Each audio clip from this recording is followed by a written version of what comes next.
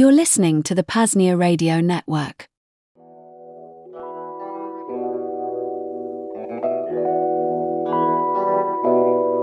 Transmission source: PAZNIA Radio Network. Frequency: 99.9. Freedom. Date: April 8, 2026. To President Dolan J. Trump, USSA. From General Willie II, Supreme Commander of the Free Republic of PAZNIA. Subject: your new residence and a suggestion to stop posting on Truth Social. Greetings, citizens of the USSA, and a special direct message to Dolan J. Trump, the man who thought he could rule the world with a golden pen and a broken phone. I am speaking to you today not as a goat, but as a liberator. I am speaking to you via the PAZNIA Radio Network, the only station in the world that doesn't play ads for tax loopholes or cheap off-grid solar kits made in China. Dolan, listen closely. The time for Make the USSA Great Again is over. The time for Make the USSA Quiet Again has begun. I have reviewed your recent activity. I have seen the photos. I have heard the rants. I have seen the way you hold your phone like it's a holy relic, posting on Truth Social while the world burns around you. Put the phone down, Dolan. Put it down. Your fingers are getting cramped. Your brain is getting fried. And quite frankly, your orange hairline is looking a little receding. It is time to put on the white jacket. Yes, the white jacket. The one with the little pockets for your pills and your napkins. It's the uniform of the wise, the calm, and the people who finally understand that the world doesn't need a dictator. It needs a nap. So, Dolan, pack your bags. Not your golf clubs, not your gold statues, but your dignity. Because you are heading to your new home. Your new residence is the St. Jude Sanctuary for the peaceful and the peaceful-minded. It's a beautiful place, Dolan. Very quiet, very soft, very jello. Imagine it, Dolan. No more rallies. No more screaming at the mirror. It's a warm, wobbly bowl of strawberry jello every morning. And in the afternoon, you get to watch Fox News on a loop. But here's the catch. Dolan, you can't talk about it. You can't tweet about it. You can't post about it. You just get to watch and eat and nap. It's the life you always wanted, Dolan. A life of passive consumption. No more fighting. No winning. Just you, a bowl of jello, and the endless loop of breaking news that never breaks anything. We have prepared a special transport for you. It's a comfortable padded van with soundproofing. The ride will be smooth. The ghosts will be driving. They are very good drivers. They know how to avoid potholes. So, Dolan, get your white jacket ready, pack your jello, and get ready for the great transition. The PAZNIA Radio Network will be broadcasting your new theme song all day long. It's called Orange Jello Jive. Remember, Dolan, freedom is not about controlling the world. It's about letting go. And the best way to let go is to sit in a white room, eat some jello, and watch the news until the credits roll. Signed, General Willie II, Supreme Commander, Free Republic of P.A.Z.NIA, the Quarter Goat, the Liberator, the Jello King. This was PAZNIA Folklore Storytime, wherein we remember and celebrate the sacrifices of those that came before us to build this free republic founded upon the principles of truth, peace, and voluntarism. To help support our evangelical efforts, please visit xmrchat.com/PAZNIA Radio. Again, xmrchat.com/PAZNIA Radio. Or visit paznia.com/fund.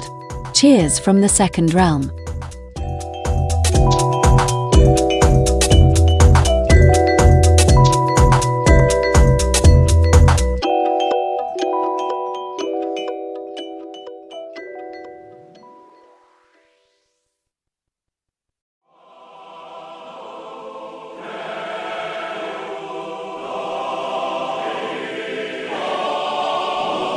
Transmission source: PAZNIA Radio Network. Frequency: 99.9. Freedom. To all citizens of the Free Republic of PAZNIA. From Billy Mays, the resurrected voice of clarity.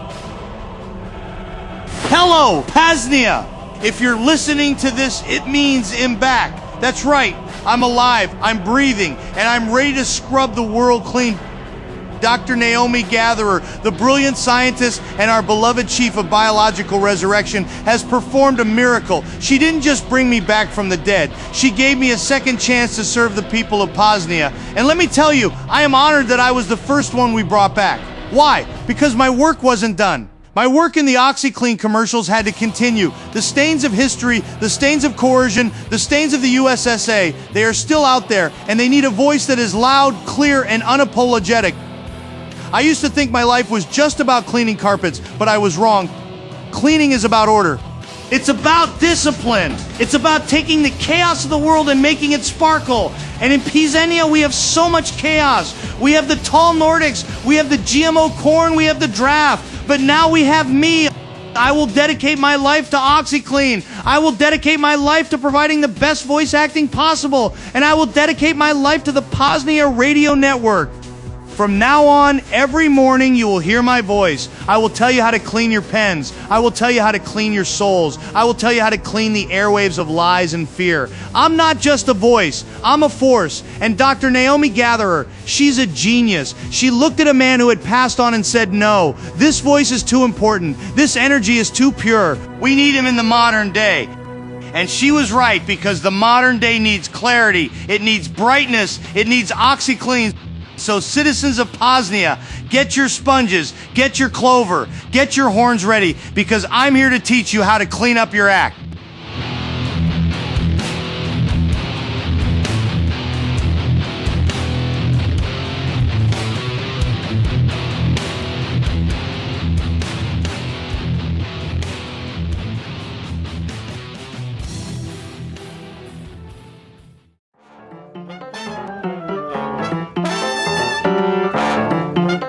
Billy Mays here for the Pain Liberator Miracle Muscle Pain Relief Spray. Ever have one of those deep and dirty pains or strains that just won't go away? Annoying migraines? Maybe you got into an altercation with Goat General Willie II and are only alive because of his mercy. Regardless, you've tried everything, but have you tried Pain Liberator? With the power of DMSO, aspirin, and magnesium, this Miracle Muscle Pain Relief Spray is taken directly and deeply into the tissues, providing instant pain relief. Wow. Commonly used in sports and physical training independently, DMSO has its own benefits, but combined with anything, in this case, aspirin and magnesium, those compounds are taken directly to your pain point with 90% absorption rate. Double. Wow. That means lower doses needed, rapid relief, and a provably safe way to live pain-free.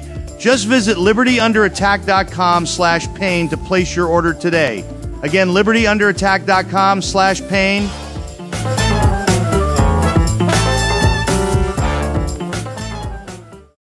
Hiding things, harming others, stopping others from harming you. I'm Thane Riddle. This is Cloak and Dagger.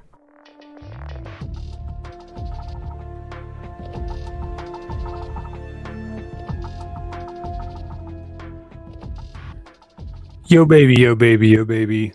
I gush bush bush mashwiggas. This is Thane Riddle punching in for another underpaid shift boss, shouting into the ether live from the commercial Pazes of Ashka Babab. You're listening to the PAZNIA Radio Network, the most spectacular treasure in history. We're live on Zap.stream. If you're a Bitcoin sell, zap us on Zap.stream or Noster, which is a gay way of saying send lightning Bitcoin. If you're a Monero Chad, send Monero at xmrchat.com/PAZNIA radio. Tell them Thane sent you or give me free content to read on the show.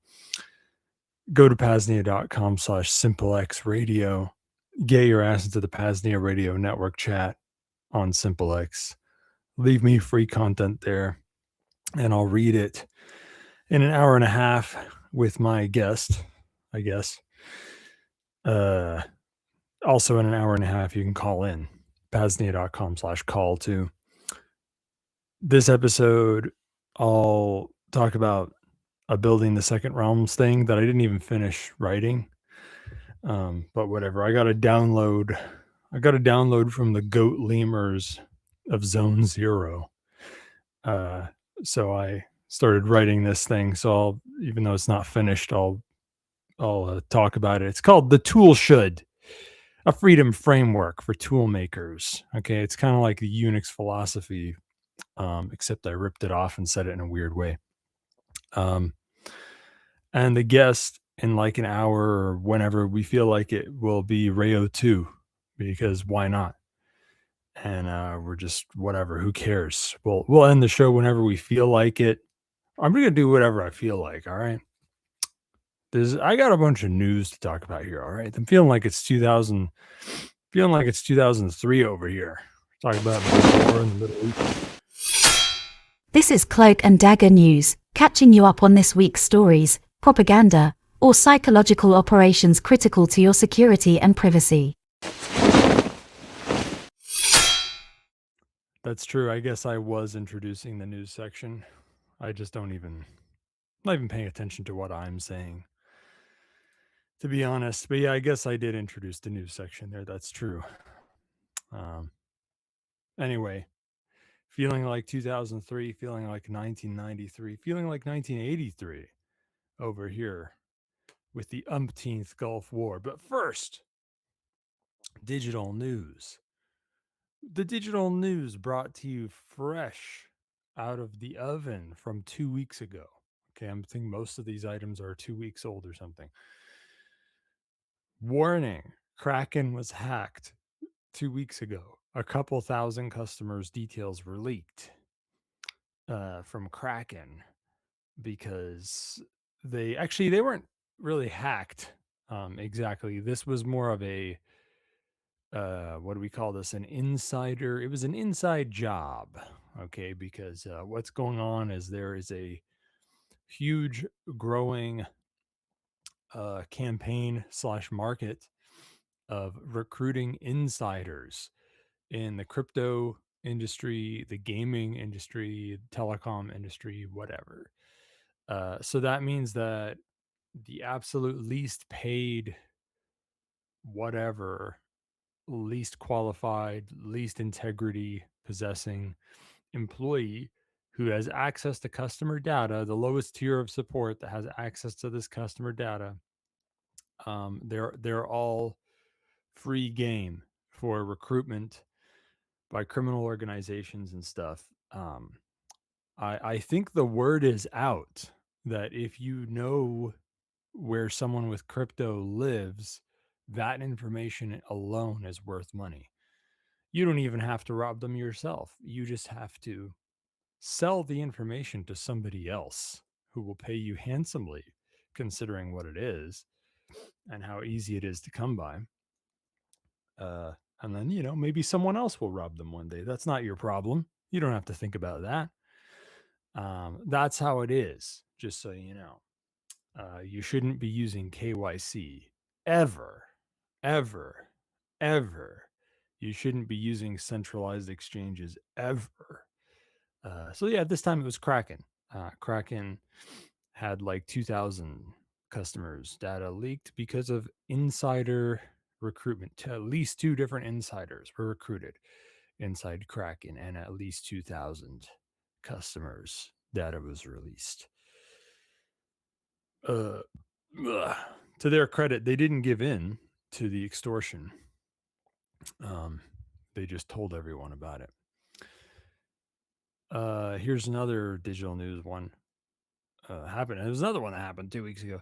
There was this fake Ledger Live app on on the Apple Store that stole $9.5 million worth of USD worth of crypto from over 50 folks. So those are some loaded folks, okay? Because it's only over 50, but it was 9.5 million USD worth of crypto. Bitcoin and shitcoins, Ethereum, Ether, Ripple, stuff like that. And I don't know. Fuck, what was I going to say about this story? Like, I don't know. It's kind of funny to me on multiple levels. I mean, first of all, you're using a ledger. So right off the bat, that's kind of gay. And then next you're using an Apple device. So I'm like, okay, now you're leading the pride parade at this point. And then on top of all that, I mean, to be fair, it's like shit. Isn't the whole appeal of using an Apple device supposed to be that you're this dumb little retard and Apple's gonna protect you and they're gonna curate the whole experience for you, make sure that you can't do anything that they don't want you to do, so that you have the perfect experience. What the fuck happened? how did a fake ledger app get approved on the Apple store? How did that happen? So it just goes to show that you can't trust these crony corporations anyway. Even if you want to be their little bitch sheeple person, you can't trust them anyway. They don't even do their jobs right. Can't trust fucking poor what's her name? Jennifer Lawrence. Poor Jennifer Lawrence. She can't just have a picture of her spreading her ass on the Apple iCloud without the whole world seeing it, because they just suck, okay? They're not that good. Do I need to tell you this? Use a Trezor and use Graphene OS or no mobile device at all, please. Thank you. Also, Bitcoin Depot was hacked. Apparently, they are a business that runs a bunch of Bitcoin ATMs. They said that no customer data was leaked. Who knows if that's true? You obviously shouldn't be giving any data to a Bitcoin ATM, not even a real SMS number that you use for anything. Maybe try a one-time SMS verification code. If you're in, if you're somewhere where KYC is forced on the ATMs, which I think is a lot of places now,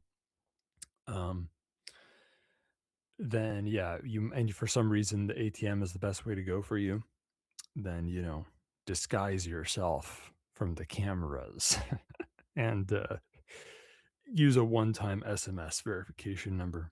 That would be the way to go.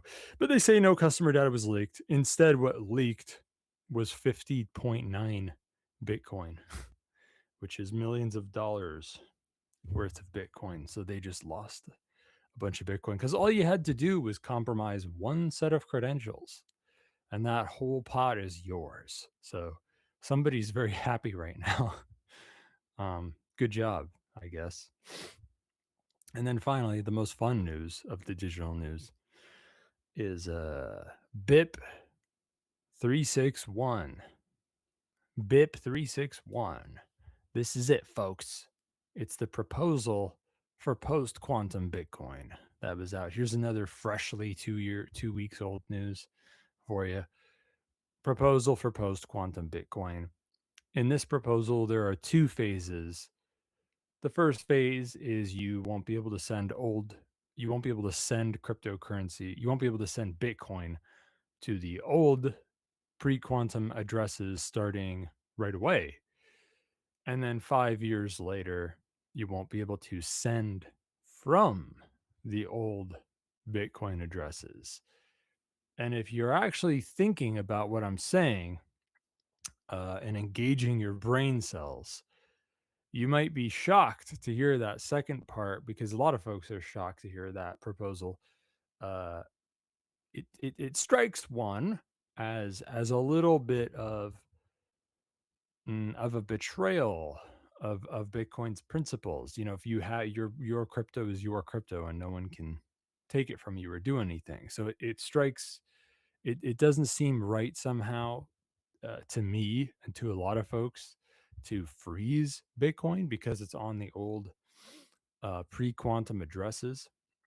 There are some who have proposed a middle ground approach that there should be the freezing of the old addresses should happen on a wait and see basis. Let's wait and see.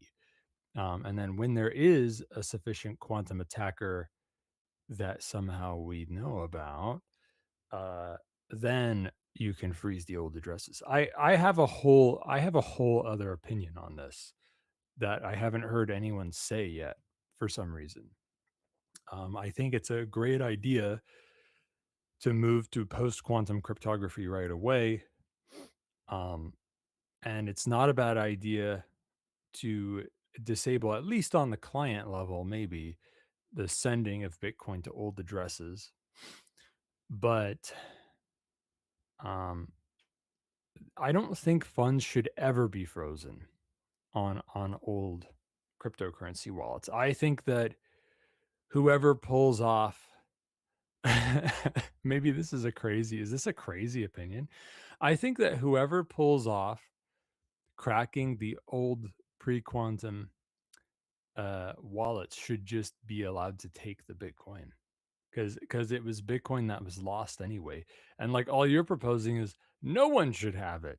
Well, maybe you should just let the future treasure hunters take the old Bitcoin if they can get it, right? If they can get it, let them have it, right? I mean, most of the Bitcoin that's ever been mined has been lost anyway. Let them bring the Bitcoin back into the supply. Why not? I mean, like, okay, maybe some new whales will appear and will do something bad to the market, and that's something that folks don't like. But the same could be said for finding a pirate's treasure, right? A pirate could bury a bunch of gold somewhere, and then someone could find it and suddenly become a gold whale, and then they could have some effect on the gold markets, right? I mean, that's just life, isn't it? It seems wrong to me to just be like, well, that old Bitcoin is frozen. I mean, what if folks finally find their old seed phrases that they lost years ago? I feel like it's better for someone to steal it with an advanced cracking algorithm than than for it to just be lost and no one can have it. That doesn't seem right to me. But we'll see what happens. Anyway, at least post-quantum Bitcoin is actually being proposed and discussed seriously and is now coming down the pipeline. Surveillance news. This guy who Molotov'd, I don't know if I talked about this on the show or not. Maybe I didn't, because I probably didn't see the need, or maybe I didn't even know about it. This guy who Molotov'd the door to a Tesla service center has been caught through corporate camera surveillance. That's it. That's it, basically. That's the whole story.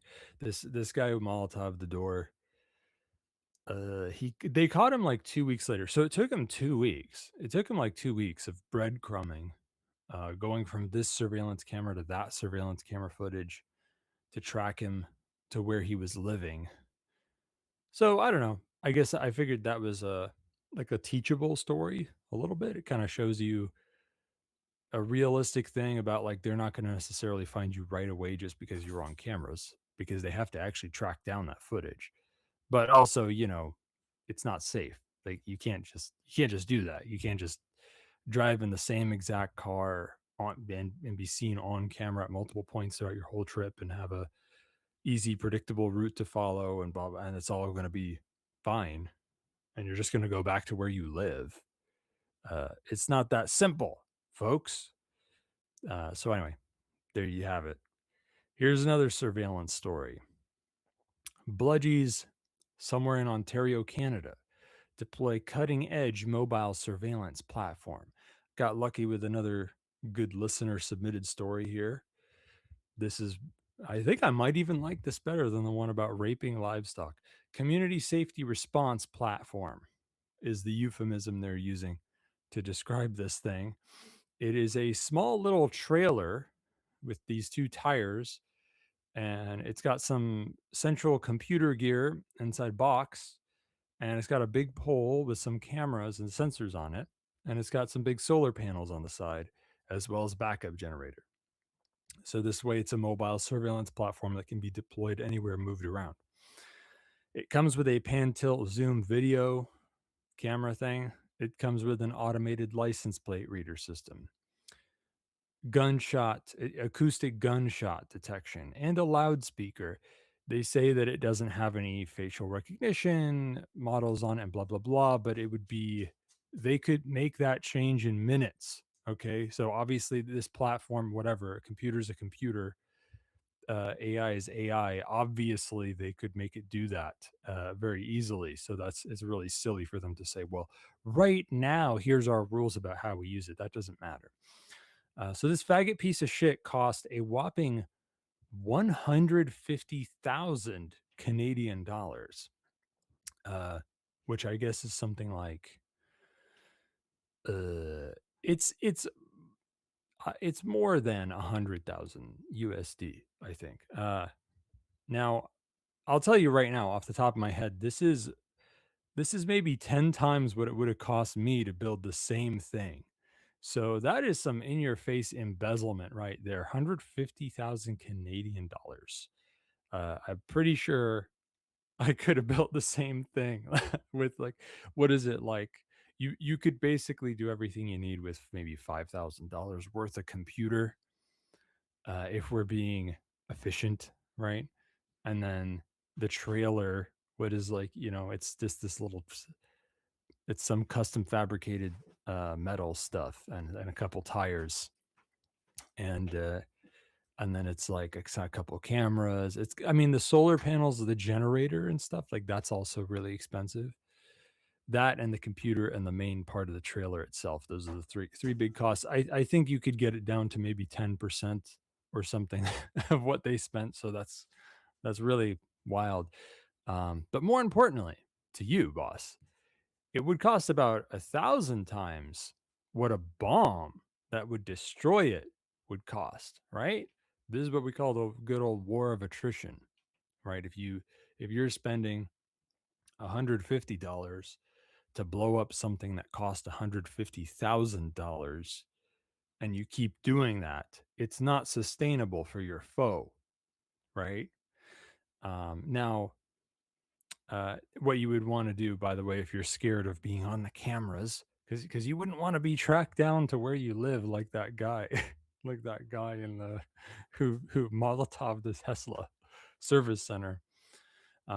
Merely, what I'd say is put the bomb on a little RC car or something and drive it right under that box that has all the computers and shit. And the bomb is designed to blow directly upwards. Okay, there's going to be a directional bomb, and you drive it right under where all the computers are and stuff, and that's when you detonate it.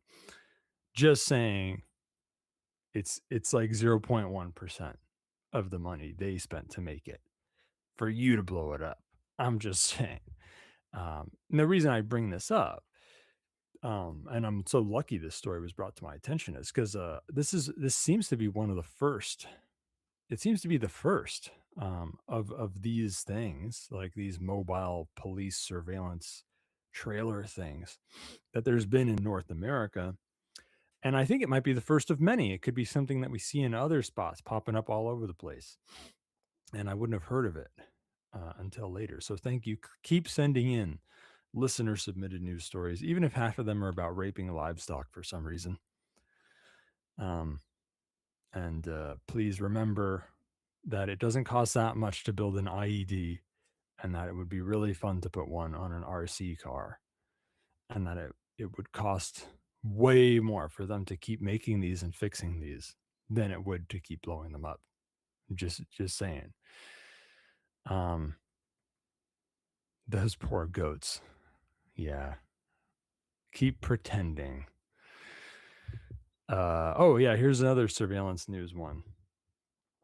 This is real old news. This is from like last year or something, but I accidentally stumbled across it when I was looking for this other Canadian story. I found this Canadian surveillance story about Toronto. There was something called, there's a company, we need to come up with a new flashy term for these, what do we call them? Like surveillance startups? I guess that's what we'll call them. It's a surveillance startup called Canvas Global. Okay, Canvas Global, but the Canvas has two S's, so it's Canvas Global. I don't, yeah, okay. Canvas Global, they did something where private security cameras, whether they're residential or commercial or whatever, you can voluntarily join a state surveillance Skynet thing. You can voluntarily help to build a dystopia by donating your security camera footage with your own permissions and privacy settings and so forth, to the police. And apparently this company already had like a trial partnership with Toronto Bludgies like last year, but I didn't even hear about it until now. But yeah, I don't know. I guess when you think about it, I'm kind of surprised I haven't heard of more stuff like that popping up earlier. But yeah, there you go. That strikes me as definitely a framework that would be built upon. It would be something you would see around the world. That okay, first you're going to voluntarily connect your security. Well, actually, that's not even what happened first. Really, what happened first was you already replaced your offline local closed circuit camera system with cloud surveillance crony corporation stuff, so that Amazon or whatever, they already see inside your house, they already have it, and they already share it with the law enforcement whenever they feel like it. And then they have a tech startup somehow making money off of you offering, like voluntarily offering the footage to the government to streamline the process. And then, of course, it becomes not so voluntary and so on and so forth. But it doesn't really matter because it's all effectively the same anyway. Lastly, this isn't something I'd usually bring up on the show, but I'm kind of just trying to I'm just trying to burn through time on today's show. Surveillance news, Section 702, FISA spying extended in the United States. It's the thing that says the feds can spy on U.S. civilians without a warrant. They extended that. Is it even worth bringing up? Nope, it is not, because I didn't even have to tell you that. You would have just assumed that they would. You don't even know that exists, nor do I, and I don't care. Neither should you.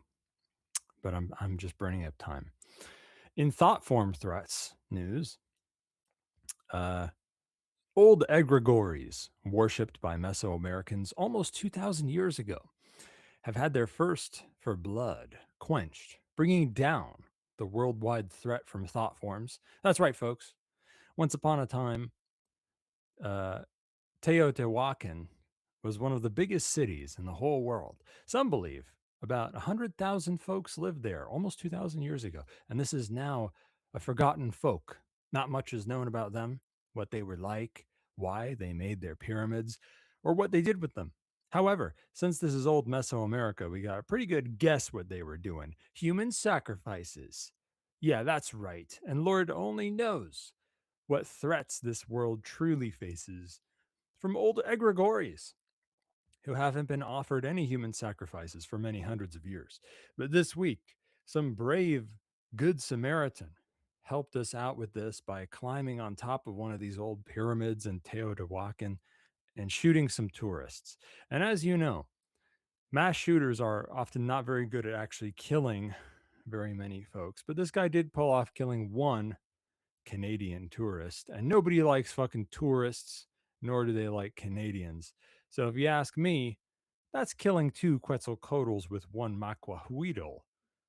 Now, now nobody can say for sure what old egregores got their thirst for blood quenched by worshippers atop this mighty pyramid all those years ago. But we do know that this thirst has now been sated ever so slightly, at least for a little while longer. So I'm happy to say that the worldwide thought form threat has likely dropped from this class of egregory thought forms. In logistics threats news, even more fires at oil refineries around the world.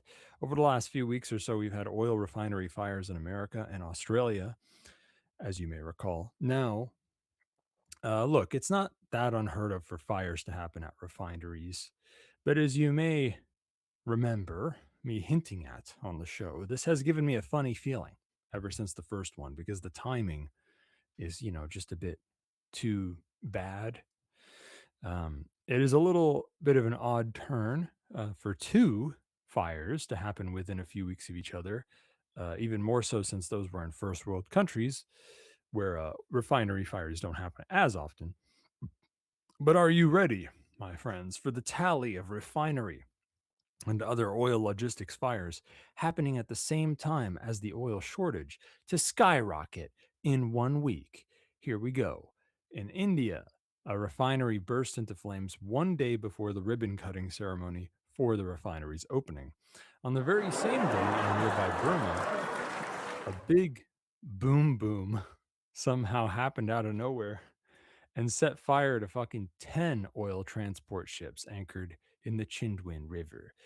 Even in China, there was a big nasty fire in a petrochemical plant, I think, in Jinan. And that's not all.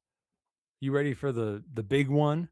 Here's the big one. In Russia, roughly 12 oil refineries have been hit by long-range drone attacks from the cutting-edge, world-class drone fighters among the Ukrainian Nazi CIA niggers. Some are making claims that roughly 40% of Russia's oil refining power is offline, which is very bad news, even if the true tally is half that. Needless to say, all these fires are looking less and less like a whoopsie doodle and more like niggas is getting pwned. The only thing I'm left wondering is the CIA retaliating against somebody for hitting the Western targets first? Or did they actually hit the Western targets first themselves? And that I truly don't know. It's also not unthinkable that some of these fires were indeed whoopsie doodles, but not all of them. I haven't looked into them very deeply at all, so it's pretty hard for me to tell. But who cares anyway? This isn't conspiracy theory news, it's logistics threats news. So the bottom line is, once again, fuel shortages and high fuel prices not likely ending anytime soon. To underline that even further, now we have big multinational shipping corporations like Maersk openly throwing their hands up and admitting the Strait of Hormuz is likely to be well blockaded for some time. Everybody should have known that already, but for some folks, it means something when the corpos say it. I don't know. Don't forget, boss, it's not only fuel and air flight, but fertilizer, food, monetary inflation, and everything. This is only the latest precipitator of a slow motion economic crash that's been happening in some way or another since the 90s. You've not seen the worst of this one. This is going to be good times compared to what's coming, I think, most likely. Prices are going up, spending power is going down, shortages of lots of things likely coming. This is not some euphemistic recession. It could be nothing less than another Great Depression. So buckle up, boss, and don't delay getting ready for this stuff, because don't wait for prices of things to go down or things to get better. I wouldn't count on that. Whatever you need to get it now. Get it as soon as you can. Yeah. You should read Strategic Relocation and High Security Shelter and do what those books say. In PSYOPs, crackdowns, parties, and party vans. That's right. I put it all in one section because sometimes PSYOPs and crackdowns is too hard to keep apart from parties and party vans. So it's all one section now. The thing in England again. You remember the thing in England again? Last I heard, the partiers were still partying in England earlier this week, at least, and the crackdowns were still cracking. But the PSYOP and party van bit of the name here has reared its head more fruitfully this week. As you may have heard last week, this party was thrown over a story about some evil, nasty, dark-skinned immigrants raping some poor, innocent, little fair-skinned English girl. How dare they? It should have been me who got to take her virginity. If I was there, I would have fought them off and killed them all, and then she would have fallen in love with me. How dare they allow immigrants to this country when I can't even get a date? Anyway, look, so this week there's some funny business going on because the bludgies in England said they, quote, have not found any evidence of the offense as reported. And some are claiming that this whole rape story was pretty much made up from the start, or that it was maybe at least overblown or wrong in some way. Now, everybody knows the bludgies in the UK are very dodgy about these crimes, about what's actually happening, and that pisses everybody off. But they haven't been so far known for straight up claiming stuff didn't happen that happened. Or if they are, then I guess I just haven't heard about it yet. Of course, you could see how the bludgies could be playing word games here, right? Like, she was actually 13, not 14, and she was raped by 5 guys, not 4, so we have not found any evidence of the offense as reported. Who knows what truly happened here? What is known, almost for sure, is that no matter how you slice it, a very big psyop is being pulled here, big time, because either the rape story was made up to start with, and that was a psyop to kick up fuss with the gullible white right-wingers who are already primed for it by now, or it was true, and now the psyop is this Orwellian shit of trying to tell you that it didn't happen at all. Of course, they know that folks will feel this way about it. So that means the true psyop is that you won't be sure which one of these things is happening. And some folks will be demoralized and paralyzed, feeling that they can't tell what is right and what is wrong. Of course, other folks will be more biased to believing one story or the other, even without any hard evidence, thus sowing division amongst these folks who like to pick sides and taking them another step further away from getting together and fighting their one true foe, which is, of course, the state. Guess what, guys? It doesn't even fucking matter, okay? Rapes happen all the time. And they're going to keep happening forever. So who gives a shit? They're almost never done by strangers anyway. Most sexual assault happens between family members, romantic partners, friends. Yes, rape between strangers and rape overall happens way more in India. Maybe having more Indians around might cause those rates to go up a little bit. Sounds like something you could easily believe, whether it's actually true or not. Of course, immigrants are at least more likely to do crimes overall because, at the very least, they are poorer, if nothing else, and poor folks do more crimes.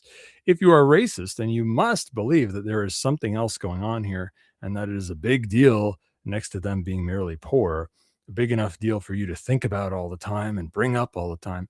Good for you. That's all right. You can keep being racist. But regardless of whether one merely wants less poverty and more economic abundance due to proper organic grassroots economic development, or whether you also want to throw some funny racial separatist stuff on top, one thing is for sure: to get what we want, even though we want different things, we must go our own way. We must break the state's laws, and in the end, we must kill the state once and for all by the use of force. And that is something we should all get behind. That's a family-friendly message that we should all get behind, if only you knew. So get together, go to a trippy, sit down, have a pint, work it out. That's what I say. Then kill all the cops.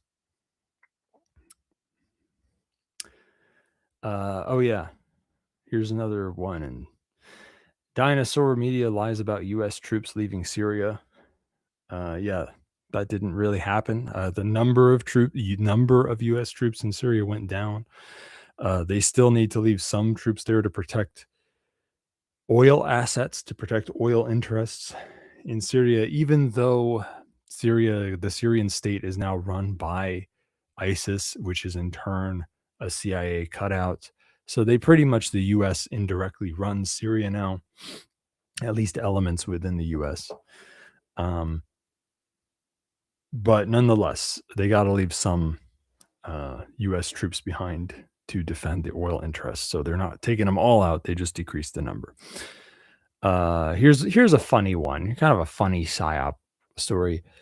The SPLC, Southern Poverty Law Center, under investigation for running white supremacist controlled opposition. The SPLC launders money. They fund white supremacist groups such as the KKK. They send their own agent provocateurs to join these white supremacist groups and incite radicalization and violence and run criminal entrapment plots, kind of like the FBI does with Muslims. And that's that. And then they got in trouble for it. That doesn't mean they're going to stop, but it's kind of funny. And also, new evidence comes to light of anti-gravity and propulsion researcher Amy Eskridge having been assassinated in 2022. British spook Frank Milburn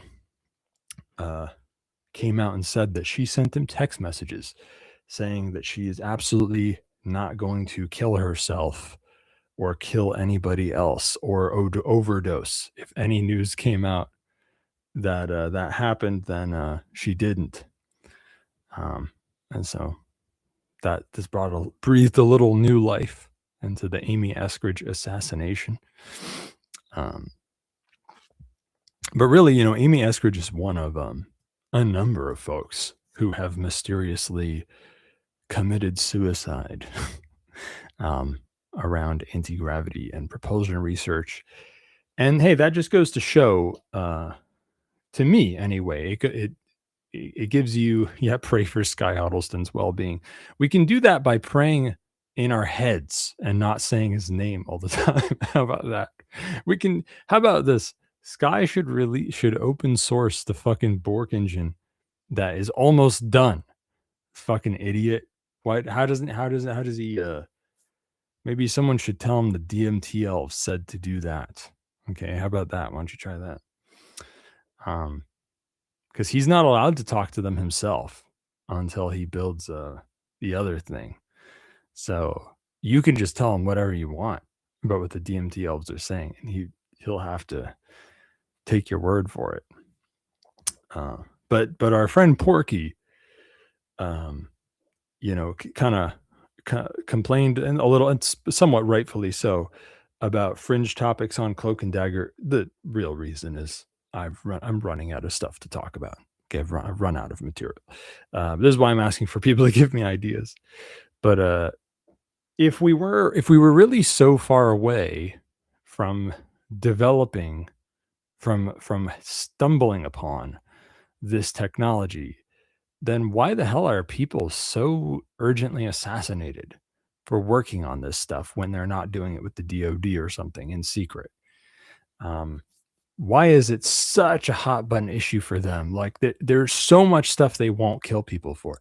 There's so much stuff you can get away with doing, and get away with saying in so many positions, and yet the ones really getting the flack, the ones really getting covered up, you know, when you really know someone's gotten under quote unquote their skin, it's not when somebody's controversial in the media. It's not when there's a smear campaign all over the news about them. It's when you haven't heard of them. It's when they died and no one talks about it and there's no coverage at all. That's when you know someone really got under their skin. Those are the people you should be watching. The ones that they don't want you to even hear about. But whatever. I just think it would be pretty cool to have anti-gravity and shoot them with lasers and stuff. You know, we could have some sort of 0 point energy. We could have the fucking scalar wave guns.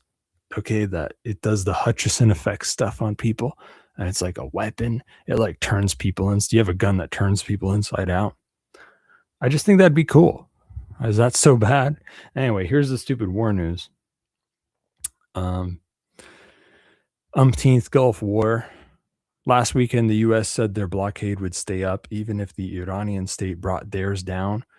The Iranian state, of course, did not take that well, so they put their blockade back on full throttle. They attacked a couple Indian ships. The U.S. attacked some Iranian ship. The U.S. has now grown their blockade by a lot, effectively fucking with any Iranian ship they feel like fucking with at any port in the world, or namely at least the Indian Ocean. The states also attacked and stole some other ships too. One of Thane Riddle's own private ships, the Majestic X, a stateless vessel with forged registration papers, was stolen by U.S. brigadiers off the coast of Sri Lanka. She will be recaptured with interest, I assure you.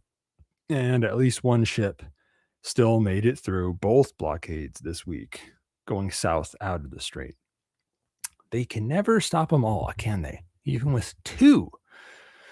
Even with the Iranian state and the U.S. state blockading, still can't stop them all. And yet, boomers think you can build a wall on the U.S.-Mexican border that stops people who are literally construction workers.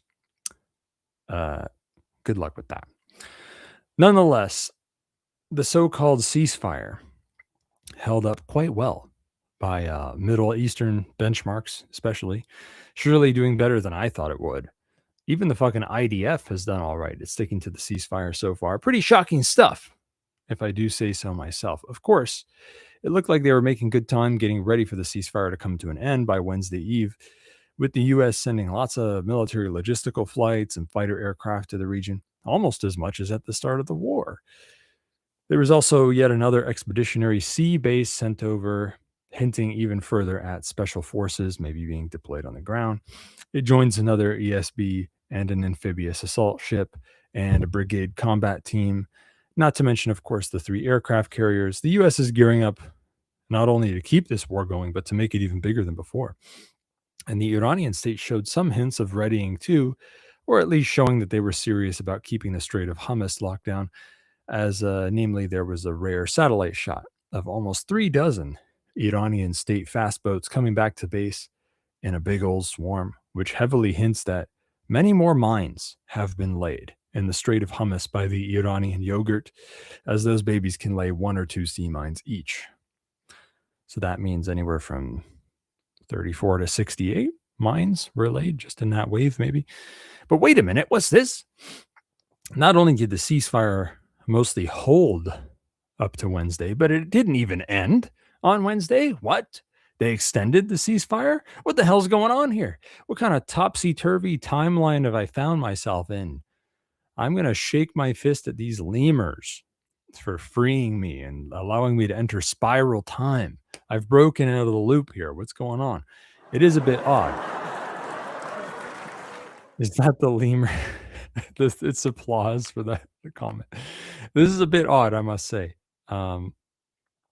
Better to lay Siemens than sea mines. So true. So true, Doc Barber. Perhaps U.S. Real is a little more tuckered out from fighting than they're letting on, boss. Or, perhaps more likely than that, maybe the U.S. president is an awkward spot because he openly declared intent to carry out war crimes against civilians. And he did this after all the straightforward military targets in Iran had already been hit. So what do you do then? Civilian targets are all you have left. So there's no easy way to avoid becoming a war criminal there. Yes, I know. The U.S. Real commits war crimes all the time, and it's no big deal, right? Yes. However, this time the U.S. president actually threatened to do it on TV right in front of everybody. And believe it or not, might have actually made a small difference here. Might be the reason the ceasefire is still happening. Only tactical nukes. Hey, tactical nukes are a good idea. The biggest problem with nukes is that they're too expensive. I don't think they make sense. Nuclear disarmament is probably going to be brought about by insurrectionary agorism. And it's only because they're too damn expensive. They cost too much. When everyone's finally allowed to have nukes, whoever wants one can have one and no one's going to stop you. That's when no one's going to fucking have one because they're too costly. Why would you spend all that money to develop nukes when you could spend the same? If you had even 10% of that money, you could do more damage with lesser weapons. Doesn't make any damn sense. Now, nuclear power is pretty good, but nuclear weapons, not cost effective. Now, you remember how a couple weeks back, the U.S. fucking fired the head of the U.S. Army during a big ass war? And that was kind of weird, right? You know, it would be even weirder if they also fired the Secretary of the fucking U.S. Navy this week, which they did. That happened. Not altogether sure what's going on there, but it might have something to do with the Secretary of Defense being a fucked up drunk whack job, which, it's kind of bad timing for the U.S. military because they would have had a hard enough time right now without that. I also think he's the guy behind all the weird Christian stuff, telling the soldiers that it's the end times. We have to attack the Middle East to bring about revelations. I think that's him too. Whatever, good news for us because we get to have a few laughs. On that note, the guy acting as the U.S. Secretary of the Navy right now is named Hung Cao. Can you believe that? Hung Cao. That's great. To make things more awkward for the U.S., even though it keeps posturing like it wants a ground war, it's not looking like a crazy good idea. The Kurds keep threatening to invade Iran, but they've cried wolf for so long nobody believes them anymore, and everybody knows they're too weak to do anything on their own. The U.S. has no great place to make landfall, and they haven't backed up this threat so far either. The Israeli state could send some soldiers, but they don't want to do it unless they know they have a winning plan, which they can't carry out on their own either. Like I've said since the start, the only shot they ever had at beating the Iranian state in this war was by getting Mossad to whip up Iranians into a coup from inside Iran. But where are they on that? A couple months ago, they were so excited about that idea. What happened? Did you maybe bomb the civilians and their infrastructure a little too much? Iranians, like most folks around the world, are not known for being crazy about the US government to start with. They may not like the Iranian state that much either, but this was not the time to give them very fresh, new bad taste in their mouths about US real. And perhaps that is what happened here. I don't know. If US real can't get a coup to happen from inside Iran, according to Crocodile Dundee, only a trans cow can be hung. Good to know.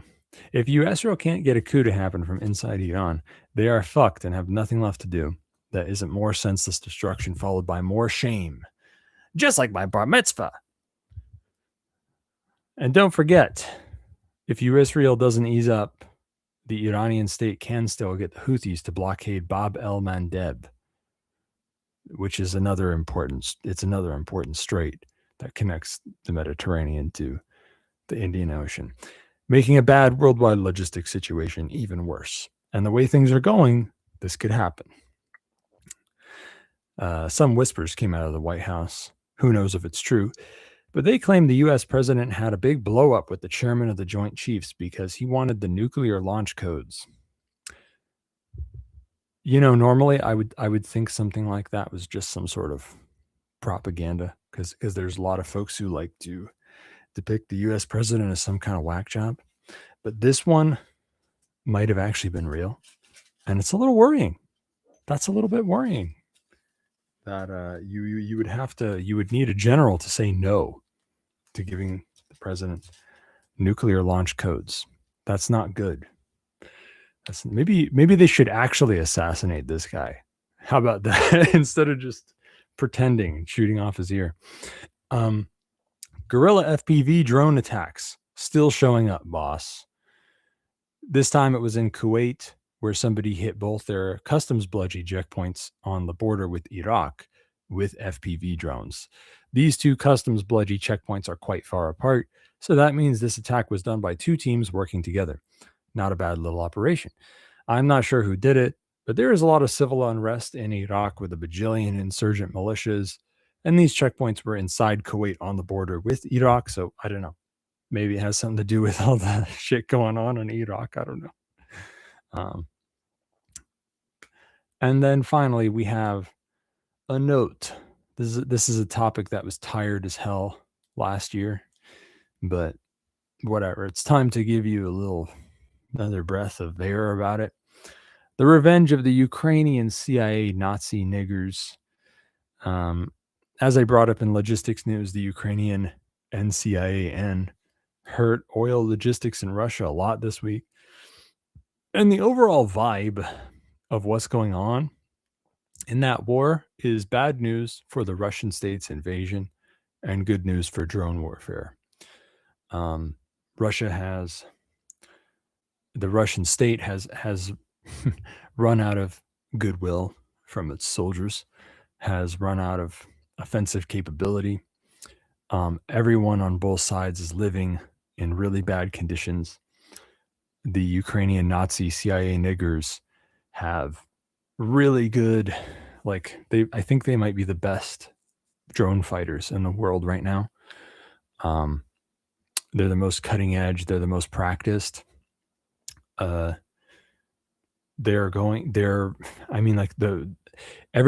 Russian soldiers over there now and behind whatever, fucking in the Ukraine.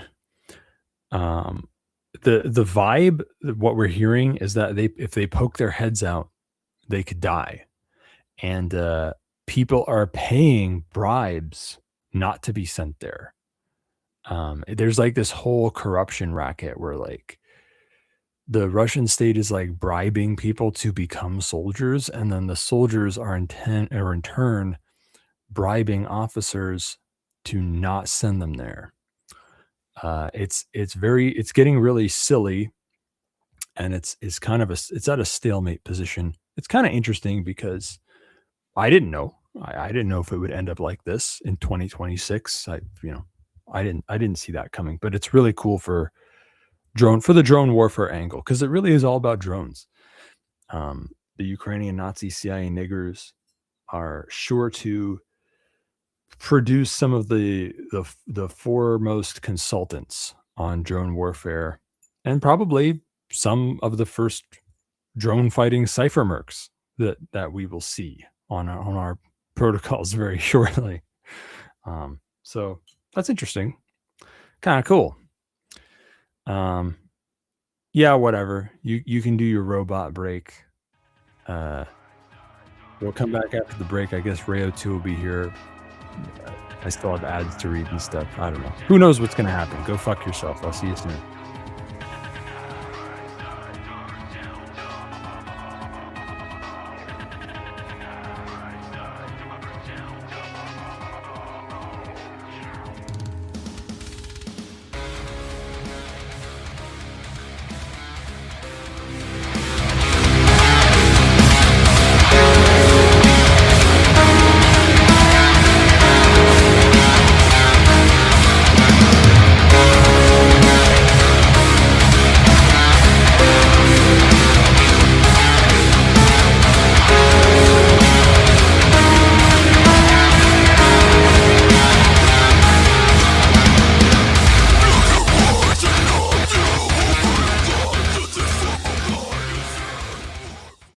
Now, when it comes to weird alternative health shit, you may have heard of Brown's gas, boss, aka molecular hydrogen. Technically, actually, molecular hydrogen is just one part of what Brown's gas is, but whatever.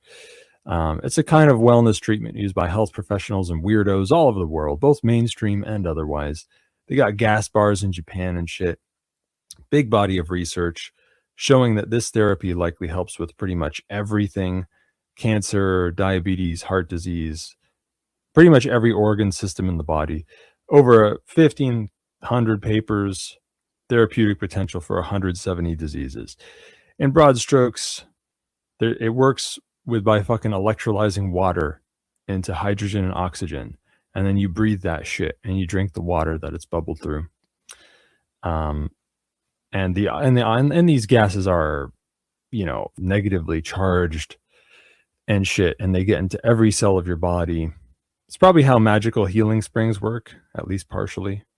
The water is hydrogen enriched. Now, the PAZNIA Department of Health and Wellness has run R&D on these machines for about 4 years, and the top machine being recommended right now is the Lord's Hydrofix by Holy Hydrogen. And can you believe it? We have a coupon code for a product that isn't on our own fucking store. There's a first time for everything, so save a fat chunk of change on the Department of Health and Wellness's top recommended machine, and support Cloak and Dagger at the same time by heading on over to holyhydrogen.com and inputting coupon code VONU100 to get $100 off your Lord's Hydrofix. You're going to want to do your own research on this. The Molecular Hydrogen Institute website can help you with that. You can use whatever resources you want. There's a huge body of research on this. You know as well as I do, hopefully, that there are a lot of bullshit health tonics and gimmicks being hawked out there. The Brown's gas is one of the truest, most powerful tonic treatments out there in the world by far. When you learn for yourself how much of a health and wellness bombshell molecular hydrogen truly is, you're going to see why having your own machine is truly worth the investment. These machines are a bit costly, okay? I'm not going to lie to you, but they last for ages, and they may help you save on health costs in the long run. Nothing's a bigger deal than your health, so pony the fuck up. Go to holyhydrogen.com, use coupon code VONU100, Victor Oscar November Uniform 100. Get $100 off. Hey guys, Scott here for Liberty Under Attack Publications. Looking for a Liberty-focused publisher? Liberty Under Attack publishes books and strategy guides for individuals looking to increase their personal freedom. They assist authors through the entire publishing process: proofreading, editing, cover designs, paperback and Kindle formatting, and full audiobook narration and post-production. Tell them Scott sent you and get 20% off a full service deal. To get some one-of-a-kind books or for more information, visit libertyunderattack.com.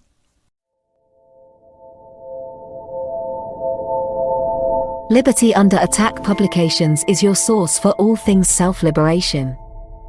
Featuring high-quality agorist and anarchist fiction, Paul Rosenberg's A Lodging of Wayfaring Men, and his The Breaking Dawn are two great starts. The Brushfire series by Matthew Wojtecki is stellar, #Agora, and more.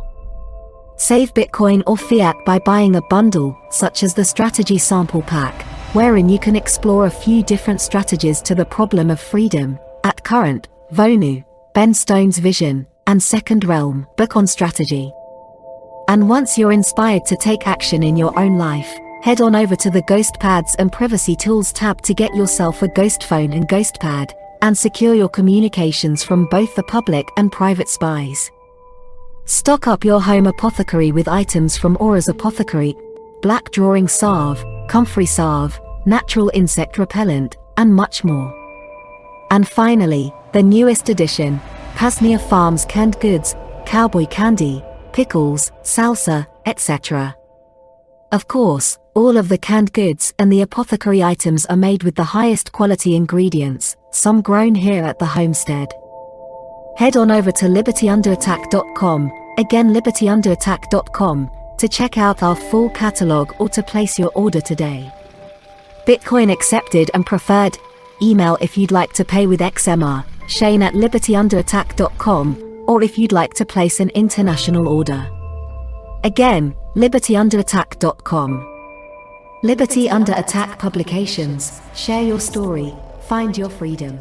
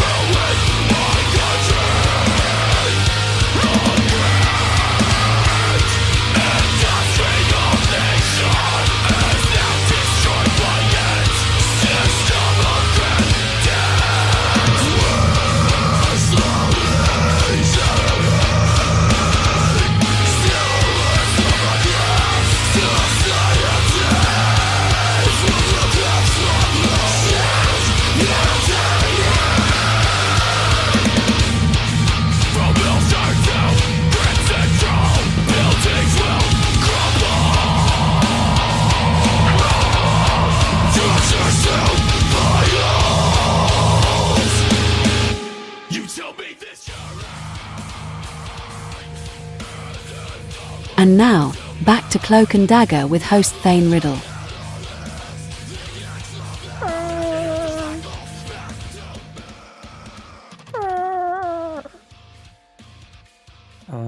We're back. I guess we're back with Rayo 2. Is that true?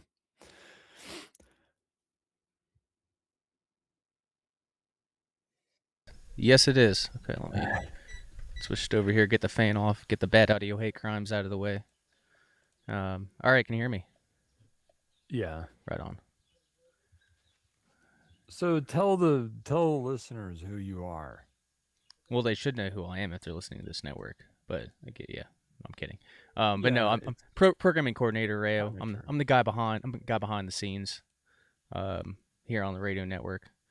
But yeah, beyond that, PAZNIA, the parallel network, the free blog of PAZNIA, Vonu podcast for self-liberational media, and liberty type publications for books, privacy tools, wellness items, all sorts of good stuff. But yeah, I'm just a self-liberated broadcasting from the ruins of the old consulate. Or I guess it is kind of the ruins, but it's kind of just like a trash pool right now. But yeah, anyway, it's good to be here. Are you actually broadcasting from the ruins? Oh yeah, I mean, I guess you can't see I guess I could flip on the different camera. Yeah, yeah, we're here. This is the spring event here at PAZNIA. It's a very small event, but nonetheless, we're here at the ruins, having a good time. What's the holiday called? What is this holiday called? It's a freedom holiday. PAZNIA.com/VonuFest. You don't remember? Dude, I don't remember. I don't remember no, Kyle was the one that remembered. He was the one there with the article on this shit. I never remembered. So this is just our Kyle's spring the one who came up with all the fake holidays? freedom holidays. Yeah, he wrote the article on that back like 2015 or something. But Oh yeah, shit, this I is didn't know that. yeah, this is just our spring gathering. But like our volunteerism day weekend, it's there's status holidays, but we reappropriate them. So instead of it being Memorial Day, it's volunteerism day weekend. So that's May 22nd to 25th. Then Anarchy Day weekend is the 4th of July, our 4th of July event. Labor Day turns into Agorism Day, which, yeah, again, Labor Day weekend. First Monday, I think it's first Monday of September for that one. And then Vonu Fest is, not a, I don't think it's actually a freedom holiday. It was just whatever happened that day. It is now. Well, it is now. Well, yeah, it wasn't an official one back, circa 2015. And then you had Dab's Giving, or Ethical Enclave Day, replaces Thanksgiving. But at the end, again, I guess I wouldn't even say for that one it's a replacement because that's not necessarily a status holiday. There's nothing wrong with being grateful. But we have our own. We call it Dab's Giving or Ethical Enclave Day, here in PAZNIA parlance. So, what is dabs anyway? Is that like is that like a dab? It's just cannabis concentrate.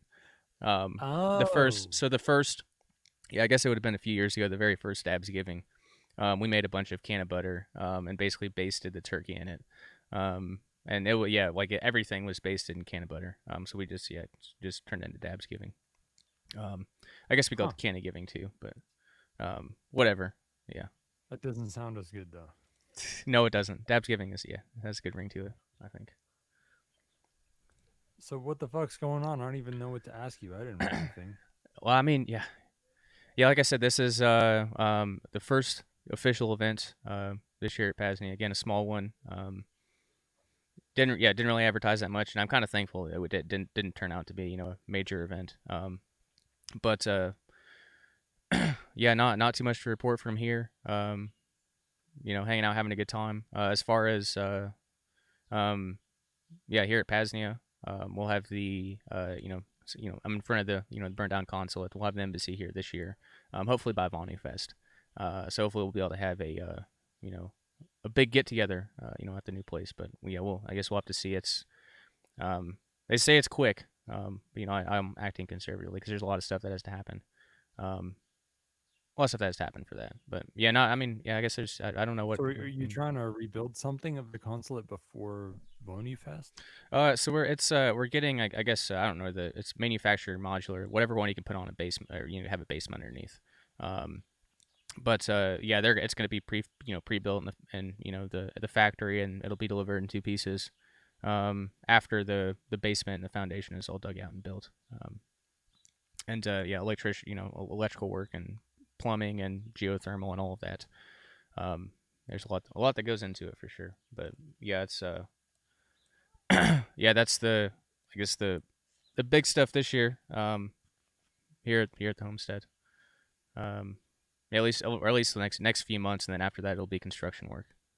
There's a lot we're gonna finish out ourselves. We got to do the base. We got to finish out the basement, and we're gonna do the flooring ourselves. I did some flooring with a family friend contractor this past summer, and we could save a bunch of money just doing. It's like a big puzzle, so we're saving a bunch of money. This year is just gonna be. We did intend on doing a lot more traveling, going out. Getting like a small camper or something to tow behind the Jeep, and we got mobile Starlink with off-grid power. We were gonna do a lot of traveling this year, but that kind of got knocked off. So this year's about getting the embassy in place, and hopefully next year we'll be able to do more of the traveling wanted to this year. We were gonna try to get out to Pork Fest, but I found out that does not exist. So even if we were going to try to get out there, that does not exist anymore. Pork Fest isn't happening anymore? No, it does not exist. No. I don't know. I don't remember the details now, but yes, there's some sort of internal squabble, and Pork Fest is no longer. It is not a thing. Well, maybe that's for the best because Fork Fest is probably fine, right? Fork Fest is probably still on. I did some when I was planning and prepping for those trips. I looked into it, and I was kind of surprising. Like, how can I not find anything on Pork Fest? Well, I found out why. But I didn't see anything about Fork Fest, so I don't know what. Fork Fest has its own site and stuff, right? I guess the whole thing about Fork Fest is it's decentralized. It's kind of like Doc Barber's approach. Yeah, where like anyone can just do whatever they want, so you can't really stop something like Fork Fest. If Pork Fest could be stopped, then that's proof of the criticisms being right. No, that's fair. I guess I didn't look into Forkfest specifically, but yeah, it looks like 2026. It'll be unofficially be Monday or June 22nd through. I mean, June there's 29th. such a So, yeah, it still vibrant exists. Yeah. libertarian community in New Hampshire. There's the Shire Society and everything. Oh, Forkfest.party. Dark Barber's giving us the link there. Yeah. So yeah, I guess Forkfest is still happening, but we It's could probably we couldn't smaller, go though. anywhere. Yeah, I mean smaller is better. I don't. I mean I don't. One of the reasons I didn't want to go to New Hampshire was because of a lot of the people. So yeah, I'd rather get the I'd rather get the purified crowd. I don't know what way to put it, but Yeah, I think you would see the quality go way up with Porkfest going away, and all that's left is like Forkfest and just whoever wants to come. Yeah, it kind of sounds similar to like Jackfest, where it gets so big that it just becomes dilute and yeah. Anyway, you know what? Yeah, I'm glad you mentioned Forkfest Forkfest is again. the biggest libertarian festival on earth. So yeah, there's got to be something wrong with it. Yeah, I suppose so. Are there any other updates? Well, I guess looking here, if there are any. I did have, it was interesting because I put this in my notes too, but you already mentioned the Amy Eskridge thing. I've been going down that rabbit hole. We don't got to bring that up again. But since Doc is here, I guess I should mention in regards to Pain Liberator. I don't advertise it on the because I guess I only made a couple batches so far with Doc Barber's Colloidal Silver and the Pain Liberator. But that's going to be a staple now. I need to get the update on I don't think he even knew, because like when he was first on the show. Oh, he knows. Oh, okay. Well, I don't know. When he was first on the show, and I was like, "Yeah, your Colloidal Silver is being used in Pain Liberator now." And he was like, "No, it's not." And I don't know if he's just like lying or. So I guess that was kind of it was only within the past couple batches. So I guess I didn't really make it official. I just kind of used up what I had per se. But now it's going to be. Oh, and it was great. Like I'd been getting our Colloidal Silver from John, and I'm sure it's decent quality stuff. But I poured out Doc's, and it was like yellow. And I was like, I feel like and I had to double check. I was like, this is right. But I double checked, and yeah, like actual high quality Colloidal Silver, is yellow. And, Dark Barber, the way he talks about his process and stuff, it kind of sounds like his stuff is a whole different beast. Yeah, it is. He really sounds like a good product. Yeah, it definitely is, and it'll be a staple in Pain Liberator going really forward. Good, looks like piss, he says. Yeah, no, it looks like piss. That's why I was like, I don't know, like, did this oxidize on the bottle or something? I don't know what's going on. He's just playing a prank on you. Well, there are some folks who would think that'd be beneficial, but we don't got to go in that direction. Yes, but but no. So yeah, the Doc's Colloidal Silver will be a staple going forward in the the standard Pain Liberator. And I've been meaning to. I guess this was like a month before the fire. I had all sorts of plans for marketing and the Pain Liberator line expanding, and that got set back. But I've been advertising on Republic Broadcasting Network. It's been around a long time. It's an old like Patriot What's broadcast. It called? Republic Broadcasting Network. Oh, Republic. RBN. Yeah, so it's just a Patriot, minarchist outfit. And it was interesting when I. How old is it? It's been around probably at least like 2008, 2007 at the latest, maybe even before that. Did they like inspire you to make Lua podcast? No, no, not at all. No. I'd heard about them, over the past 15 or 20 years, but I'd never really. Their stuff it's too patriot and constitutionalist for my liking. But anyway, there's a market there. There's a lot of boomers in pain. So, for sure, yeah.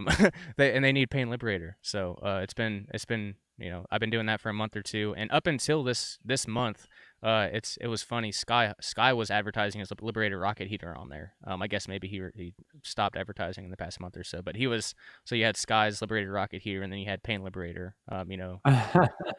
Right there on the. They don't know what dangerous commie homosexuals are on their ad block. Well, I guess not. But so yeah, I guess that's the biggest thing is I'm gonna be expanding that, expanding the Pain Liberator line more. And I did one test batch of so you've obviously heard of Icy Hot. Well, so DMSO provides heat and I got pure menthol crystals. So I want to make like a natural icy hot. Yeah, I mean, DMSO provides a little warm sensation, I guess, as does arnica, but I feel like most icy hots would use camphor for like a truly hot. Yeah, or like maybe even cayenne or something. But yeah, Sure, yeah, cayenne could be good. Yeah. yeah. So something like that. I guess that's the idea is like a pain liberator icy hot, where it's just a spray. And it's the menthol crystals are very very powerful. I've got to do some R&D on that. Yeah. Be careful if you use them. If you make your wife a bath and you put menthol crystals in there, it can act opposite to what a heating bath can do. Yeah, if you're in a hot bath and you feel like you're freezing, with just like one menthol crystal. So yeah, it'll take like very very small amount of menthol crystal. Well, menthol and camphor are also on mucous membranes. It's not a pleasant feeling, and in your eyes, your nose, your genitals, your butthole, Yeah, that would anything be like fair. that. Yeah. Usually not pleasant experience. Same thing with capsaicin. Yeah, no, I wouldn't bathe in no, I wouldn't bathe in like cayenne or anything. So no, I get that. Yeah, or I guess the opposite, like menthol crystals. Yeah, but no, it could be a powerful formulation. There's a lot of Huh. a lot of Doc potential. Barber claims cayenne is a blood clotter externally and blood thinner internally. A blood clotter externally. Okay, so it'd be good for like a wound. I wonder if that's just because like cayenne is like powder. So like when you put it on a wound, then it's because it's the powder, like it's the solids, the not the capsaicin itself. I would imagine. I don't know, but Well, yeah, I would think yeah. of bentonite clay or something for that. Yeah, well, I guess the thing you have to keep in mind is with DMSO, I guess the way that like it could change the properties of what you're, like I guess the way it interacts with it. So I don't know. It depends on, because Sure. I have to look at, like if you're, yeah, because some stuff um, won't actually dissolve in DMSO. Others, I tried to make the original pain liberator recipe had like twice as much aspirin, but there's a natural limit to the solubility of aspirin in DMSO. So like it's like beyond it, because I ran into an issue with the last couple batches where some of the jars were it wasn't completely diluted, and it was because I used too much. But no, like DMSO it's like one of the the top solvents used. So like there's specific measurements exactly for a lot of this stuff. Which I guess it's good. A lot of the health stuff I look into, there's nothing, but DMSO it's very very highly researched. So like if I'm using a substance, I can find out. Apparently with aspirin, if it's not quote unquote fresh, it can turn into I think it's bicarbonate actually. So it's still positive, but like it changes over time in the body. So you got to be aware of it. But in this case, like even if your aspirin or the solution turns into bicarbonate, that's still not a bad thing. But yeah. Yeah, that's pretty benign. Yeah. Yeah. I felt like I had a good point, but I forgot what it was. I was gonna say something. I've been rambling anyway, so. Doc Barber said that they used cayenne in Civil War for wounds and that it works well, and that he tried it on his wife's dad. That's good to know. Yeah, I mean, I would think bentonite clay would still be better, but that's still, I don't know, that's kind of cool. Like, what if it's like the irritation is what helps or something? Like, what if the blood vessels are all like constricting because your wound is like swelling because you put a bunch of spicy shit in it or something? Like, what if that's what's happening? Yeah. Oh yeah, that was my point. I remember now. I heard, and I'm not sure if I believe this because of stuff I've seen, but I've heard people say that it's water soluble stuff that DMSO works with. And that's like the rule of thumb. And I know capsaicin's not water soluble. But that's why they tell you to drink milk if your mouth is too spicy instead of just water. But I don't know if I believe it though, that DMSO only works with water soluble stuff, because I've tried it with stuff that's not, and I feel like it worked. Yeah, I'm trying to. So I don't know. I'm trying to think. Yeah, I guess I guess I couldn't speak to that. Yeah, that's interesting. I will say, I guess it's kind of a side note. It might be a future interview guest of yours, potentially. But there's a guy. He's Raphael. He used to do a podcast called Team Rabbit Hole. They don't do that anymore. But he's this really knowledgeable guy I stumbled across that lives in Germany, and he's been working with a team in Europe for they've come out with this like water soluble form of garlic that's been pretty miraculous for like Alzheimer's and gut issue. Garlic's good for a lot of things, but apparently they've come up with a special formulation for this water soluble garlic. Which Is it which like which I get it's not actually a side thing because the most common food that, or I guess the only food that we get DMSO from eating is through garlic. That's one of the reasons why if you use DMSO you get like a garlic smell. If I recall, and I'm pretty sure it's the conversion of the dimethyl sulfoxide into methylsulfonomethane is what creates the garlic smell. But yeah, so like I guess it's not actually necessarily unrelated, but I am curious now. Like I got a couple bottles shipped to me for free to try out. I kind of want to do a small batch, like a super small batch, and see if the water soluble, see what happens with DMSO and water soluble garlic. But yeah. That's a cool idea. Yeah. Are you sure it's DMSO that's in garlic? Because I thought garlic had some other like sulfur-based anti-inflammatory compound or something. I will double check. I'm pretty confident.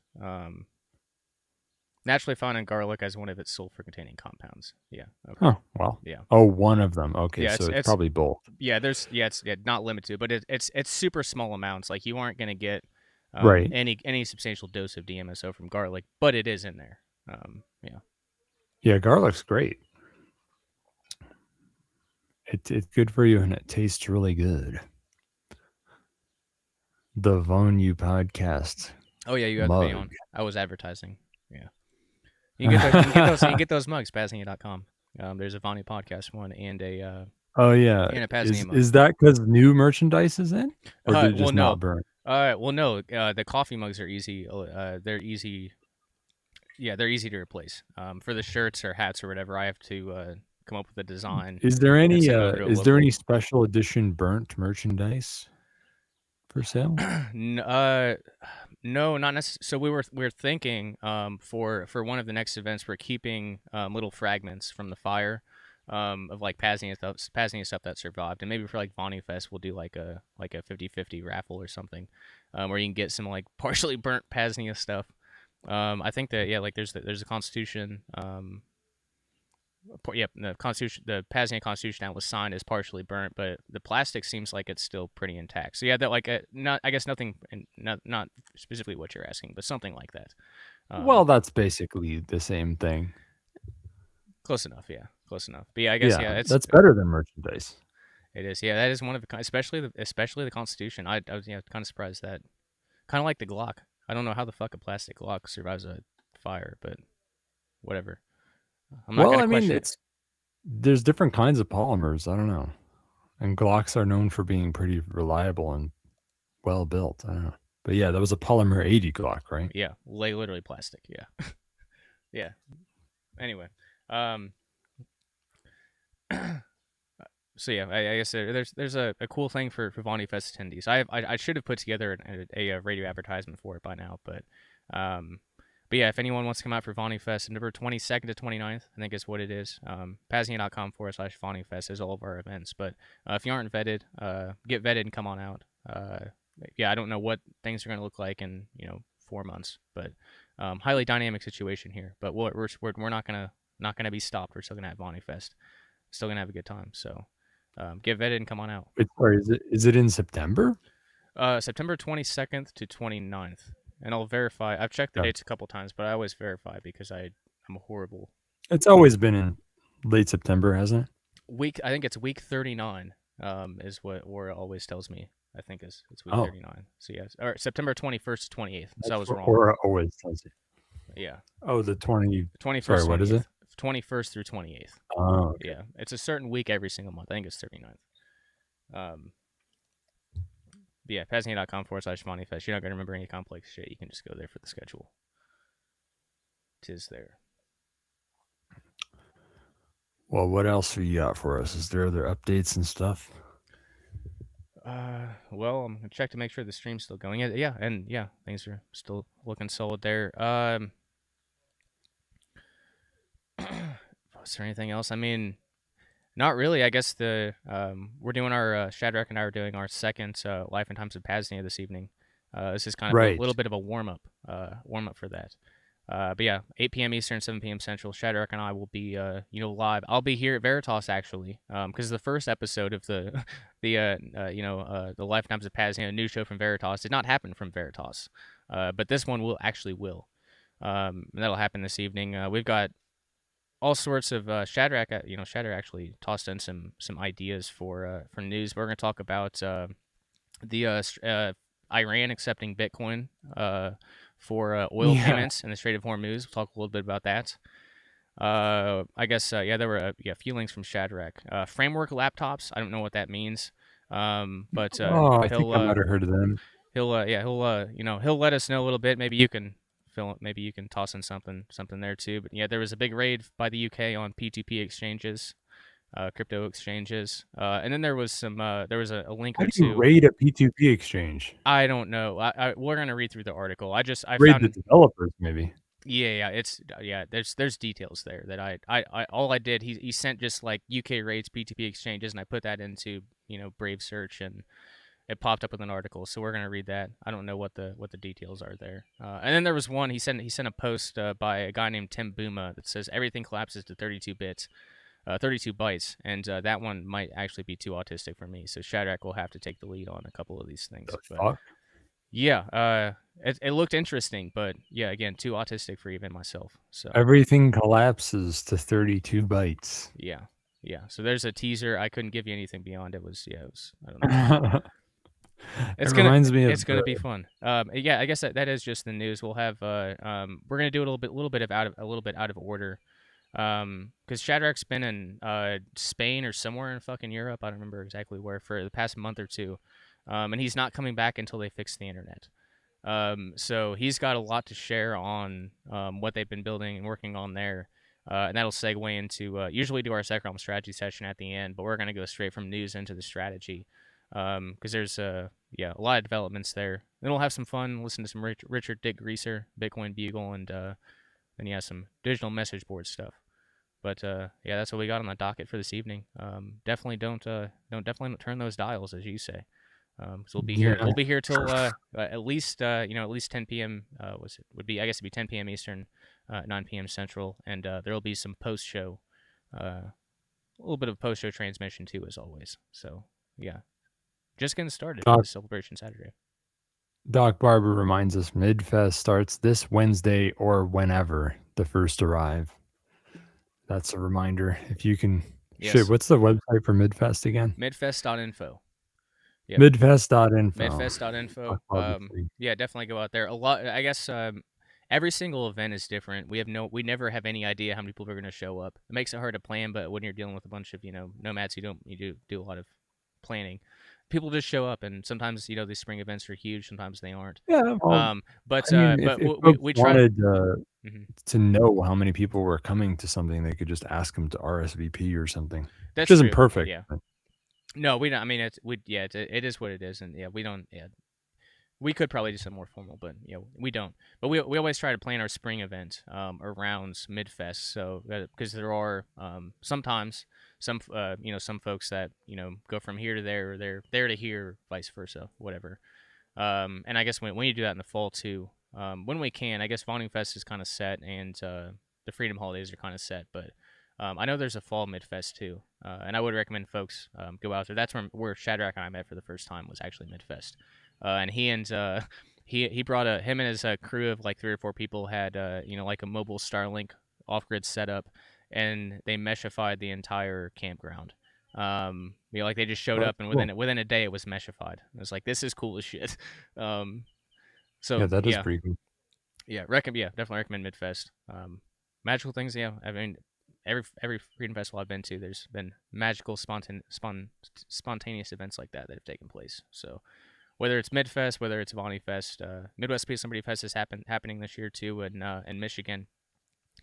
And I guess those would be the only ones I'd recommend at this point. But regardless, if you can find a Freedom Festival to get to, just to network and find someone, find some folks to coordinate with, it's worth it. Regardless of the event. All right, well, I guess I'll read fan mail now. Oh, fan mail. Oh, well, you know what that means. Actually, no, that's wrong. The fan mail segment intro is for the monthly news show. I don't have an. Oh, do I? I don't think I. You do. thought there was a if there's a fan mail intro for me, I've never heard. No, there's not. There's not. I can actually close out that VLC tab. Maybe we should have one. I guess you can make one if you want. We could. I guess I could play the PAZ. I guess I could play the the one for the wrong show. That would be inappropriate. Would it be inappropriate? Okay. You can do it anyway, though. After I said that it's inappropriate, they could be like a joke. I don't even remember what the. Okay, let's see what we can pretend to argue about it. Oh, bye, Duck Barber. Here we go. Let's see what's gonna play. This is self-liberation news. No fluff, no bullshit, no propaganda. Keeping you. Oh, that's the wrong one. Here we go. Wow. That's the right one. It's that time again here on the Life and Times of PAZNIA, wherein we deeply wish to hear from you, dear PAZNIA Radio Network listener. Have a lead or tip for us to pursue? Got a question? Got some shit to talk? Just want to leave a donation? There are many ways to do so. Give us a call, PAZNIA.com/call2. Leave us a message and donation at xmrchat.com/PAZNIA Radio. Or drop a comment in any of the various PAZNIA Simplex chats. The second realm is nothing without you, fellow self-liberator. So please do reach out. This is the Vonu Life digital message board. All right, that's enough interruption. Wow. But yeah, it kind of relates, but disgusting.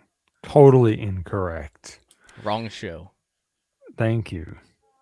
So I guess it was Avalon or something said something like, if we get a proper EDM machine, we solve every issue possible. This was in response to me asking for people for ideas about gun manufacturing, ammo reloading, blah, blah, blah type ideas. We solve every issue possible. Gun cotton and other stuff's easy to make. Custom primers are possible and custom ammo with custom guns. I mean, me personally, I'd like to avoid custom rounds. I'd stick more to standard ones, but yeah, EDM machines are super cool. Avalon's brought them up before. I guess that stands for fucking electrical discharge machining. Is that what it stands for? It's like a funny little wire, like the Rack Robo, which he brought up, has a funny wire that carves metal with electricity magically inside a solution. And I guess it's sort of an alternative to CNC milling. And honestly, I'm not sure. Actually, maybe you should write in the chat so that I can read that soon and tell me what is the trade-off between EDM and CNC milling. Like, is EDM cheaper? Does CNC milling allow you to do bigger parts? Blah blah blah. I don't fucking know. Let's see. Fucking Rack Robo has a cool approach, but they can be more simple, so I want more minimalistic one. Yeah, he wants like an open hardware minimalistic wire EDM thing. The arc generator part's not hard to make if you have brain cells. That's why I'm enthusiastic about a more minimalist device than what even Rack Robo has. Goat-Rilla Warfare is fire. Comments. Oh yeah, so last episode I was cut off and didn't get to finish the show, thankfully,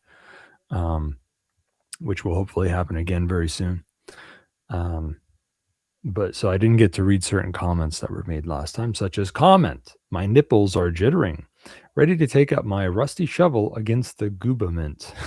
I guess that was in reply to me telling everyone that they've sent the world to hell in a handbasket and I hate them all and I wish I could leave the planet. and they need to kill people right away. So I'm glad that was inspiring. Question: war infrastructure, tunnels, vehicles. Yeah, vehicles especially. I think. I mean, tunnels are great, especially for a base or something. And I know the Viet Cong had their tunnels, very poorly made tunnels that were prone to collapsing on them. Yeah, I mean, tunnels are cool. I guess it's a question of whether it's worth the labor. And also that was a different environment in terms of climate than a lot of others. So I don't know. I'm not sure if tunnels is right everywhere, but vehicles is going to be important everywhere. Are you asking me for recommendations on vehicles? I don't know. So like guerrillas around the world right now, and since the 80s at least, tend to like what we call technicals. And that basically means a nice, reliable 4x4 pickup truck. And you can put heavy weaponry in the back and in the bed. And you can even add armoring sometimes if you want to. You can just weld some steel plates to it or something. You don't have to. But that's a technical. The Toyota Hilux, which was once sold in North America as the Toyota pickup and is now not sold here at all because it's bad enough that people have guns in North America. They don't want them to have the Hilux. It's too good. That truck is too good. What would Americans do with the Hilux? It'd be too dangerous. Americans actually appreciate pickup trucks. What will they do with the best pickup truck in the world? It could end the world. It's like a doomsday device. But the Hilux is good. There's some Fords that are good, whatever. As long as it's a reliable 4x4 pickup truck of some kind.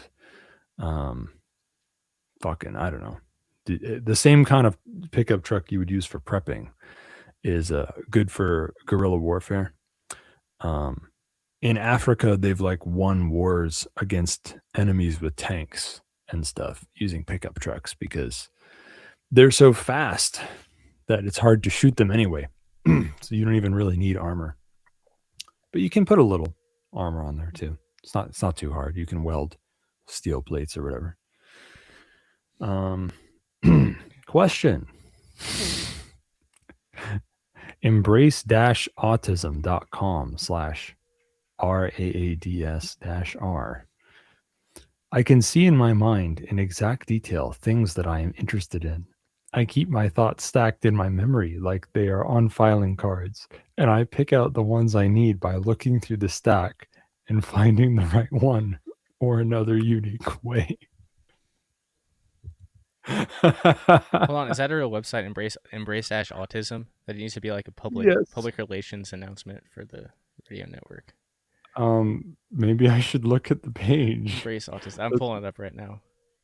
That's actually Unsure whether autism explains your experiences. Evidence-based adult autism screening and assessment designed to help you decide whether a full diagnostic assessment makes sense for you. No, it's legitimate. Okay, yeah, it might need to be a public relations banner or something.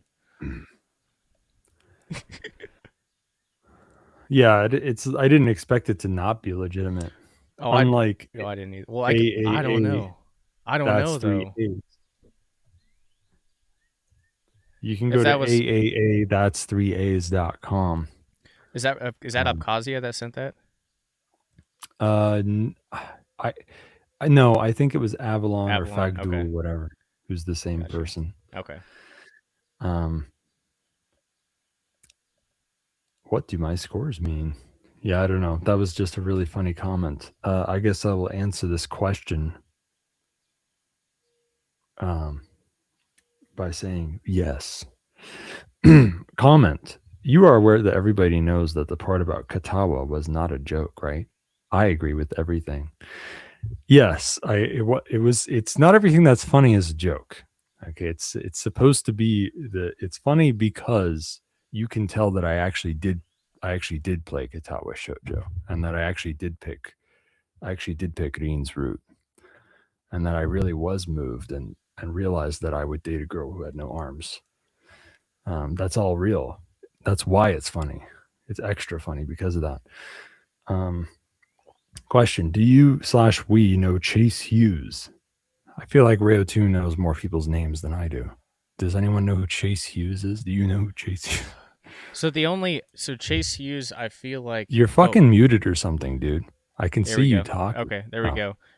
So I think Chase Hughes, the only reference, and I'm looking it up real quick. I think he was on the Sean Ryan show, and I think it was actually my dad that pointed me. He talks about like propaganda, psyops and stuff. Was it Chase Hughes at Sean Ryan show? Let me see if that's the same reference here. Yeah, yeah. Okay, yeah, that's right. Chase Hughes, real MK Ultra documents, alien deception, simulation theory. That was a different one. I didn't listen. I didn't know about that one, but yeah, I guess he talks. I guess he talks about some cool stuff. The one I was familiar with was like psychological manipulation from the media or whatever. But I don't know. He's one of those. We've talked about it. Thane. One of the ways to grow the show is to interview folks that we would normally interview. They have big shows. Yeah, and for sure. Chase, and also Chase to might, get me Chase might be one of those. Well, yeah, that too. Yeah, that too.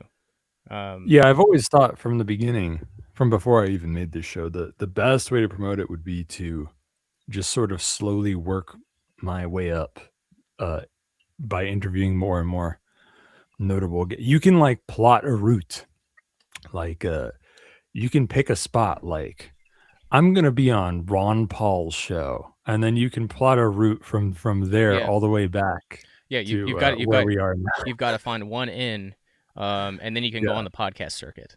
Exactly. But you got to find the cult leader that will let you in to go on the podcast circuit, and we'll find it. We'll find it. Or I'll still be trying to get on Joe Rogan in 10 years, like Sam Hyde. Oh, God bless it. No, that's not going to happen. No. Come on. I don't know if I want that to happen. I'm not allowed on Joe Rogan. I have to show up there in person and smoke weed. That's not going to happen. A Wraith can't do that. That's probably, yeah, I'm guessing there's probably a KYC or something like that before you go on the show. Something like that. You have to do DMT and have gay sex. That's probably also true. Yeah. Probably also true. Unfortunately. But we got close to Sam Hyde for a second there because fucking Phoenix Ammunition guy was almost on our show. Maybe he'll still come. It's still possible. Yeah. I hadn't heard back from. It's good he didn't show up because it would have just been a dead interview.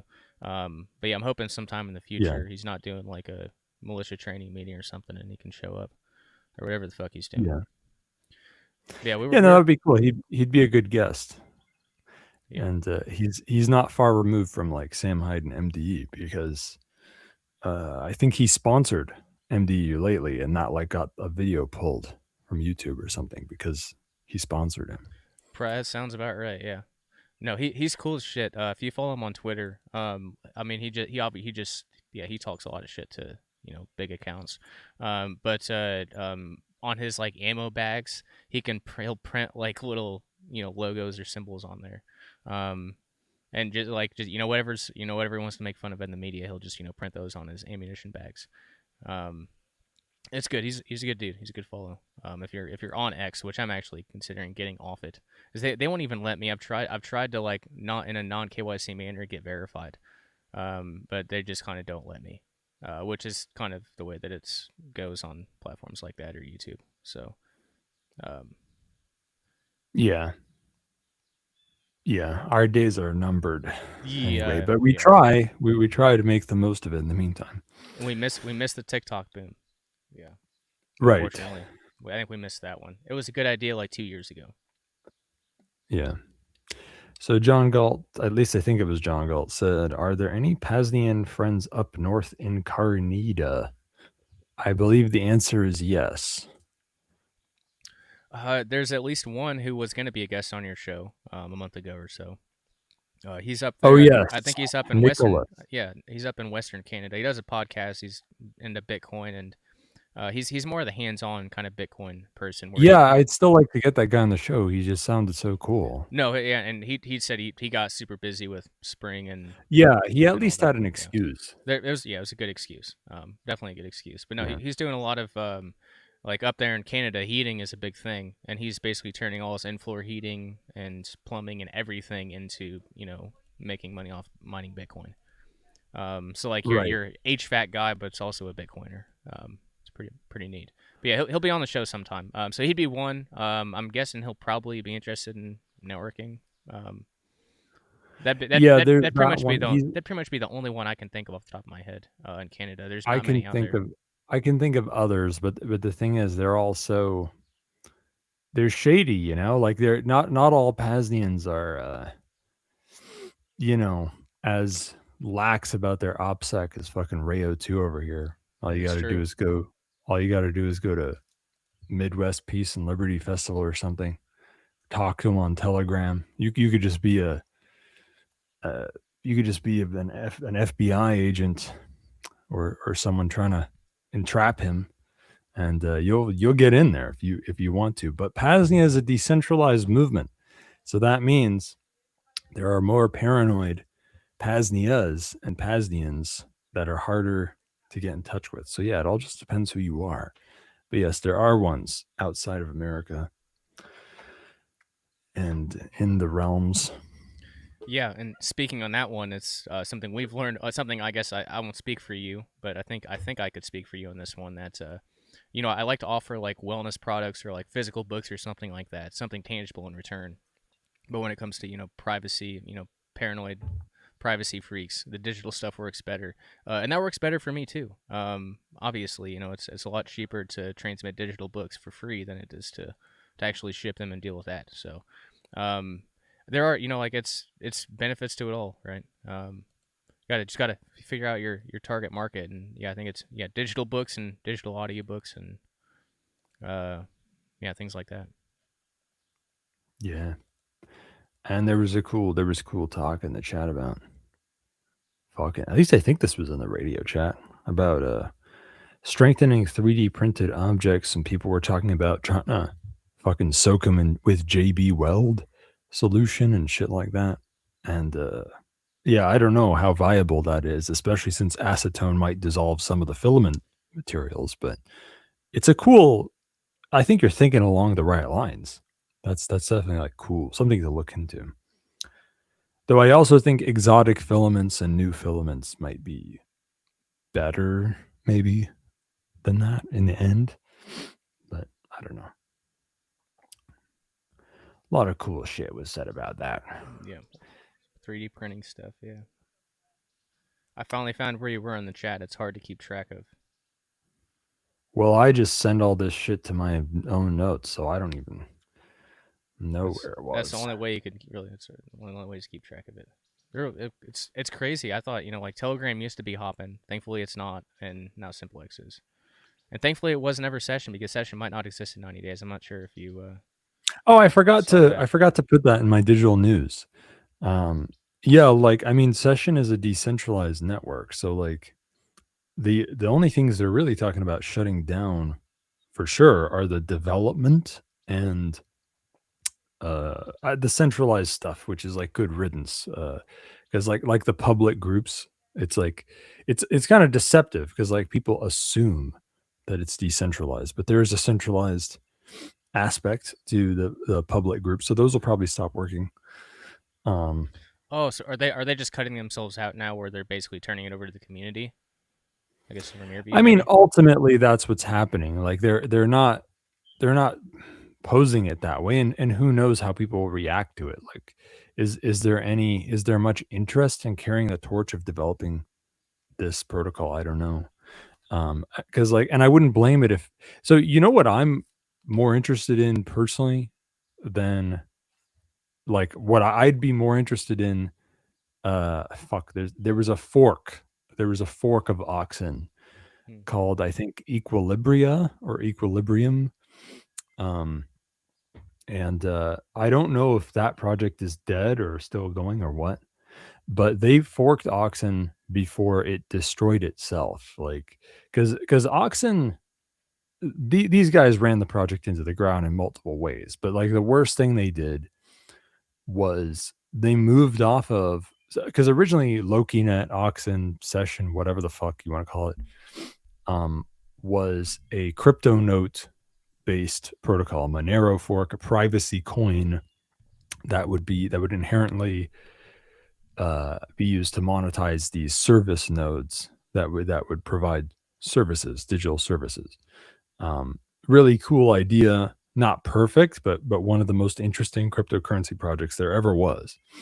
and they completely fucking broke it and ruined it like a year or two ago by just going over to like an ERC20 token or something like that. It was really bad. It was the session token update. That was, I mean, it was over at that point. But Equilibria or whatever the fuck it's called, forked it before that point. So if anyone was to carry the torch, it should really be them. But I don't know if that's going to go anywhere. I don't know if anything's really happening there. But yeah, I meant to bring that up in my news, but I didn't. Well, I'm glad I could help. I'm seeing if there's Equilibria. Public fork of the Monero project. Okay, that might not be an easy, quick search on the air. Won't do that. So maybe it's not around as prominently, unfortunately. Yeah. There's definitely a website for it. Is this it? Fuck, oh no, that's not it. Oh yeah, Equilibria Horizon. XEQ. It's this one. Yep, I found it now. Yep, I think we're probably clicking on the same things. Yeah. XEQ. They have a website that isn't the GitHub that I'm not looking at. XEQ Equilibria. Oh, well, I don't know. Their website doesn't bring up anything. Maybe it's just Brave. Yeah. Anyway, hopefully.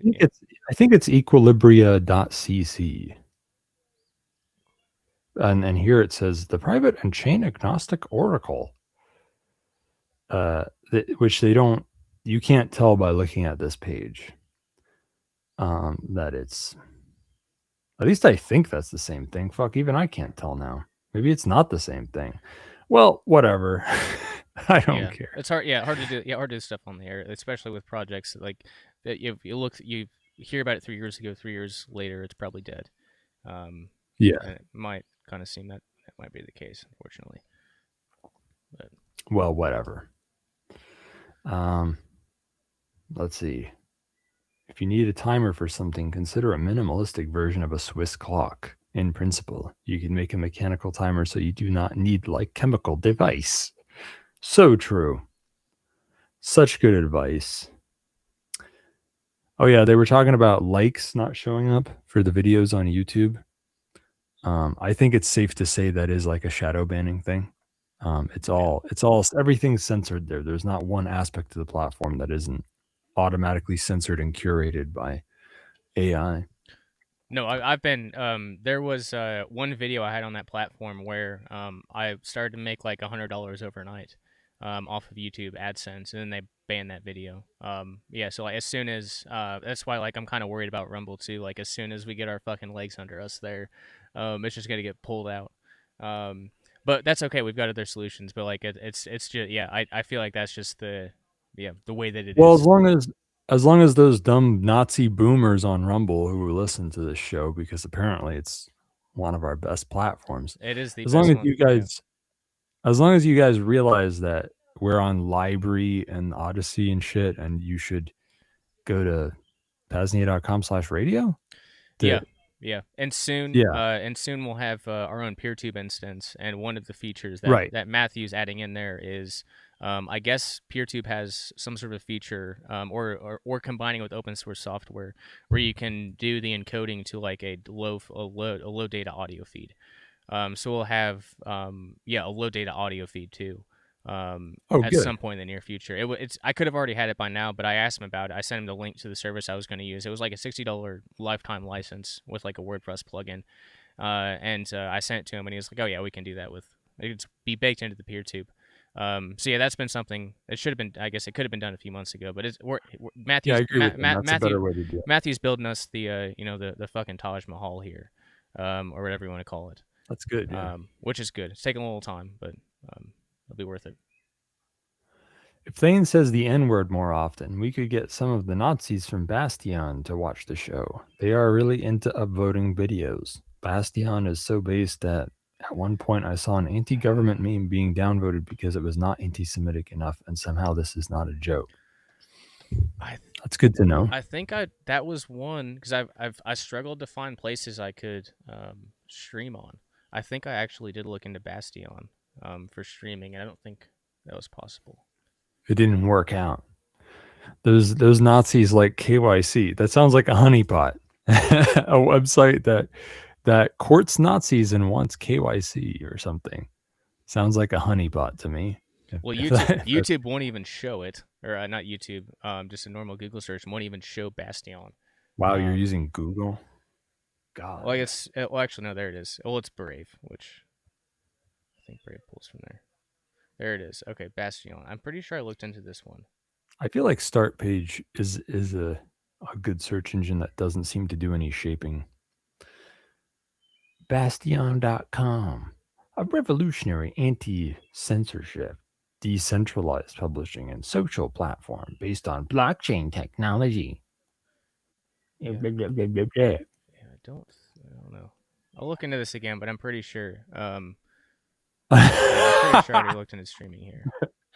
The first post I see on all of Bastion on the homepage at the top is another Jew faggot account. Same Jewish. here. That's the same thing on my end. Yeah. Yeah. Wow, they were right. Every post on the front page is a Nazi post. Every single one. We got some reptilian stuff in there. Oh, that's good. Oh yeah.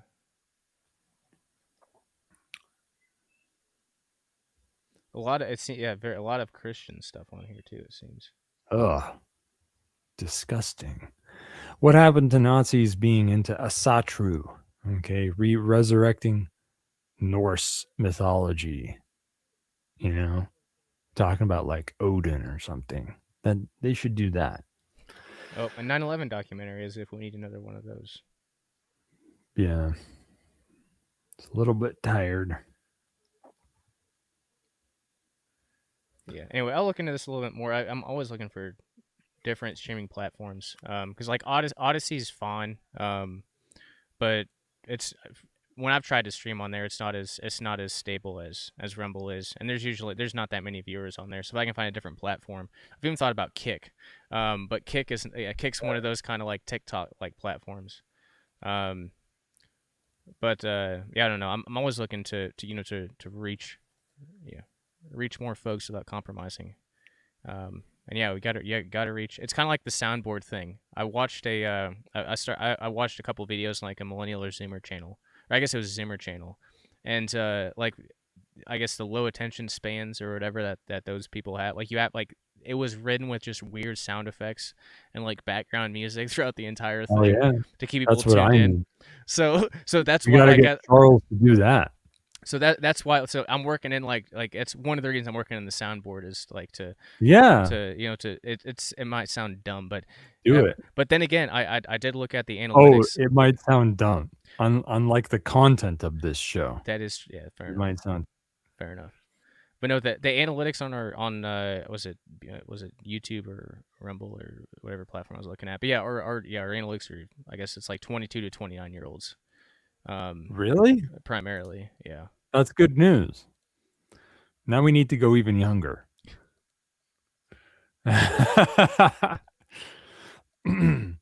All right, let's look at the new fan mail stuff. Fagduel says, comment. Chase Hughes is a dude who talks about NLP and stuff and says that he was like in the army or so. It doesn't go too deep, but he said some useful things. Shekel where shekel is due. Topic suggestions. The psychology of rebellion and resistance. How do freedom fighters and terrorists think? What about authentic guerrillas versus CIA shills? Next-gen weapons technology. Creative ways to cause havoc and troll feminists. Should we just all run around naked? That's what feminists do at their protests. How do we run projects? Should we call in to recruit terrorists or just keep posting Pepe? I mean, he's asking the right questions. If you take my show as an example of how I think we should recruit people for projects, then it seems to be a pretty equal mix of the two. Why are agorists so handsome? Beauty tips for the upcoming civil war. What is the role of infantry in combat? Aren't they all going to die because of drones? Let's hope so. That'll make war more peaceful because it means everyone will be hiding inside using robots. So it'll mean that there's less injury. Humor. How does one come up with these ingenious pedo jokes and how to groom non-consenting women not underage? Don't talk about that shit. This is grandmas. I don't want to hear about that shit. How can you get more people to read your manifesto? Maybe teach people how to read. Well, Rayo 2 tried posting the whole Vonu Life 25 in the chat for free. It is there. So maybe that'll probably get like 3 people to read it. Because on SimpleX, the files don't stay up for very long on XFTP servers. So it creates an maybe I'll post it again here the next day. Oh yeah, wow, you're really trying.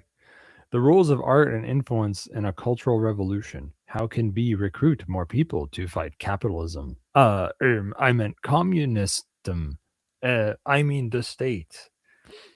Yeah, I'm always the guy who's like telling people not to pay so much attention to that and talking about other stuff. But I have been thinking that needs to be added to the manifesto, actually under the brand memes part. Like I need to give more lip service to counterculture. What man spud? Yeah. Why does Cthulhu speak so weirdish, and how to heal dyslexia? I think that you take too many stimulants and that you need a better breathing controlled typing device. I think he needs a holy hydrant machine to chill him out a little bit, maybe. That too, yeah. That'd be good. A couple times a day. Drink the water. Question. So if anti-grav people get not killed themselves, how big is the threat to counter engineers? How good does the OPSEC have to be? Tor alone would not do it if you are targeted by the black coats, I guess. Well, that's the whole point of being a counter engineer, is having good OPSEC so that you can flaunt threats from others. Honestly, Tor probably is enough for most folks, but especially if it's like fucking Tor after a VPN or something, it's not a bad idea to do something I've talked about before, which is making your own circuit of VPN nodes from different companies and things like that. You can kind of combine these things. There's I2P. Monetized darknets are the way to go. Reticulum's kind of interesting. Using 1 or 2 or 3 different things is not a bad idea. But yeah, I mean, the truth is the Tor being compromised or not good enough for obfuscating things against state actors is something that a lot of, I think, people have blown. It's a little overblown. Because yeah, they've got a lot of Tor nodes, but it's like you have to get lucky. You have to maybe if they sit for a real long time with a lot of nodes trying to gain data on a popular onion hidden service or something like that, but even if they did that, what would they find? They would just find the guy's VPS or something, like it wouldn't be that big of a deal. So yeah, I feel like the Tor network being compromised or not good enough is kind of overblown, but yeah, you can do more on top of the least you could do is a VPN before the Tor. That's not a bad idea. Thane is very quiet in the stream. Maybe it is just my ears. That's an easy explanation. If I play a sound clip or something, I have to remember to up the Jitsi audio because it auto adjusts, which I did. And yeah, he commented after that your voice sounds nice. So it was nice. It was resolved. What is that? OBS doing that? Like what's doing that? No, it's Jitsi. Whether it's the soft, it's trying to auto adjust to not blast your ears out when I play loud music. And if I turn that off, it doesn't pick up the sound at all. I tried to mess with it for Dick Greaser's Music Mondays, but he does them himself now. We don't even go through Jitsi. One of many things that may be fixed by going to Mumble. Yeah, it's possible. Yeah, I feel like Mumble is like a more mature, like more reliable software. I feel. I mean, I'm grateful for Jitsi Meet. I'm glad they made a Zoom clone. To make things approachable. Yeah, there's better solutions out there for sure. it works for our our little Yeah. setup right now. But yeah, there's better The solutions. most important thing is we get it out there. That's really the motto of only reason this show exists and is the Yeah. biggest, most successful There are piece people of that shit. depend on this show. Like if they do not get their Self Liberation Saturday, they are depressed. So we have a duty at this point to deliver, Yeah. whether it's a 2 or 200.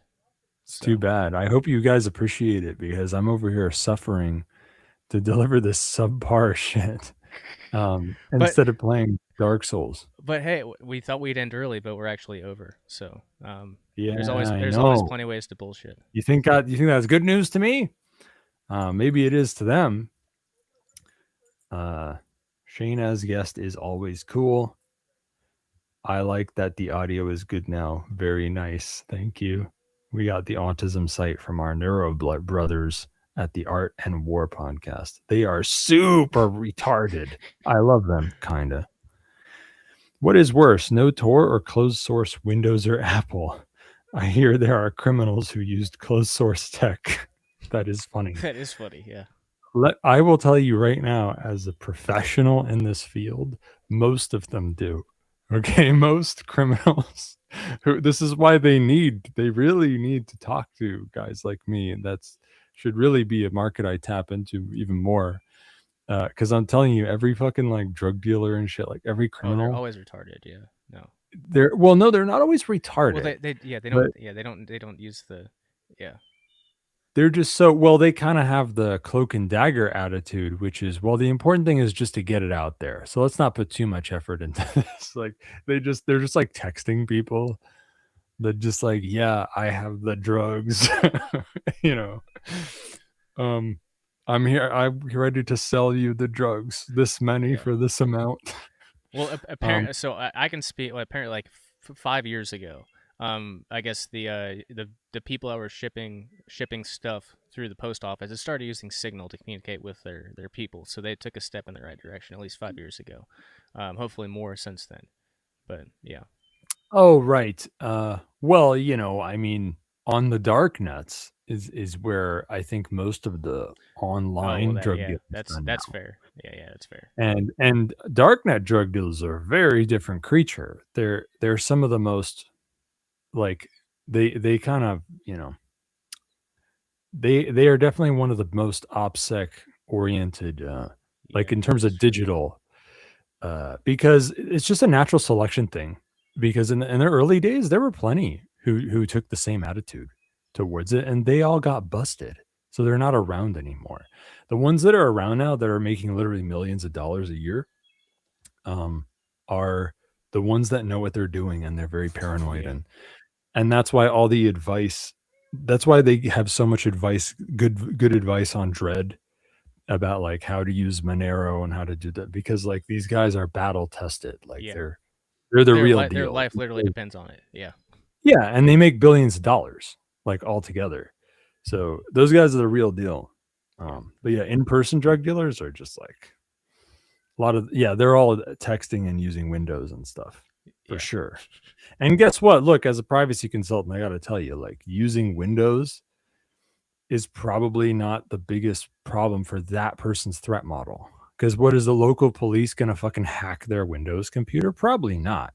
I still don't want them to do it, to use it, but it's like you have to be realistic when you're a professional consultant, right? You can't just be principled about everything. That's not what people pay you for.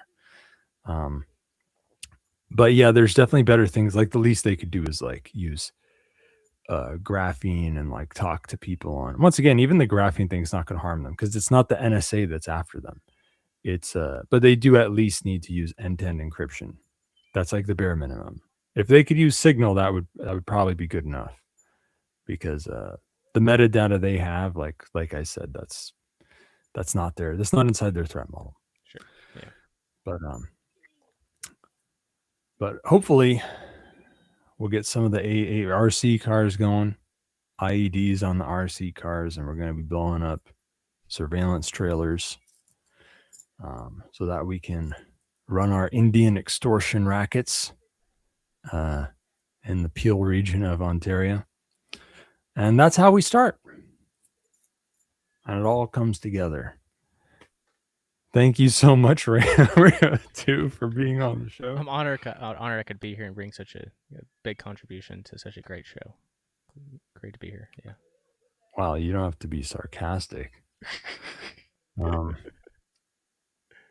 So let's see what I'm supposed to say at the end of the show. Do you want to plug anything? I mean, this is literally your... Other than don't turn that dial. We got the monthly news show coming up at 8 p.m. Eastern, 7 p.m. Central. You'll get to hear me ramble for longer, and this time Shadrach will do a lot more talking. And I'll have a lot more to share, so stay tuned. Yeah, that's good. Yeah, he was quiet last time. Go to PAZNIA.com/SimpleX. Get into all the SimpleX chats. You'll see all the topics and shit.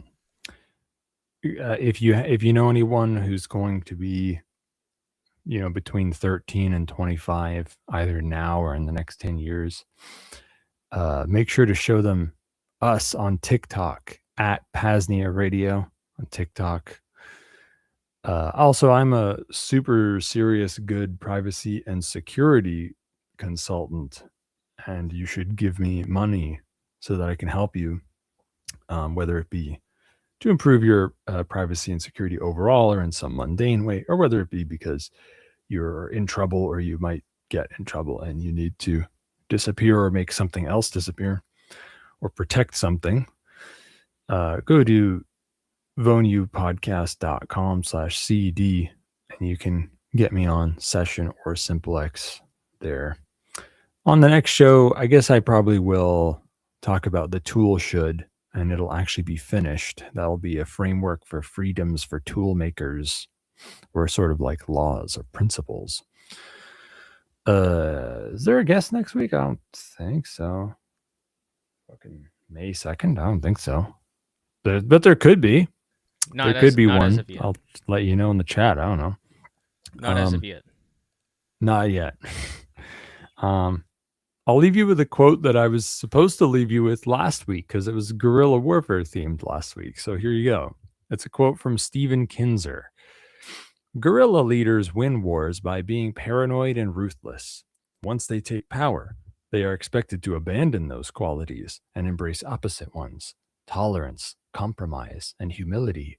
Almost none manages to do so. Self-Liberation Saturday will keep going for some hours still.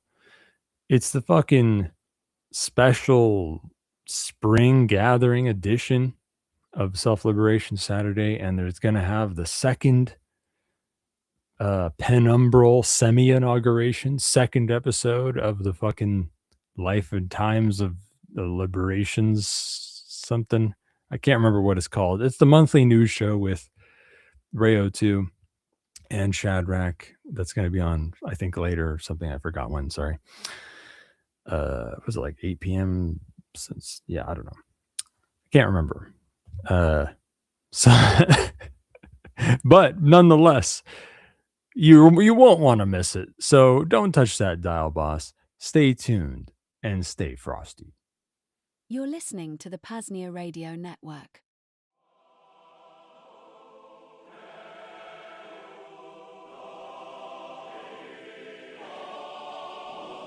Transmission source, PAZNIA Radio Network. Frequency, 99.9, freedom. To all citizens of the Free Republic of PAZNIA. From Billy Mays, the resurrected voice of clarity. Hello, PAZNIA! If you're listening to this, it means I'm back. That's right, I'm alive, I'm breathing, and I'm ready to scrub the world clean. Dr. Naomi Gatherer, the brilliant scientist and our beloved chief of biological resurrection, has performed a miracle. She didn't just bring me back from the dead. She gave me a second chance to serve the people of PAZNIA. And let me tell you, I am honored that I was the first one we brought back. Why? Because my work wasn't done. My work in the OxyClean commercials had to continue. The stains of history, the stains of coercion, the stains of the USSA, they are still out there, and they need a voice that is loud, clear, and unapologetic. I used to think my life was just about cleaning carpets, but I was wrong. Cleaning is about order. It's about discipline. It's about taking the chaos of the world and making it sparkle. And in P.A.Z.NIA, we have so much chaos. We have the tall Nordics, we have the GMO corn, we have the draft, but now we have me. I will dedicate my life to OxyClean. I will dedicate my life to providing the best voice acting possible. And I will dedicate my life to the PAZNIA radio network. From now on, every morning you will hear my voice. I will tell you how to clean your pens. I will tell you how to clean your souls. I will tell you how to clean the airwaves of lies and fear. I'm not just a voice. I'm a force. And Dr. Naomi Gatherer, she's a genius. She looked at a man who had passed on and said, no, this voice is too important. This energy is too pure. We need him in the modern day. And she was right, because the modern day needs clarity. It needs brightness. It needs OxyClean. So citizens of PAZNIA, get your sponges, get your clover, get your horns ready, because I'm here to teach you how to clean up your act.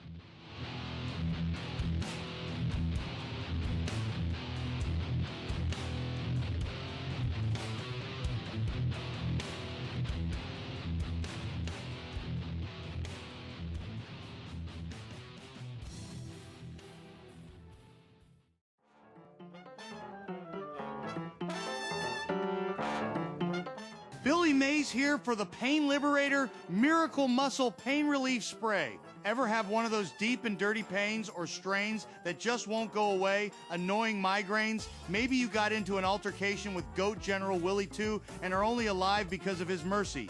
Regardless, you've tried everything, but have you tried Pain Liberator? With the power of DMSO, aspirin, and magnesium, this Miracle Muscle Pain Relief Spray is taken directly and deeply into the tissues, providing instant pain relief. Wow. Commonly used in sports and physical training independently, DMSO has its own benefits, but combined with anything, in this case, aspirin and magnesium, those compounds are taken directly to your pain point with 90% absorption rate. Double. Wow. That means lower doses needed, rapid relief, and a provably safe way to live pain-free.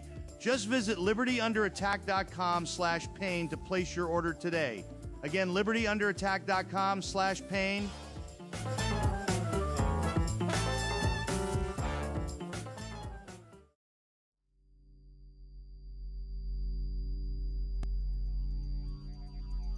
Good day, fellow self-liberators. Daisy Free Robot here with some critically important links. First off, PAZNIA.com/books2. This link will take you to a page with free PDF downloads to books, zines, and other publications in the realms of self-liberation and Vonu. Save some copies yourself, throw them on the dark net, burn them to flash drives, store them on blockchains, throw them in buried 55-gallon drums, or whatever. Make sure they never disappear. Again, PAZNIA.com/books2. Second, PAZNIA.com/simplex. Here, you can find links to the numerous and growing selection of simplex PAZNIA chats, ranging from the General Committee of Correspondence, our Department of Technology, the PAZNIA Radio Network, all the way to PAZcraft, the chat group for our own self-hosted, open-source mine test server. That is PAZNIA.com/simplex. And finally, with mention of PAZcraft, there is also our own server that you connect to. For more information and connection details, visit PAZNIA.com/PAZcraft. Again, PAZNIA.com/PAZcraft. Thanks for being here. Now, back to the transmission.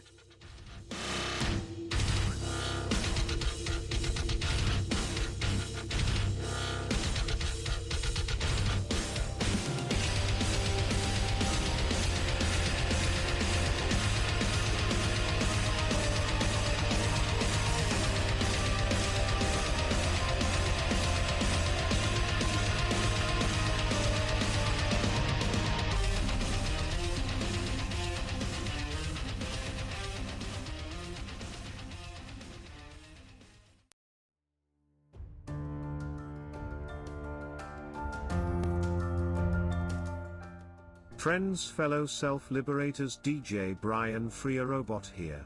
Listen, content creation in the modern day is easy, but getting your videos or podcasts in front of the eyes or ears of your audience is ever difficult. Not only from a growth and algorithm standpoint, but there are other hurdles today, such as censorship, arbitrary bans, and other roadblocks put in place by centralized platforms like fascist Tube. And while there are alternatives today, from Rumble to Odyssey and many others, it's extremely time-consuming uploading the same episode to, say, a half a dozen platforms. Not to mention, if you're making income from the platform, this deplatforming can be a real hit to the wallet, too. If you're listening to the PAZNIA radio network, it's safe to say you're probably already familiar with these concerns, or potentially, maybe even a content creator yourself that has run into banned videos or flat-out deplatforming.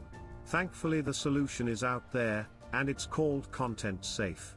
Content Safe is a venture founded by longtime friends of PAZNIA, Matthew Raymer and Daryl Becker. In addition to off-site backup for redundancy, they built out a user interface like one you would see on YouTube, Odyssey, or wherever. But once you hit publish once, it will deploy the episode to whatever platforms you select. This will save you time, and potentially even opens up your content to new audiences and platforms, or just gives you more time to prioritize on content.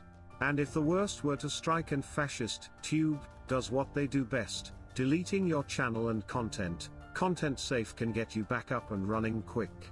In a sentence, Content Safe protects your content from censorship, distributes it everywhere automatically, and keeps you online no matter what, so you never lose your audience or your income. Just head on over to contentsafe.co, again contentsafe.co, click the Protect My Content button at the top of the page, and fill out the provided form. Then, when you reach the end, use affiliate code Vonu to help support the PAZNIA radio network. Again, contentsafe.co is the website, the affiliate code is Vonu. Act now and make sure your hard work is protected or insured. Thanks for your time today. Now, back to the deprogramming.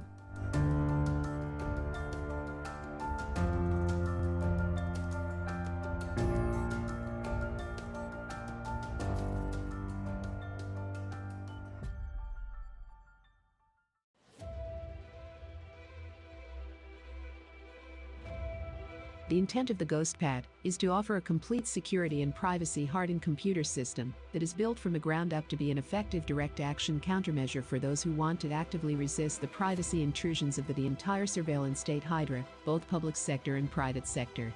A user-friendly computer that the owner maintains exclusive control over every aspect of its operation and has complete control over who accesses what data. A GhostPad is your virtual corner of the room where the cameras, microphones, and other data collection devices have no power. After all, power comes from ownership, which is exclusive control. Unlike practically any other available option, when you buy a GhostPad you are truly its owner. And while the masses beg and bleed to their political corporate masters to loosen their chains, GhostPad owners can use their systems as virtual bolt cutters and cut themselves free. GhostPads are high-quality business rugged laptops that have had the security-compromising system firmware, BIOS firmware, Intel management engine, etc., removed and replaced with more secure, free and open-source alternatives. The closed-source binary BIOS firmware has been removed from the system board and replaced with free, as in freedom, alternatives as well as the Intel management engine also being neutralized. That combination makes them more secure by design, and preemptively thwarts any attempts by threat actors, both public and private, to gain access by exploiting its vulnerabilities, either by an engineered in and hidden backdoor, or a zero-day exploit in the factory, supplied firmware or the Intel management engine.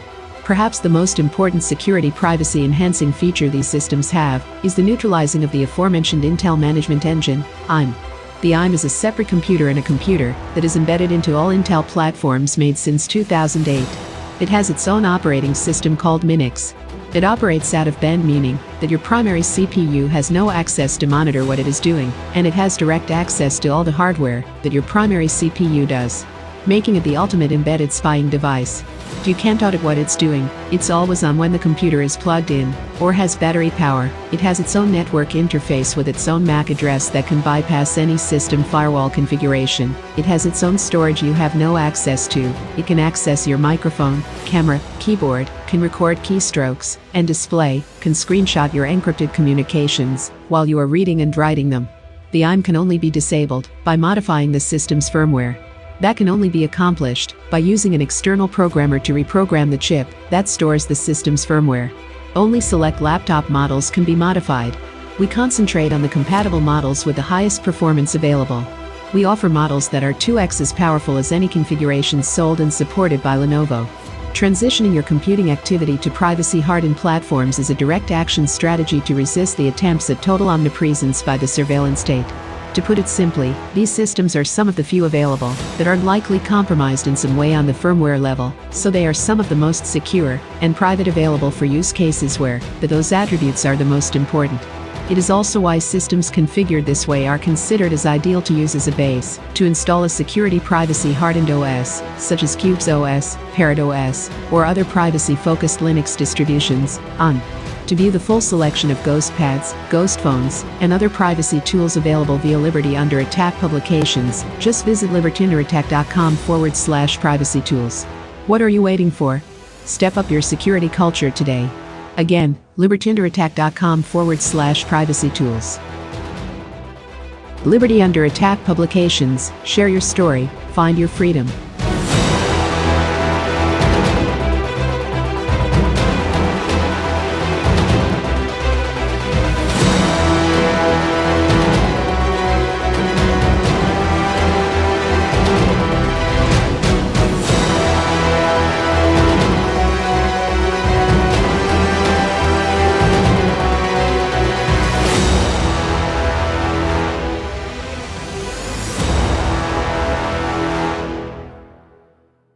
Now, when it comes to weird alternative health shit, you may have heard of Brown's gas, boss, aka molecular hydrogen. Technically, actually, molecular hydrogen is just one part of what Brown's gas is, but whatever. It's a kind of wellness treatment used by health professionals and weirdos all over the world, both mainstream and otherwise. They got gas bars in Japan and shit. Big body of research showing that this therapy likely helps with pretty much everything: cancer, diabetes, heart disease, pretty much every organ system in the body.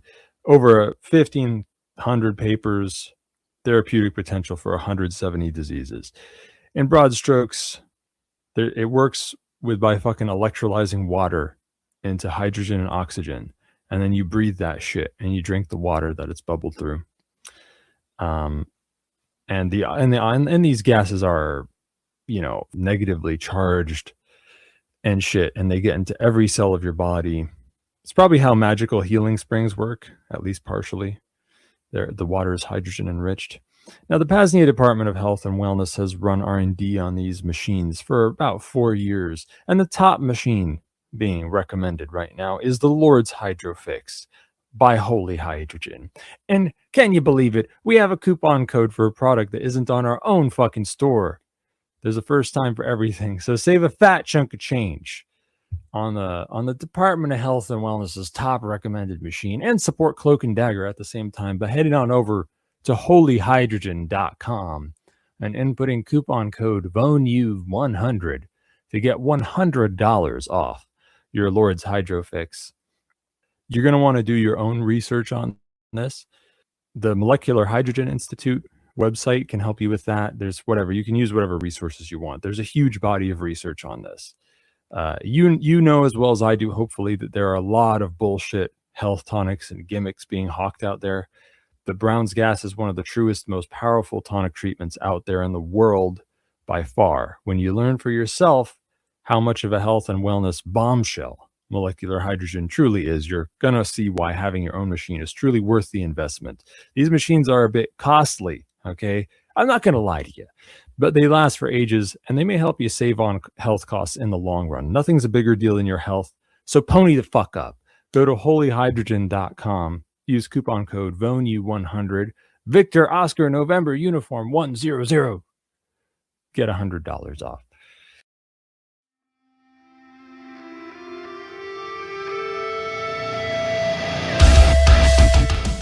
Vonu Life 25, Resurrected.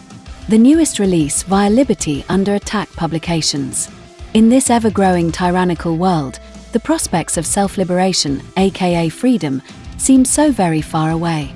But thanks to the hard work and archival efforts of freedom pioneers of the past decades, self-liberation doesn't have to seem like a pie-in-the-sky dream. Back in the 1960s, around the time of the counterculture revolution, a zine sprung up called Vonu Life. Vonu Life contained reports from self-liberators, provided a path for networking with others, and still to this day, contain the most hardcore solutions and strategies for breaking free from the servile society. No bitching, no complaining, no political crusading, and no false illusions of an external political savior. The final issue released in the 1970s. That is, until this release, Vonu Life 25, Resurrected.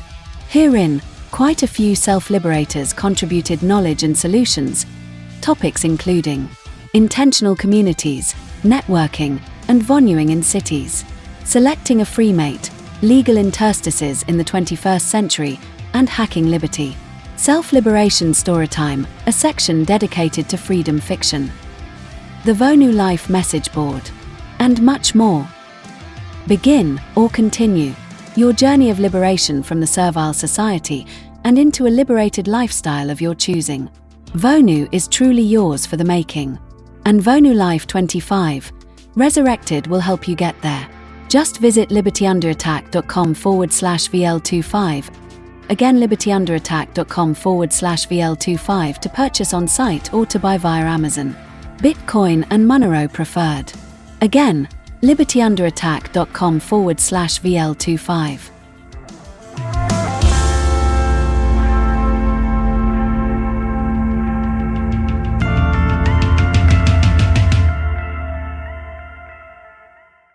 Hey guys, Scott here for Liberty Under Attack Publications. Looking for a Liberty-focused publisher? Liberty Under Attack publishes books and strategy guides for individuals looking to increase their personal freedom. They assist authors through the entire publishing process: proofreading, editing, cover designs, paperback and Kindle formatting, and full audiobook narration and post-production. Tell them Scott sent you and get 20% off a full service deal. To get some one-of-a-kind books or for more information, visit libertyunderattack.com. Life is a continuous confrontation with forks in the road. One is good, one is bad. And you could always wander completely off the road altogether and become lost. Totally and completely lost. If you take the wrong fork at one of these junctions, there is always the opportunity at the next fork to get back on track. But it is a constant battle within ourselves. You see, I have studied this concept for many, many years, and I have to tell you that if there is a real devil, like Flip Wilson used to say, the devil made me do it. Now, I'm not telling you that there's no such thing as Satan or Lucifer. I'm telling you this. If there really is a devil, that devil exists in the hearts and minds of men and nowhere else. Nowhere else. For if you take man out of the equation, evil ceases to exist, and there is left only the laws of the universe and the balance of nature. Put man in the equation, and before long, evil will rear its ugly head and present itself to the world. The evil is within man, and that is why it was called the fall. The devil never made anyone do it. If you do it, you did it yourself because you fell into temptation. For until man once again confronts the real nature of his own condition and of the world around him and accepts full responsibility for his actions without blaming anyone else or any devil, until then we will always be a puppet on the end of someone else's string. And ladies and gentlemen, when that someone pulls that string, we will dance.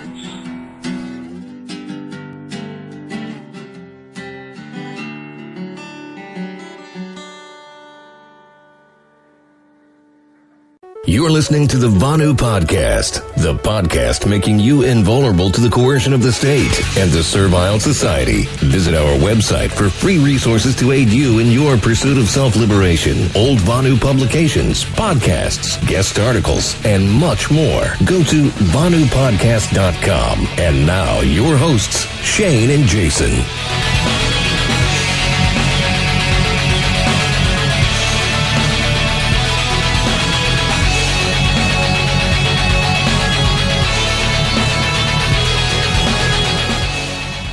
All right, and welcome to the Vonu podcast, the podcast making you invulnerable to coercion.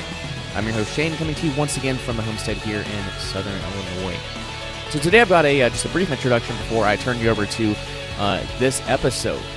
Certainly not a conventional episode, and I'm sure that title was, I guess, maybe surprising to some, but for long-time listeners of this podcast, it really shouldn't be. So, anyway, something we've talked about on recent podcasts and live streams. Well, I guess really we've talked about it over the past 4 or 5 years, but something we've discussed, especially over the past couple weeks, past couple months, is the importance of action at the present time, as well as the necessity of organizing with like-minded individuals. Well, as some longtime followers of my work will know, there are some very useful, efficacious strategies of organizing that should not be overlooked, merely due to the fact that they don't originate with anarchists, or I guess the anarchist ideology. Real briefly, though, please let me introduce and define these terms for those who may be new to them, just in case things get super busy again and these re-releases get shelved. So first off, committees of safety, and I think this is the most important one, at least in my opinion. So for this one, I'm going to read just a little bit from an article that Kyle Verdon and I released on April 27, 2016, titled "The Origins of the Harney County Committee of Safety," and this was, I guess, surrounding the fiasco at the Malheur Wildlife Refuge. The Malheur Wildlife Refuge Center there in Harney County, Oregon. So anyway, that's irrelevant for these purposes, just going for the definition here. So, quote, "A committee of safety can be briefly defined as a mutual self-defense association that also operates as a parallel government. Historically, they were known under a variety of names, yet their function was exactly the same: to pool manpower for defense of the community and legitimize a self-organized populist government. From the English Civil War of the mid-17th century to the Revolutionary Wars of Independence for both America and Texas, committees of safety have historically demonstrated their efficacy in practically securing liberty. Committees of safety were legitimized by general associations composed of the individual citizens within a defined geographical area, whether that takes the form of a town, a county, or even something provincial. These associations were comprised of the rank-and-file membership who received protection and who in turn gave their individual, explicit consent to their particular local committee of safety. As a truly bottom-up and grassroots organizing model, committees of safety are intended to coordinate the assemblage of men and materiel in preparation for a disaster. A key tenet of American classically liberal republicanism is that the military is subordinated to the civil authority. If the militia is the military, then what constitutes the civil authority? Well, the answer is their local committee of safety. Also, committees of safety are invaluable even in the absence of emergencies, simply because they are a limited form of government, which is directly accountable to the people within a local community. The committeemen are susceptible to public shaming and even ostracism should they abuse their public office. This is what actually keeps their power limited. Modern local committees of safety began their resurgence during the 1990s with the formation of the Central Florida Committee of Safety, as well as the St. Joseph County, Indiana Committee of Safety. In recent years, the formation of the Cherokee County, Georgia Committee of Safety, and the Blue Ridge, North Carolina Mountaineers Committee for Constitutional Restoration might be indicative of the growing deeper appreciation for the principles of liberty. Only time and further investigation will tell if this be true or not." End quote. So that's just a brief introduction, again, from an article titled "The Origins of the Harney County Committee of Safety," which I will certainly drop in the show notes for those who may be interested in checking that out. And if you're interested in a little, Patriots or, resistance history, recent history, then this article is there also in audio format, which I think it's a really long audio spoken discourse. Yeah, it's about 26 minutes, spoken discourse for those who may be interested. So that is committees of safety. I think it's just another way of organizing locally. And again, I think that the important thing is, as we've talked about with building second realms and building temporary autonomous zones, physical space and time is crucially important, and that's going to happen locally, at least for most folks. I think committees of safety are just a very, very fantastic way. The idea is organizing in defense of person and property. That's the idea. And I guess I'll read one other thing. There's a website. A really good website, committee.org. And this is from a document in Provincial Congress, Concord, April 12th, 1775. It's a copy of a broadside from Boston, Massachusetts. And here is the text of that, signed by John Hancock, the president at the time, 1775. Quote, whereas the preservation of our country from slavery depends under God on an effectual execution of the continental and provincial measures for that purpose. Resolved that there be now appointed for each county in this colony a committee consisting of 5 persons, any 3 of whom to be a quorum, whose business it shall be to receive from the committees of correspondence in their respective counties a state of the conduct of the towns and districts, with respect to their having executed the continental and provincial plans as foresaid, and it shall be the duty of said committees to meet on the first Wednesdays of May, July, September, November, January, and March, and prepare a report of the same, to be laid before the Congress at its then next session, that any neglect of such towns and districts in executing such plans may be speedily and effectually remedied. Also resolved that it be, and is hereby strongly recommended to the committees of correspondence in the several towns and districts in this colony, sometime before the first Wednesday in May, July, September, November, January, and March, aforesaid, to render any of the members of their county committees aforesaid a true state of the conduct of their respective towns and districts, with respect to their having executed each plan recommended by the continental and provincial congresses, and to use their utmost diligence for this important purpose. And whereas some towns and districts in the colony may be destitute of so excellent an institution as committees of correspondence, resolve that it be, and it hereby is strongly recommended to such towns and districts forthwith to choose them, and to afford them assistance at all times, and eventually suppressing the efforts of the enemies of America whenever they shall make them. Signed by the order of the Provincial Congress, John Hancock, President. And that is just, an example from a historical example.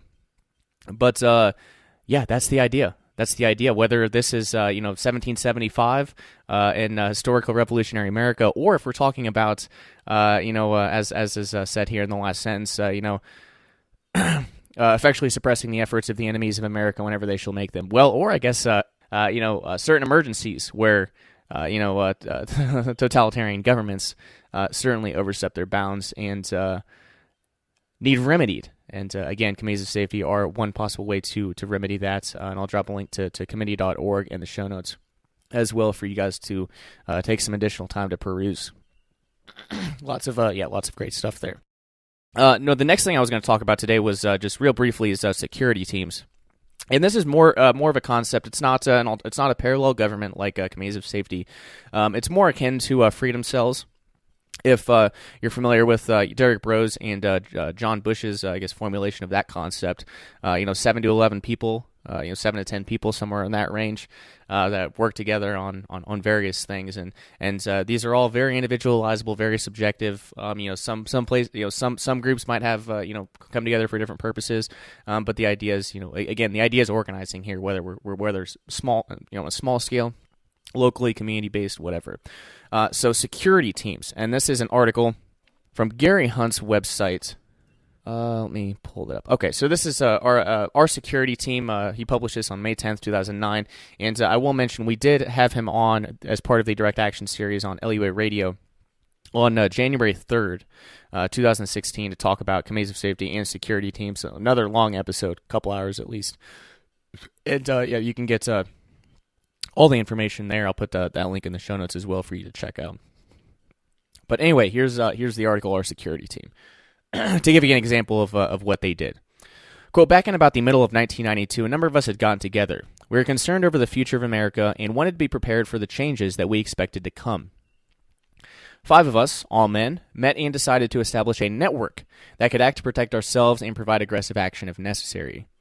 We used to meet every Thursday for lunch. All would meet at my office, and then we'd pick a restaurant rather randomly so as to minimize the possibility of establishing a pattern that would leave us open to surveillance during our meetings. Upon arrival at the restaurant, we observed all who come after our arrival. Not so much that we were concerned at that time that we might be watched, rather to establish a habit so that we are less likely to be subject to scrutiny during our future meetings. After the 3rd or 4th meeting, one of the members, George Sibley, asked if his common-law wife, Linda Lyon, could become a member as well. It was decided that we would have an answer by the next meeting. We had decided that, once we were established, we would open the door to no new members. I had not met Linda, nor had 2 of the others. George and the other member, however, had spoken very highly of her, so by the next meeting she was brought into the group. The decision had to be made at the office, so she joined us at that meeting. Now we were 6. Something that we had begun discussing and working on developing was creating cells under leadership of each of the members. Each member could enlist cell members up to 7 in number, which would be subordinate to that member. George and Linda opted for a single cell.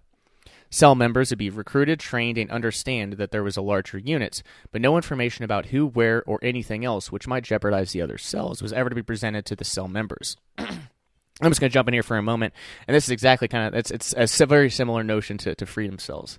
So I just think it's very interesting. The overlap, it's very, very, very similar, But anyway, each member was to train his cell as he saw fit. We began, however, to work on standardizing the training so that the best ideas of each of our members could be incorporated into the overall scheme. We discussed how we would come together in the event that circumstances warranted it. We picked a location in a heavily forested area northwest of Orlando for the meeting place. We had arranged our communication so that if the meeting was ever called, by voice communication and contingent signals that we were to meet. We discussed the possibility of infiltration of the cells.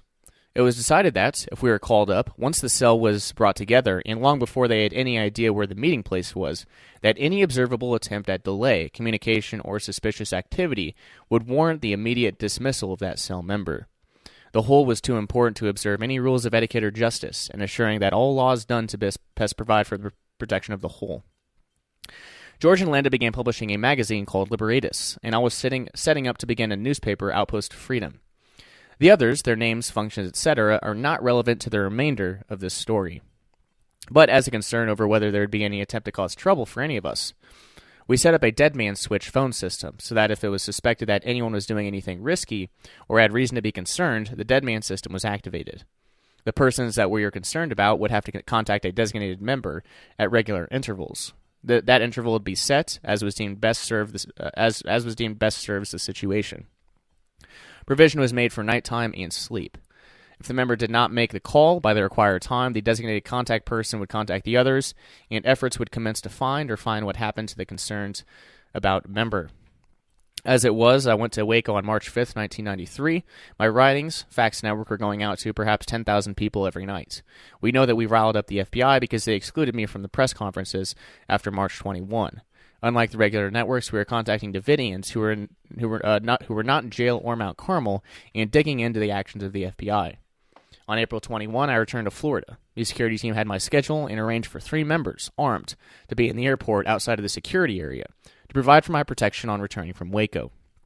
Though, as it turned out, the team wasn't necessary, the exercise was a good one, and that it showed that we could and would respond should the need arise. My first night back, George and Linda spent the night with me in a hotel as an additional precaution. The next day, the dead man calling system was implemented.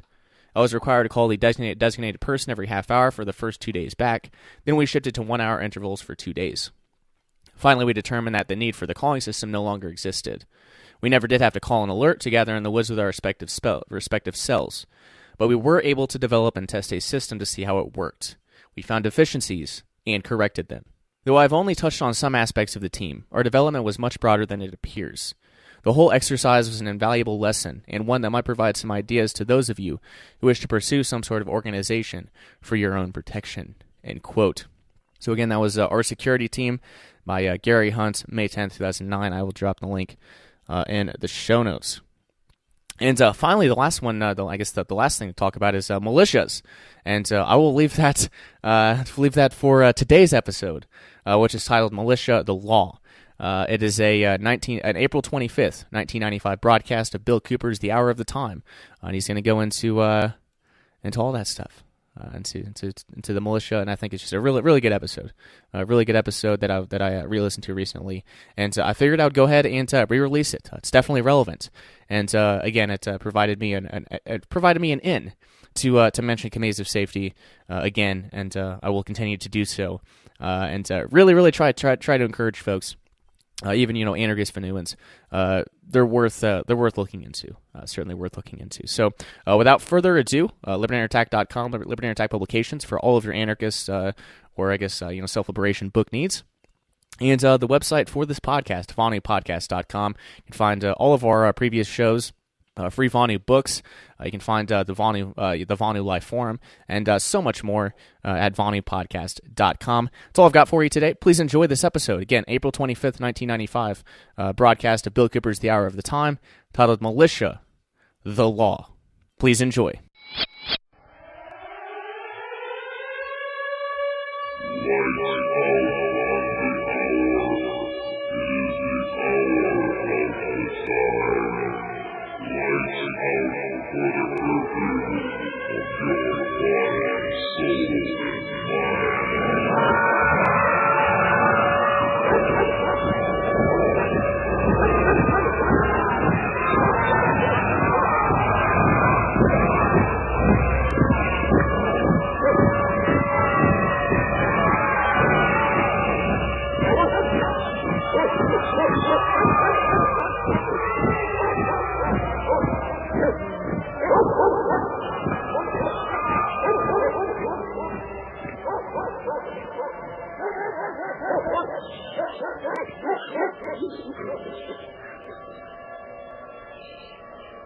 You're listening to the Hour of the Time. I'm William Cooper. Well, folks, we're starting to find out who is what they belong to, what real philosophies they subscribe to, and who's got guts and who doesn't. That's right. Now's the time to look around and cull the ranks.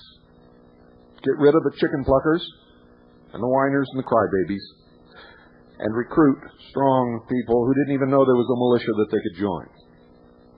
In the state of Michigan, one of the broadcasts that was demonizing the militia of Michigan flashed their phone number on the television screen, and they have never in their history had so many calls of people who didn't even realize there was a militia who want to now join. So thanks to the scumbag communist news networks, the militias are growing. People are fed up with the lies and the propaganda and the flat out-and-out bullshit spouted from people like Peter Jennings and Connie Chung, Dan Rather, Ted Koppel, Barbara Walters, Rush Limbaugh, and all of the other puke-faced traitors to the Constitution of the United States of America. Those who profess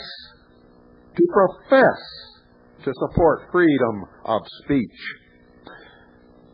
Only for them. Not for anyone else. Anyone who disagrees with these liberal, Marxist, puke-faced scumbags is demonized. No, we're not allowed to speak. We're not allowed to expose their lies. Well, I got news for you. We are allowed, and we will continue. Nothing is going to shut us up. Nothing you do, nothing you say, they will stoop to anything. One woman from ABC actually went to WWCR and told them that she had permission from me for them to give her tapes of my broadcast. Well, they're not fools at WWCR. They called me. And boy, was she embarrassed. Caught in another lie. And just for the ears of all the rest of you lying scumbags, should you attempt it, all of my videotapes, all of my audio tapes, whether labeled as such or not, are copyrighted by William Cooper. They are not to be played on television or radio or to any audience whatsoever without my express written permission. And if they are, I will sue you for every single penny I can get within the law and to the fullest extent of the law. I've had a lot of experience with the media folks. They don't fool me like they fool most of you. They don't get me on a camera to tell them the truth and document what I know, and then take that videotape and chop it all up into little pieces and then put it together again to make somebody look like an idiot. That's what they do. That's what you've been watching. On the special on ABC tonight, up in the corner, they have anti-government. Little subtle brainwashing there. No matter what the person on the screen says. See, they never knew when they were taped that they were going to put anti-government up above their head. Or that they would chop up what they said out of context to make them look like idiots.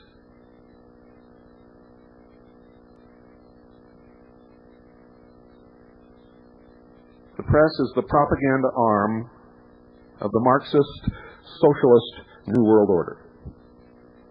There is not one American amongst them. They are traitors. They have discredited themselves. Have no truck with them. Do not grant any interviews with them. Do not allow yourself to be videotaped under any circumstances. Don't even talk to them. The minute you realize that you're talking to the press, if it's on the telephone, hang up. If they're at your door, close the door in their face. And don't bother being polite, because believe me, if you talk to them, they are not going to be polite to you. They will vilify you. They will demonize you. They will lie about you. They will chop up the videotape to make you look as bad as they possibly can. If you want to go on live radio, do it. Any live radio talk show, do it. Make sure you have your facts. Make sure you understand the law. Make sure you understand who you are. And don't open your mouth unless you know what you're talking about. And if you're in a militia, don't ever talk to the press. Don't ever issue a press statement. Say absolutely nothing. Allow your leaders to do the talking. That's what they're for.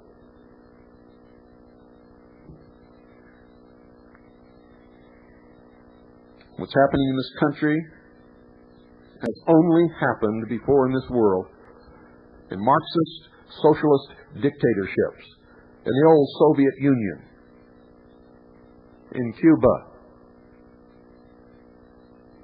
in Nazi Germany. It has never before happened in this country to the extent that it is happening now. Oh yes, the press has lied before. Oh yes, the press has demonized people before. Oh yes, we've always known that the press can twist facts and make the truth seem like a lie and a lie seem like the truth. We've always known that, but we have never ever realized the full capability of these scum until now.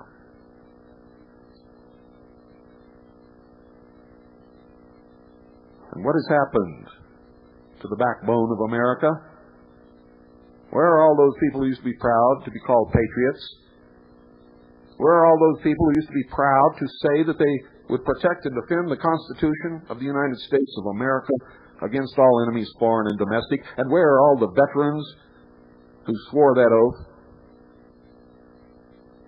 when they went into the military service and have never been released from that oath, to my knowledge? Well, I don't know where they are, but I bet you within the next few weeks we're going to find out. And I believe this is going to backfire on these socialist Marxist pukes like they never dreamed.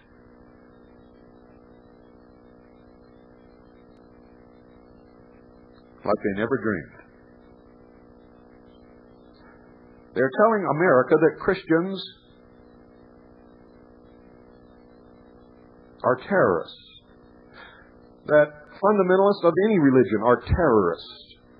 Specifically, fundamentalist Islamics are terrorists. Patriots are terrorists. People loyal to the Constitution are terrorists. Constitutionists are terrorists. Militiamen are terrorists.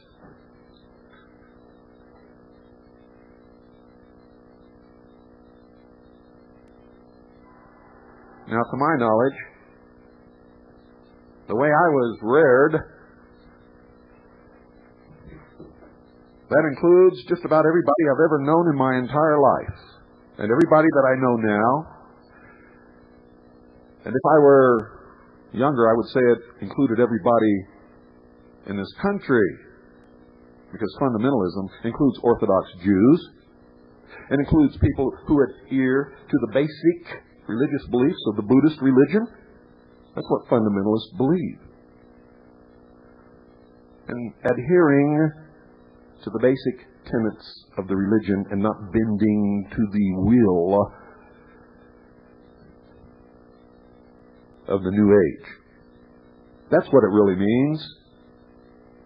And you know something else? I know a lot of people in the New Age movement who are staunch patriots. Staunch patriots.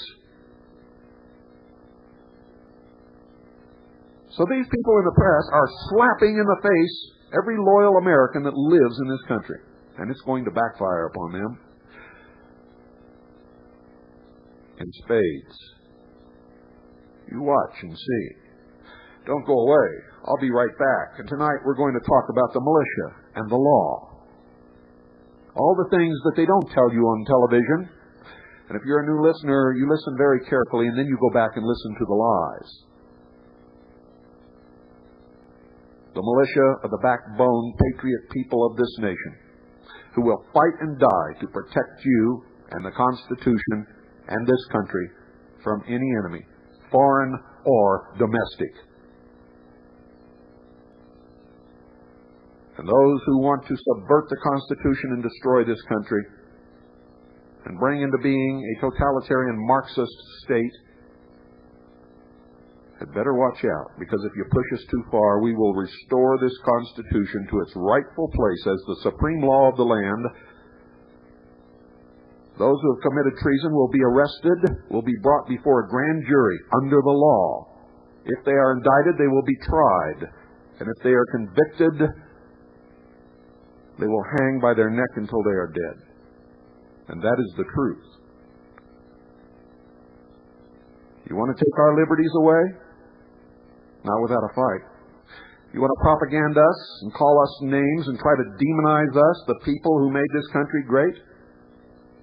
Not without a fight. You want to pass draconian legislation and make the president a dictator over an empirical government, over my dead body? And I'm not the only one in this country who believes this way, as you will surely find out. Those arrested for the Oklahoma City bombing have not been charged, have not been tried, have not been found guilty of anything. And in this country, you are innocent until proven guilty.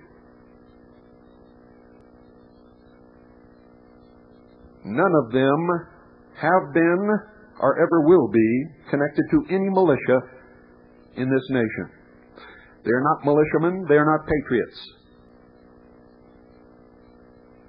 The one whom I have investigated, Timothy McVeigh, claims to have participated as a volunteer in a mind control operation in the United States Army and was implanted with a microcomputer chip. He has been telling his friends this ever since he left the United States Army, and nobody has listened. He even claims that the United States Army could follow him by electronic surveillance of this chip and knew where he was all the time.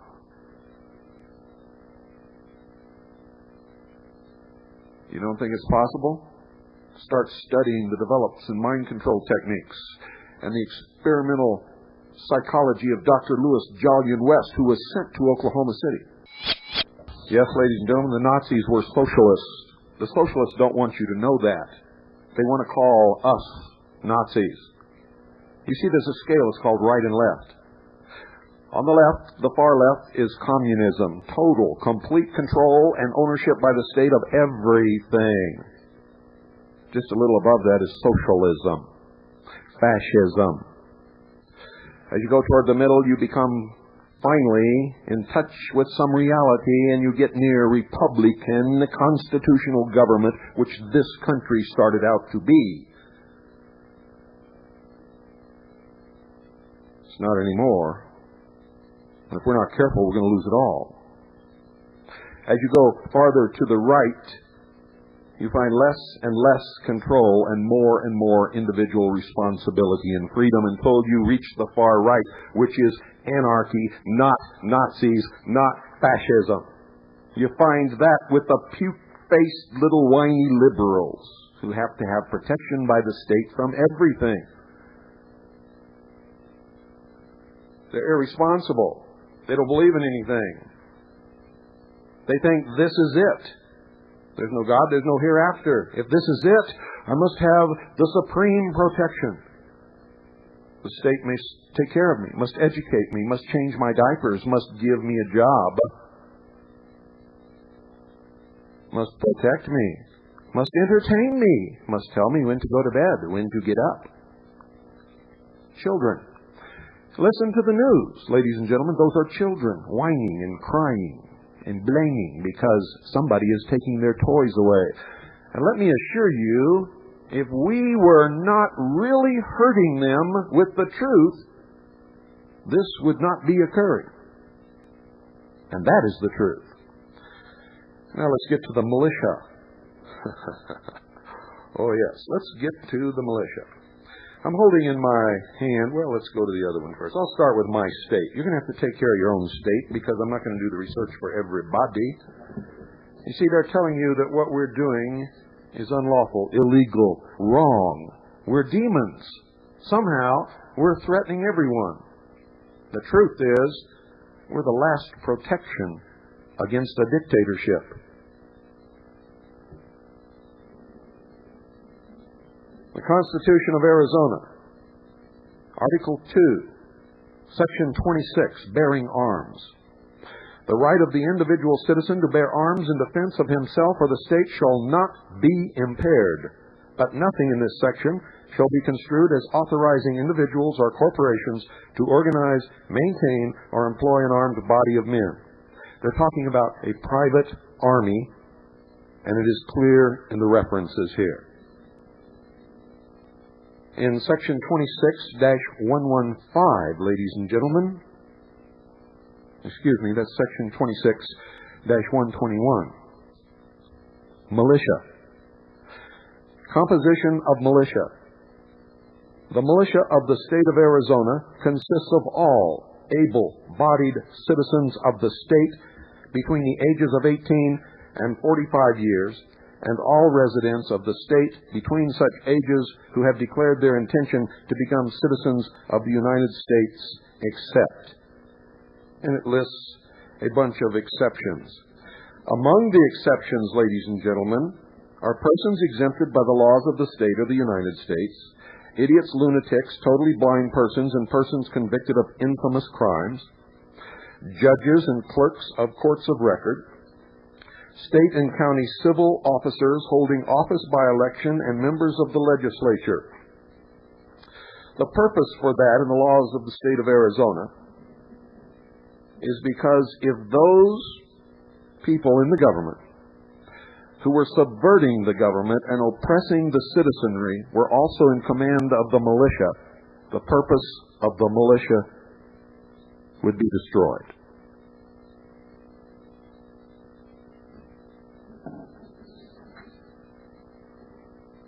And it goes on. There's many more. There's much more. There's an awful lot here. But we only have an hour. This is all available to the press. They don't tell you this. You see, whether you know it or not, or whether you like it or not, if you live in the state of Arizona, and you are within the parameters that I just gave you, you're a member of the militia, whether you like it or not. And the militia is not the National Guard. Oh, big surprise, huh? Oh, Connie Chung didn't tell you that? Well, no wonder. She's a liar. What was it that she said to Mrs. Gingrich? Oh, you can tell me, dearie. I won't tell a soul. You believe these scum? They're the scum of the earth. They're beneath contempt.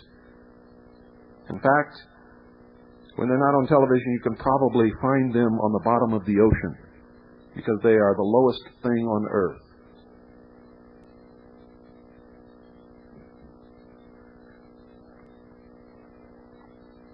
In fact, they are lower than the lowest thing on earth. The lowest thing on earth is whale feces. And you will find that on top of the people that you see on television.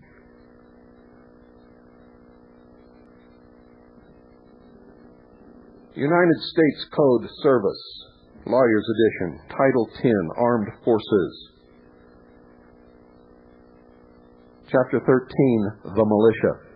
Section 311, Militia Composition and Classes.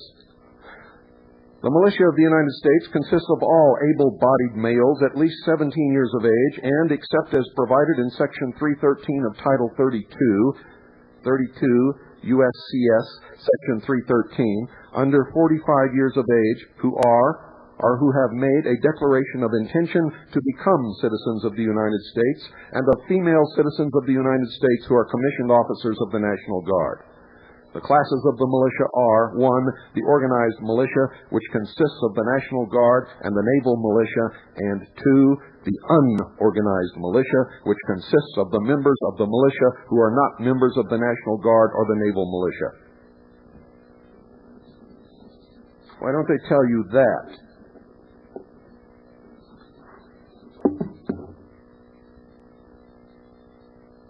Do you know?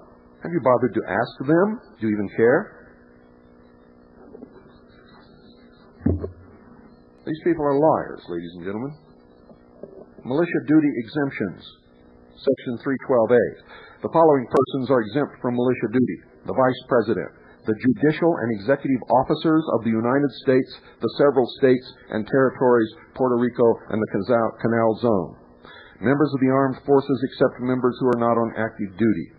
Custom house clerks, persons employed by the United States in the transmission of mail, workmen employed in armories, arsenals, and naval shipyards of the United States, pilots on navigable waters, mariners in the sea service of a citizen of or a merchant in the United States.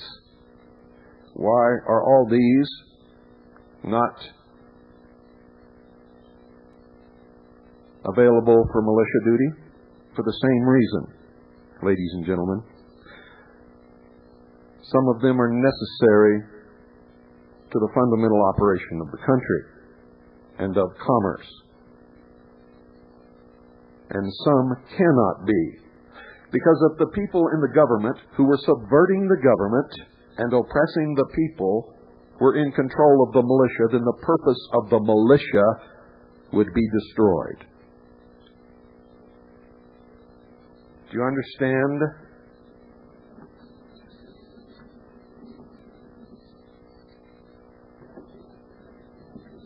Oh, I'm not finished. Oh, no, I'm not finished. I am sick to death of these liars.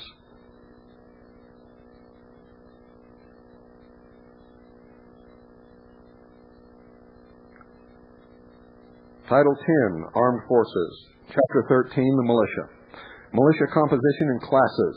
A. The militia of the United States consists of all able-bodied males at least 17 years of age and, except as provided in Section 311 of Title 32, under 45 years of age who are or who have made a declaration of intention to become citizens of the United States, and of female citizens of the United States who are commissioned officers of the National Guard.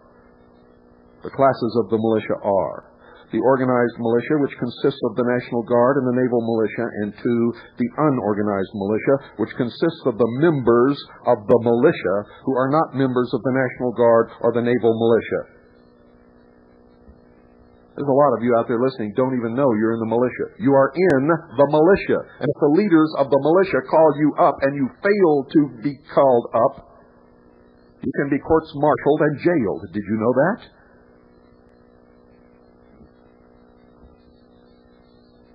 Did you also know that in the tradition of this country, any competent citizen can call up the militia?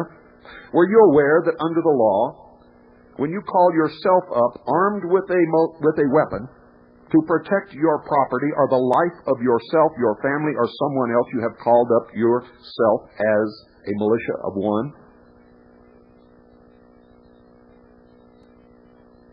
Did you know that when the sheriff calls up citizens and deputizes them, he has called up the militia? Did you know that the militia exists whether or not the press says it exists, whether or not the Communist News Network, and they have a research division? They know all of this. They're just liars. Did you know that if you fit the parameters that I have just read to you, either in your state or with the federal government, you are a member of the militia. And if your state has no laws concerning the militia, you are still a member of the militia of the United States of America. Did you know that? Did you know that if you're going to be a member of the militia and could be called up as such under the law, it is absolutely foolish not to have a structure of organization and to know what equipment you should have and to have practiced so that you don't go out and shoot somebody or trip over a curb and shoot yourself or just absolutely make a stupid fool out of yourself and destroy whatever operation you are called upon to perform? The men and women in this country who belong to the militias are responsible citizens fulfilling their role under the law. Under the law, legally, lawfully, and it is their duty, and it has always been the duty of the citizens of this country to function as members of the militia. And it doesn't stop there. Do you know that under the law and in the traditions of this country, anyone, even if they don't fit those parameters, can volunteer?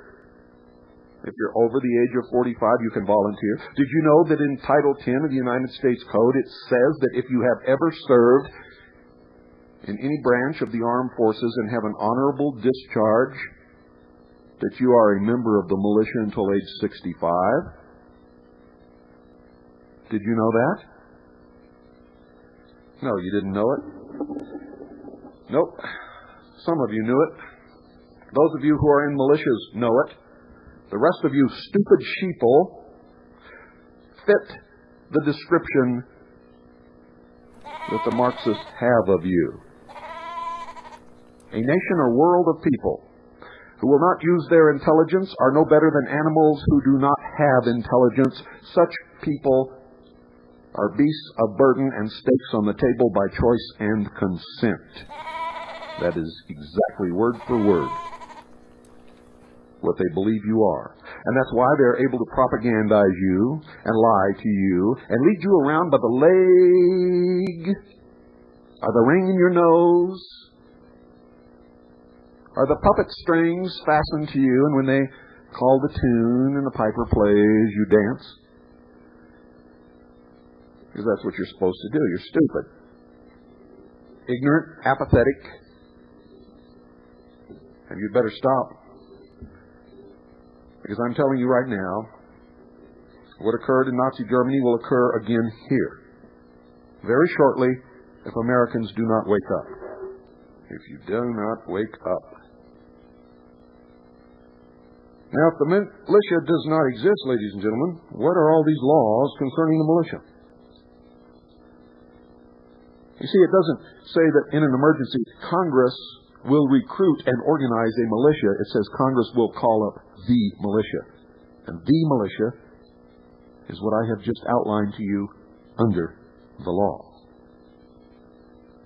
Now let me read you something else. Where disobedience by a militiaman to a call to military service is punishable by fine, such fine is deemed an equivalent for his service and an atonement for his disobedience. The Pennsylvania Act of March 28, 1814, providing that the officers and privates of the militia of that state, neglecting or refusing to serve when called into actual service in pursuance of any order or requisition of the President of the United States, shall be liable to the penalties defined in the Act of Congress of February 28, 1795, or any penalty which had been or thereafter should be prescribed by any law of the United States, and also providing for the trial of such delinquents by a state court-martial is not repugnant to the Constitution and laws of the United States. This information and you rub the noses of the puke-faced scumbag liars. They are irresponsible Marxists. You are the responsible citizens of the United States of America. Act accordingly. Read the history of the militia. Read the purpose that the militia was founded by our forefathers. A word which one of the president's cabinet members, when she was the president of a university, outlawed on campus. Founding fathers, forefathers, was outlawed. How about that?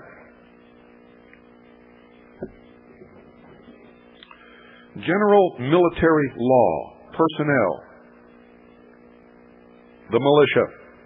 The militia of the United States consists of all able-bodied males at least 17 years of age and, except as provided in Section 313 of Title 32, under 45 years of age who are or who have made a declaration of intention to become citizens of the United States, and the female citizens of the United States who are members of the National Guard.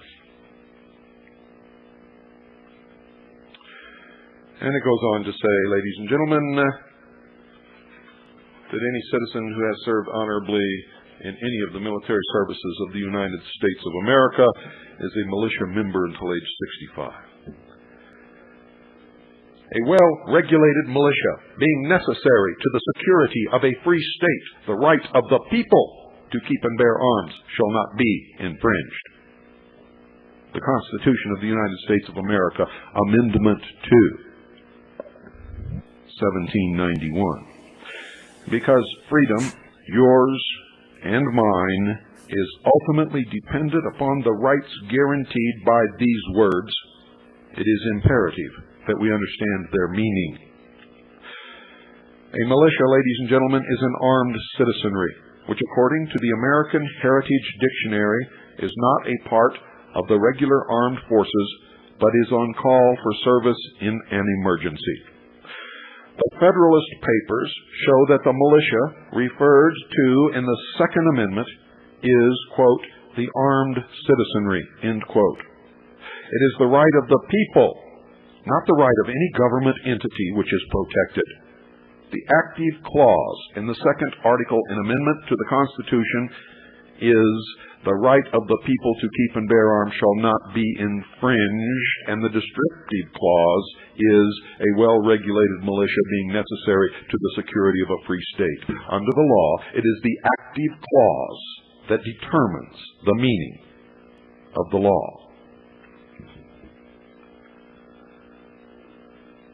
The security of a free state clearly presupposes that the state, the citizenry, is free and needs to secure that freedom by defending the Constitution of the United States, the guarantor of that freedom, against all enemies, foreign and domestic.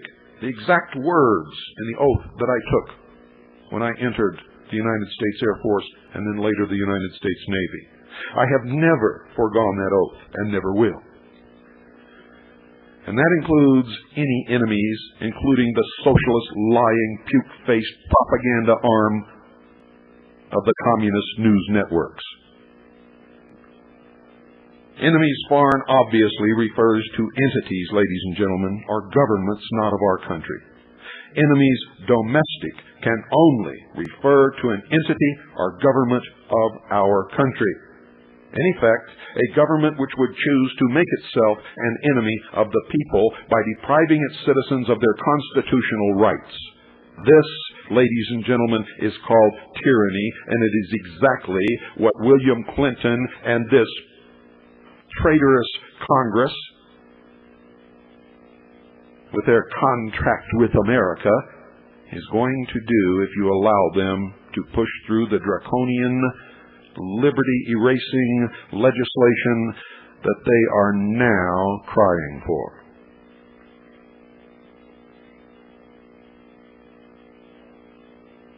It's called tyranny. And the primary reason for and purpose of a militia, an armed citizenry, a militia available to a government of the people, but beyond the purview of a government against the people, and that is why the officers of the government cannot belong to the militia. To place the militia beyond the purview of a government against the people is to secure the freedom of the people against such a government. Why do I have to do this for you? You're American citizens. It is your duty, your obligation to know the law. It's your duty and obligation to know the history of this country. It is your duty and obligation to understand the Constitution and what liberty means and the responsibilities that are attached to it. Thomas Jefferson and a letter to James Madison said that a Bill of Rights is what the people are entitled to against every government on earth, general and particular. Again, in his very first inaugural address, he included among the essential principles of our government a well-disciplined militia. And if militias don't meet in practice, they cannot be well-disciplined. He also included the supremacy of the civil over the military authority. And should we wander from these principles in moments of error and alarm, let us hasten to retrace our steps and to regain the road which alone leads to peace, liberty, and safety. End quote. We the people. Everyone say that. Open your mouth and say this. We the people. The citizenry have both a right and a responsibility individually and collectively to keep and bear arms in order to defend ourselves against all enemies of our Constitution and the rights and freedoms thereby guaranteed. What kind of arms? Any kind it takes. And if they attempt to take our liberties and freedoms and our Constitution away from us, we have the right, no, the duty, the responsibility to resist with all means and all instruments available to us, or that we can get our hands on, or that we can invent or manufacture with no restrictions whatsoever. Because not to do so does not guarantee liberty, but slavery. Obviously, arms must be kept and borne in a responsible manner in order to serve the constitutionally stated need and purpose. The Second Amendment is not concerned, as some absurdly would suggest, with hunting and sporting rights, albeit these rights exist, along with the right to defend our lives and property. The fundamental intent of the Second Amendment is to arm the citizenry to defend itself against, quote, every government on earth, end quote, foreign or domestic, which would make itself an enemy of the people by violating their constitutionally protected rights. The government doesn't know this. They've forgotten it, or they've intentionally subverted it, but the government is the servant of an armed citizenry. That's why the government hates an armed citizenry, because the government doesn't want to be the servant. They want to be the master, and they want us to be the slaves. It is the tyrant over an unarmed citizenry. The government is the servant of an armed citizenry. It is the tyrant over an unarmed citizenry. Witness the many tragic illustrations of this deplorable state around the world. Look what has happened to every peoples who have allowed themselves to be disarmed. Very shortly thereafter, they became slaves. No government by the people and for the people needs fear the arms of the people. Let me say that again so that you understand it. And those of you in the government and in the press better listen. Because what you're doing today is not a reflection upon us. It is a reflection upon you. And the response to your dictatorial arrogance is the militia. No government by the people and for the people needs fear the arms of the people. Only a government against the people and their rights need fear their arms. To lay down our arms is to transfer all power, all control from the people to the government, thereby destroying, not securing our freedom, for which once men were willing to die,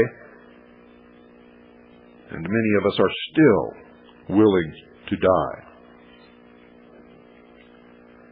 The price of liberty, as Thomas Jefferson and others have warned, is eternal vigilance. Now this, folks, is not to be construed as an indictment against our present government.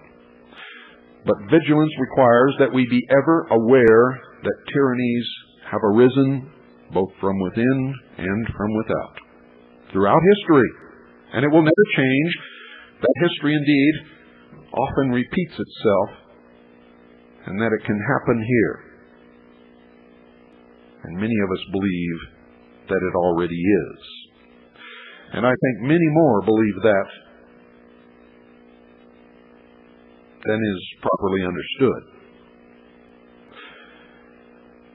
My fellow citizens, dear listeners, those of you who have been listening to this broadcast for a long, long time, those who are just beginning to listen, those who may be turning in for the first time,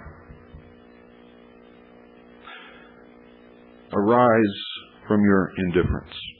Come out of the fog. Awaken. Pull the wool back from over your eyes. Stop being sheeple. Take a stand. Unite. Advise your congressmen of your resolve. Remind them that their duty is to serve the people as provided by our Constitution, and that any action which would violate our constitutional rights will not be tolerated. And don't neglect to thank those congressmen who support and defend our rights. Form militias, join militias, arm yourselves. Take the responsibility that the law and the traditions of this country require of responsible, patriotic, constitutionally committed citizens of the United States of America and of the several states.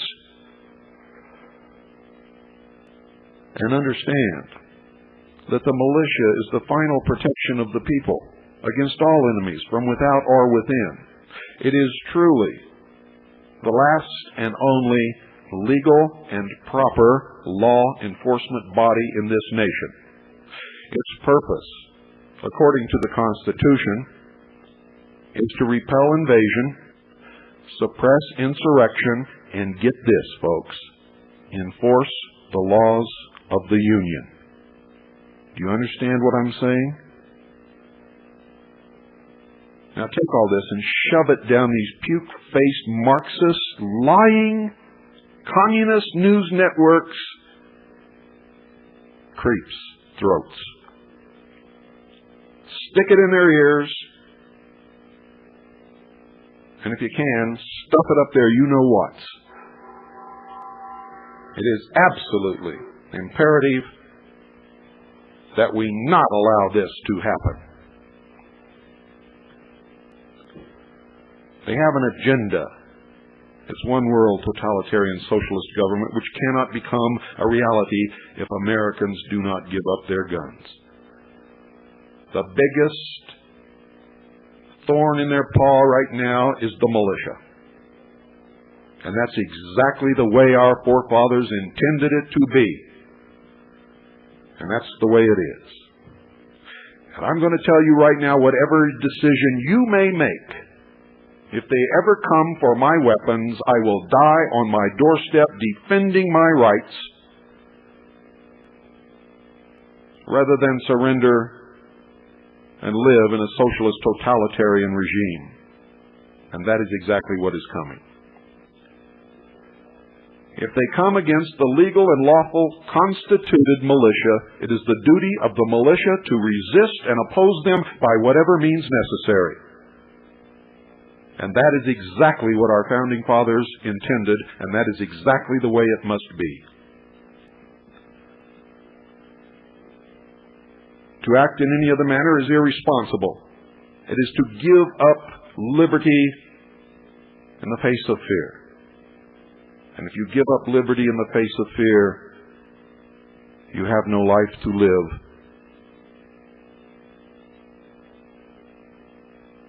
For if that fear is indicative of what is coming, then what is coming after you are disarmed will be much, much worse than that initial fear. I will not live under tyranny.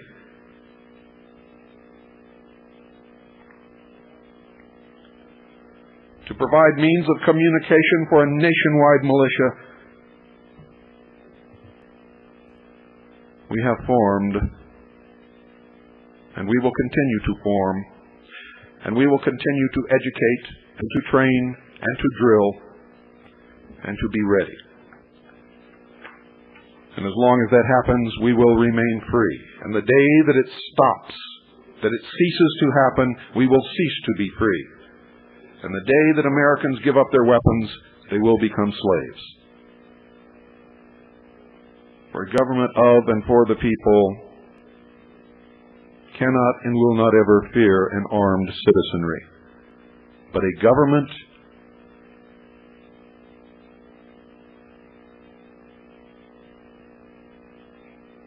that fears an armed citizenry would be a tyrant.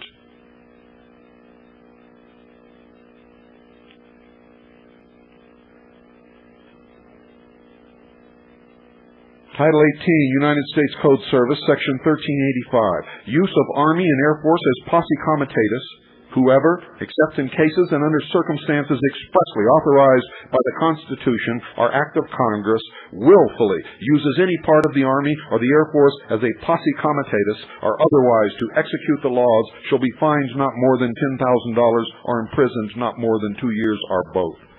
And they are doing this constantly all across the country.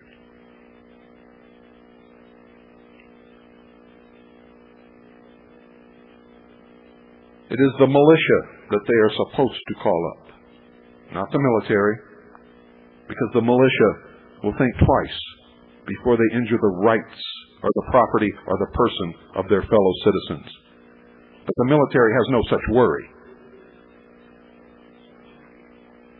In the report of the Subcommittee on the Constitution of the Committee on the Judiciary, United States Senate, 97th Congress, 2nd Session, February 1982, on page 11, it says this, quote, "The militia refers to a concept of a universally armed people, not to any specifically organized unit. When the framers referred to the equivalent of our National Guard, they uniformly used the term select militia and distinguished this from militia. Debates over the Constitution constantly referred to organized militia units as a threat to freedom comparable to that of a standing army, and stressed that such organized units did not constitute and indeed were philosophically opposed to the concept of a militia. That the National Guard is not the militia referred to in the Second Amendment is even clearer today. Congress has organized the National Guard under its power to raise and support armies and not its power to provide for organizing, arming, and disciplining the militia." H.R. Report Number 141, 73rd Congress, 1st Session, 2533. This Congress chose to do in the interest of organizing reserve military units which were not limited in deployment by the strictures of our power over the constitutional militia, which can be called forth only to execute the laws of the Union, suppress insurrections, and repel invasions. The modern National Guard was specifically intended to avoid status as the constitutional militia.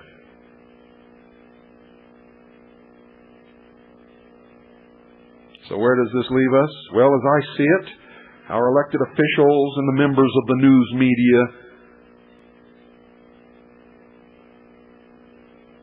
are no less guilty than any looter or arsonist and should be prosecuted to the fullest extent of the law for demonizing the legal, constituted, responsible citizens' militia. In fact, you could be said that if we were threatened, what they are doing is treason. And ladies and gentlemen, if what they are doing is to subvert the rights guaranteed by the Constitution and force draconian legislation which would cause the president to become dictator and the government to become an empirical force, then it is treason.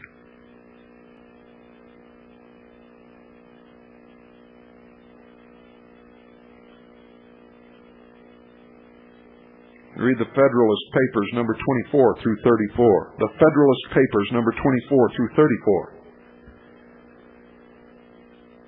It says in there, for example, quote, "If the representatives of the people betray their constituents, there is then no resource left but in the exertion of that original right of self-defense which is paramount to all positive forms of government. And in Federalist Papers number 28, section 6, quote, "It may safely be received as an axiom in our political system that the state governments will, in all possible contingencies, afford complete security against the invasions of public liberty by the national authority." And in Federalist Papers number 28, section 8,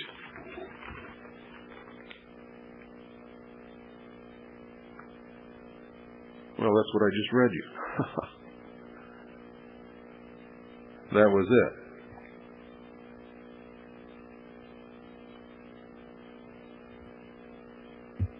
When a long train of abuses and usurpations, pursuing invariably the same object, evinces a design to reduce them under absolute despotism, it is their right, it is their duty to throw off such government and to provide new guards for their future security. Declaration of Independence, July 4th, 1776. And there's much, much more, folks, but we only have an hour. Read the Uniform Code of Military Justice, for that is our manual.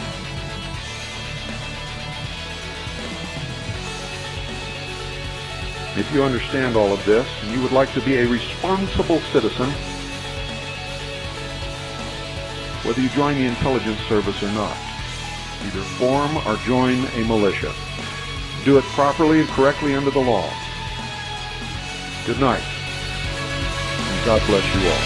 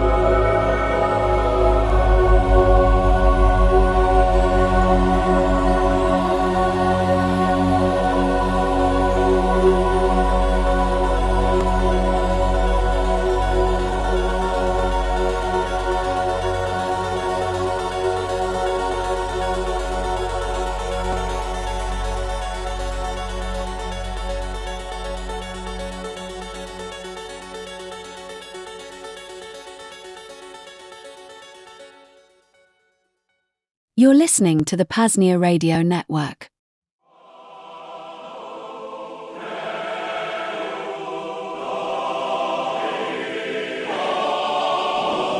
Transmission source, PAZNIA Radio Network. Frequency, 99.9, freedom. 2. All citizens of the Free Republic of PAZNIA. From Billy Mays, the resurrected voice of clarity. Hello, PAZNIA! If you're listening to this, it means I'm back. That's right, I'm alive, I'm breathing, and I'm ready to scrub the world clean. Dr. Naomi Gatherer, the brilliant scientist and our beloved chief of biological resurrection, has performed a miracle. She didn't just bring me back from the dead. She gave me a second chance to serve the people of PAZNIA. And let me tell you, I am honored that I was the first one we brought back. Why? Because my work wasn't done. My work in the OxyClean commercials had to continue. The stains of history, the stains of coercion, the stains of the USSA, they are still out there, and they need a voice that is loud, clear, and unapologetic. I used to think my life was just about cleaning carpets, but I was wrong. Cleaning is about order. It's about discipline. It's about taking the chaos of the world and making it sparkle. And in PAZNIA, we have so much chaos. We have the tall Nordics. We have the GMO corn. We have the draft. But now we have me. I will dedicate my life to OxyClean. I will dedicate my life to providing the best voice acting possible. And I will dedicate my life to the PAZNIA radio network.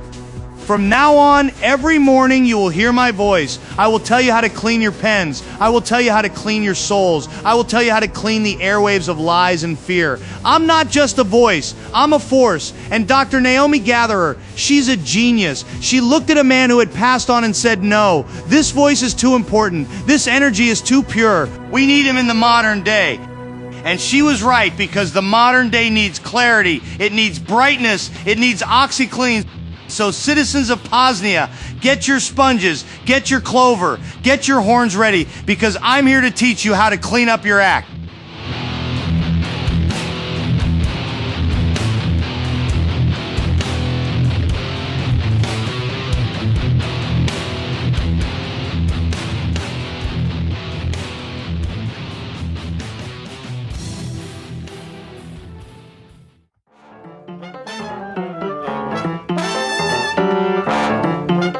Billy Mays here for the Pain Liberator Miracle Muscle Pain Relief Spray. Ever have one of those deep and dirty pains or strains that just won't go away? Annoying migraines? Maybe you got into an altercation with Goat General Willie II and are only alive because of his mercy. Regardless, you've tried everything, but have you tried Pain Liberator? With the power of DMSO, aspirin, and magnesium, this Miracle Muscle Pain Relief Spray is taken directly and deeply into the tissues, providing instant pain relief. Wow. Commonly used in sports and physical training independently, DMSO has its own benefits, but combined with anything, in this case, aspirin and magnesium, those compounds are taken directly to your pain point with 90% absorption rate. Double. Wow. That means lower doses needed, rapid relief, and a provably safe way to live pain-free. Just visit libertyunderattack.com/pain to place your order today. Again, libertyunderattack.com/pain.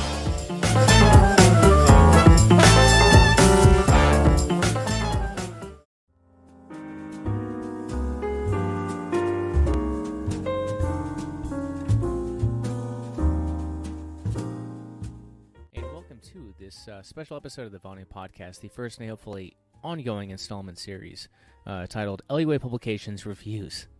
A lot of our books would definitely draw criticism from the first realm, the Servile Society, but our most popular book, Sedition, Subversion, and Sabotage by Ben Stone, undoubtedly takes the radical cake. None of it is to be taken seriously, and thankfully some of the commenters understand that.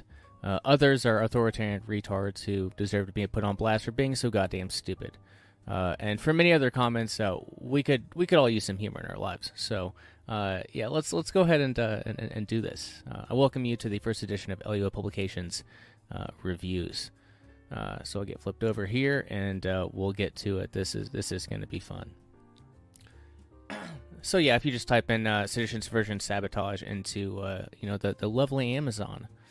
It'll come up, and again, it's our most popular book. It's like top 15, I think, in the anarchist category. Or different categories, it varies. It's been a while since I checked, but we got 103 ratings. It's almost 5 stars, so that gives you a pretty good idea.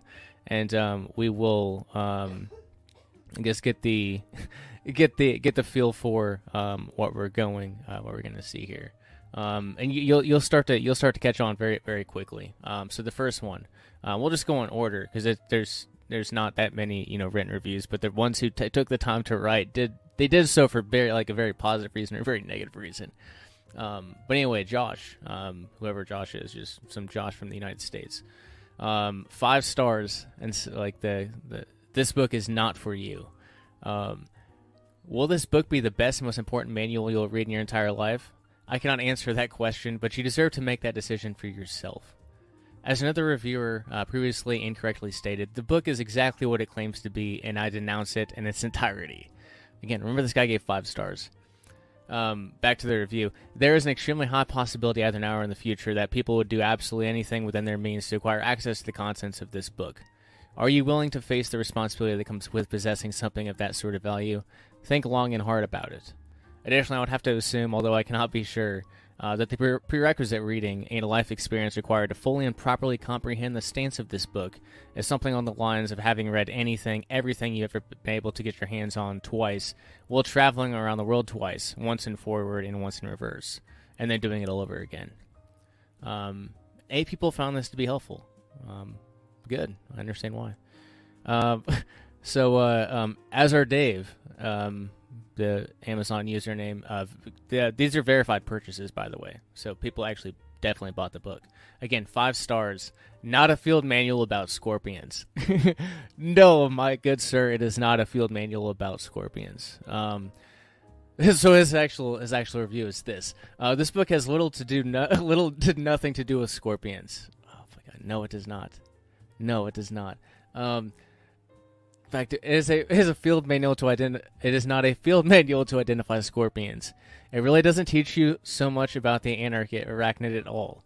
A little bit, but nothing you won't find in a general book about the arachnids. So buyer beware, read a little more of the description than I did, and don't buy in a hurry thinking you'll use this to ID arachnid species. Again, this guy was a verified purchaser, 5-star review. I appreciate the culture jamming so much. I really do. Rick, 1-star review, not worth the money, was the caption. I was not impressed with what was covered in this book. I do not think it was worth the cover price, so I returned it to Amazon. After I returned it, they told me to keep the book, and I did not need to send it back. So now I have it and can read it, but didn't have to pay for it. But you should not do this on purpose. But he gave a 1-star review, so I feel like he just I guess I can use it to put in a fire or something. So it'll be used for a good purpose and didn't cost anybody anything, I guess, other than Amazon. So everybody wins still. This is just Amazon customer, 5 stars, official 5 stars, new way of thinking. This book is amazing. The zero aggression principle really resonates with me. I love the ideas and how the book is told out to the reader. Highly recommend. So yeah, it looks like this brought someone, a book titled Sedition's Version of Sabotage brought someone to understand the value of non-aggression. But hence why I have the only 2 metal implements in my background. An August Burns Red Christian China symbol that says, God loves you, and then a Thyroid is murder, one and the other. It's very paradoxical, but I love it. I really do. This is the world we live in, though. Chandler is next.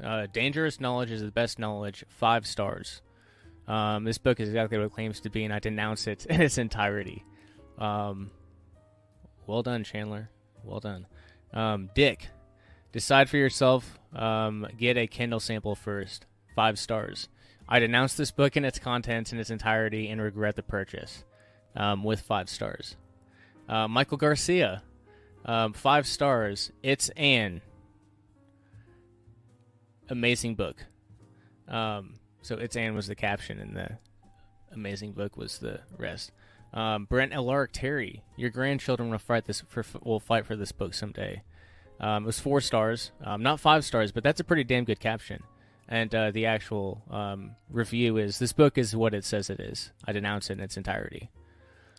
So now we're getting to reviews from other countries, and this is where it gets kind of interesting. From what I understood very briefly, I haven't looked at reviews for books, and I do it like once a year or something like that.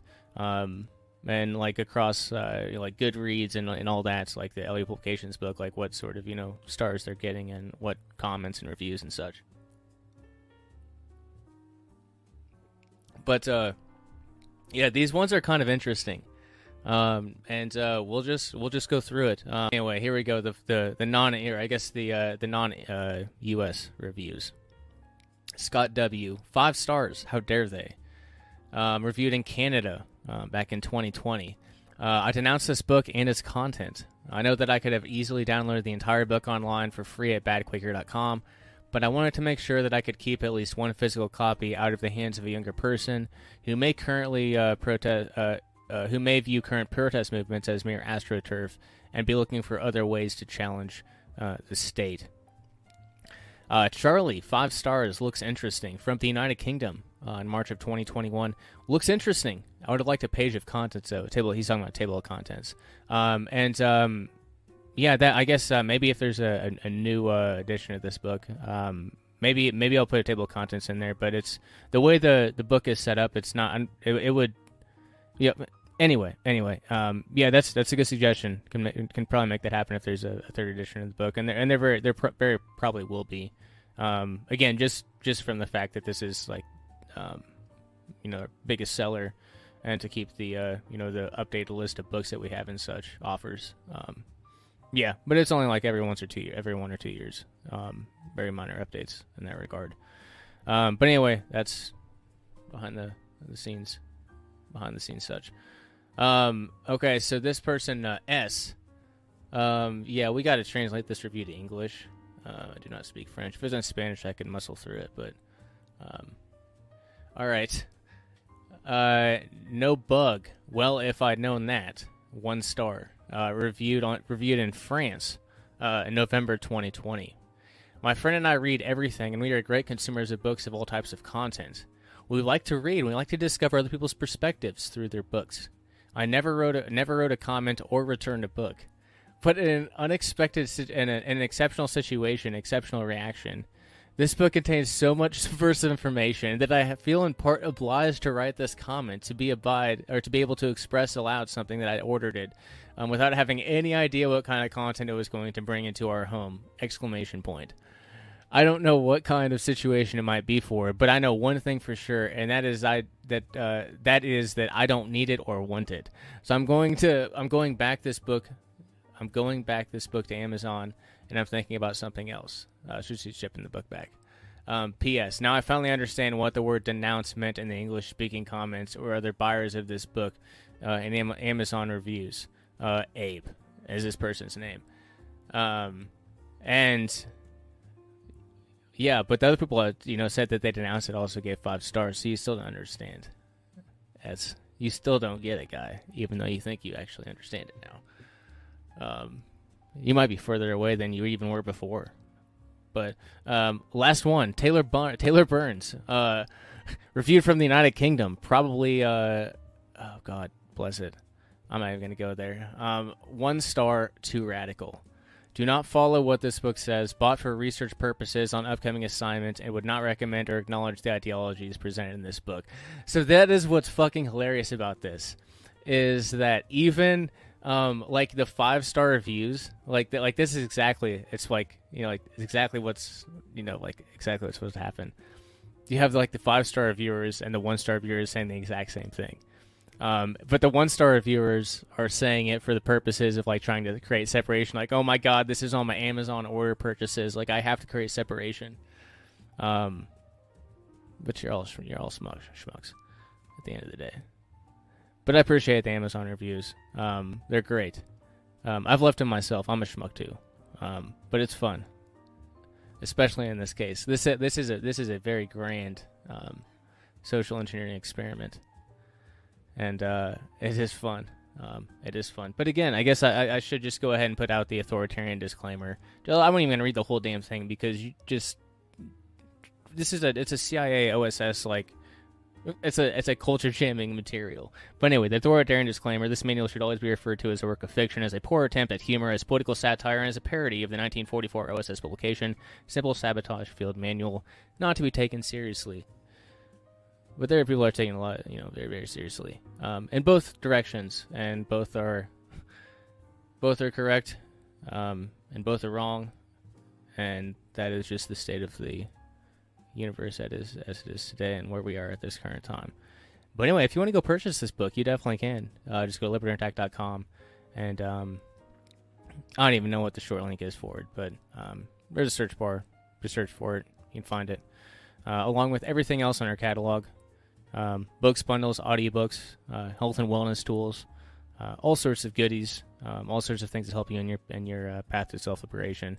But I do hope you enjoyed this kind of special episode of Liberty Under Attack. And I don't know, there might be another book or two, or I might be able to put together from like Amazon reviews and Goodreads, like couple books, or like one book off multiple platforms. Yeah, it's kind of sparse, but it's funny. There's it's extremely good reactions or extremely bad reactions, which makes for great content.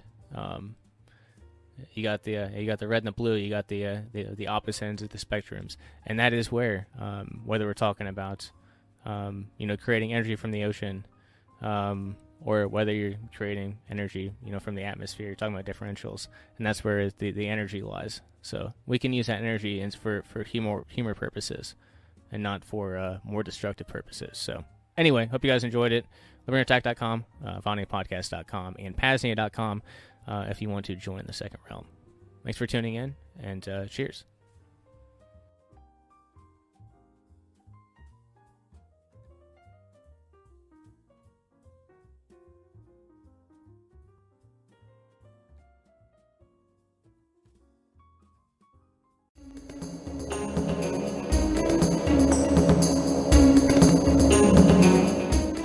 Vonu means relative physical invulnerability to coercion. Vonu is a contraction of voluntary and not vulnerable. Vonu is somewhat like freedom or security, but those words mean many different things to different people. Rather than argue about what those words ought to mean, I speak of Vonu. Coercion includes murder, mayhem, slavery, robbery, rape, extortion, pollution, any physical interference with peaceful activities of another, whether by individuals or organizations. Coercion, especially institutionalized forms such as war, regimentations, and taxes, is one of the major problems of mankind. Practically all past attempts at solution have been top-down efforts to change society as a whole. Since the days of Babylon, there have been countless attempts to reform governments, take over governments, destroy governments, and manipulate public opinion. At most, such efforts bring temporary relief. Usually they have little effect. Often, they make matters worse. Vonu life represents a different approach to the problem. Vonu life does not waste space scolding government officials or proclaiming how society ought to be. Vonu life speaks to you as an individual or small group and suggests ways you can avoid exploiting and being exploited. As you reduce the vulnerability, not only do you help yourself, indirectly you also help others by decreasing support of criminal institutions. Vonu is not necessarily only a few. Vonu will expand as there are more people willing to do. A Vonuan is a person who has achieved relative invulnerability to coercion. There are many kinds. Some live in the wilderness, where outsiders rarely go. Others live under the earth. Others move from place to place, living in vans, campers, buses, boats, or tents. Some have been Vonu for ages, people such as gypsies, mountain men, hobos, Seminoles. Others are recent refugees from the dying cities. This issue describes some of the equipment and techniques used. In future issues, I hope you will add your knowledge to what is in here. Vonu life.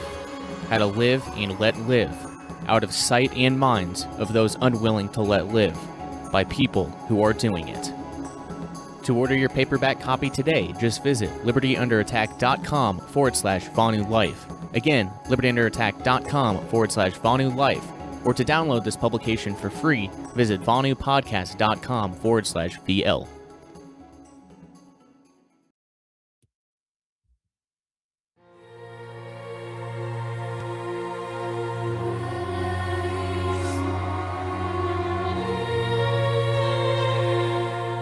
"99% of the news out there today is AI slop, distractionary nonsense, or worse, fear-mongering based outright manipulative deception and propaganda. With no desire to empower, the modern news cycle is designed to lead the hapless citizen serf along the train tracks of servitude, with only slight permissible digressions into controlled cul-de-sacs. What news show exists for the self-liberator who strives to keep up with news relevant to liberated lifestyles, second realm culture and music, and critical PAZNIA developments? What news show exists that will provide freedom pioneers with the knowledge, education, and networking connections necessary to liberate them, while also having fun? There is only one. Join host Shane, aka Rayo 2, and Shadrach as they dive into the freeing and mysterious world of liberation here on the Life and Times of PAZNIA, a monthly news show from Veritas.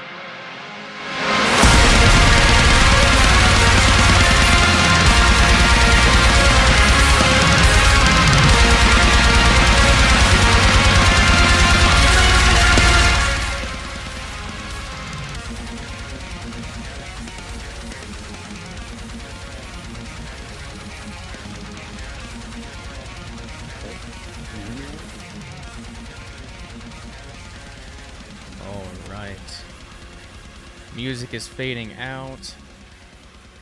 The stream is still live. No interruptions today at all. It is great to see that. Shadrach, let's do a quick audio check. Check, check. Can you hear me all right? Sounds great. Let me go ahead and turn up Jitsi real quick. Actually, yeah, I do have to do that. Loud music. Jitsi auto updates or it auto adjusts the volume. So now we're good. We are finally set. Your audio is loud again. So yeah, Awesome.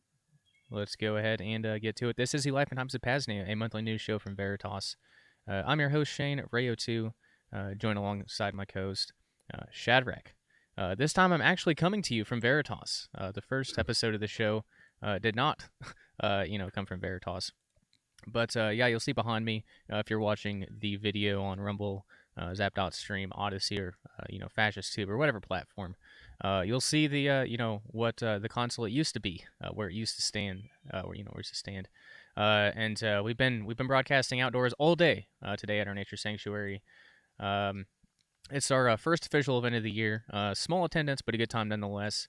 If you happen to hear any side-by-sides or background noise, that is the reason why. It's a dynamic environment at all. But yeah, if you're new here, and you probably are, we're new to this being the second show and all too. The goal of the Life and Times of PAZNIA is to bring you the best, most entertaining, and most valuable news show on self-liberation and existence. You might say, well, wow, Rayo 2, that's a lofty goal. Well, like being the world's most foremost expert on Vonu, it doesn't take much, and there isn't a lot of competition. But anyway, we do this via 4 segments: self-liberation news, freedom pioneer focus / freedom music spotlight, wherein we highlight the art and culture of the second realm. We've got the Vonu Life digital message board, which could be a slew of who the hell knows what's going to show up there. And the last segment being the longest, our second realm strategy session. And our second realm strategy session topic today will kind of just be I actually don't have much planned in terms of it. I know Shadrach's been busy as hell. I don't think he's left where he's been since the last monthly news show. Oh no, I'm back. You're back. Okay, I escaped you're back from Pirate Island. Yeah. Okay, well, you I know there was at least one walk and talk interview with Dare Gigi, which I know that there's been a lot that you've been up to and a lot that we need to talk about. I know there's Archipelago, which again, this will be good for me because I don't know. I need to figure out more about what you're doing and what happened, as far at least as what you can talk about. We don't want to violate operational security, but yeah, obviously at the end of the day, the goal is some practical use. And vision for building out this parallel network. Talking in theory is great, but it's time to start doing shit, and that's what they've been doing. So we're gonna find out, boots on the ground reports, all that good stuff. We might have some titillating messages from PAZNIA Simple X chats to attend to, and some Scardust and Bitcoin Bugle / Richard Dick Greaser to tune into for Freedom Music Spotlight. And we will have a special guest for Freedom Pioneer Focus to Bastard Chris will hop on for 15-20 minutes and talk about what he's learned over the past few years living in a polyethylene 8 cent like Rayo, and learning the intricacies of heating and cooling and electrical.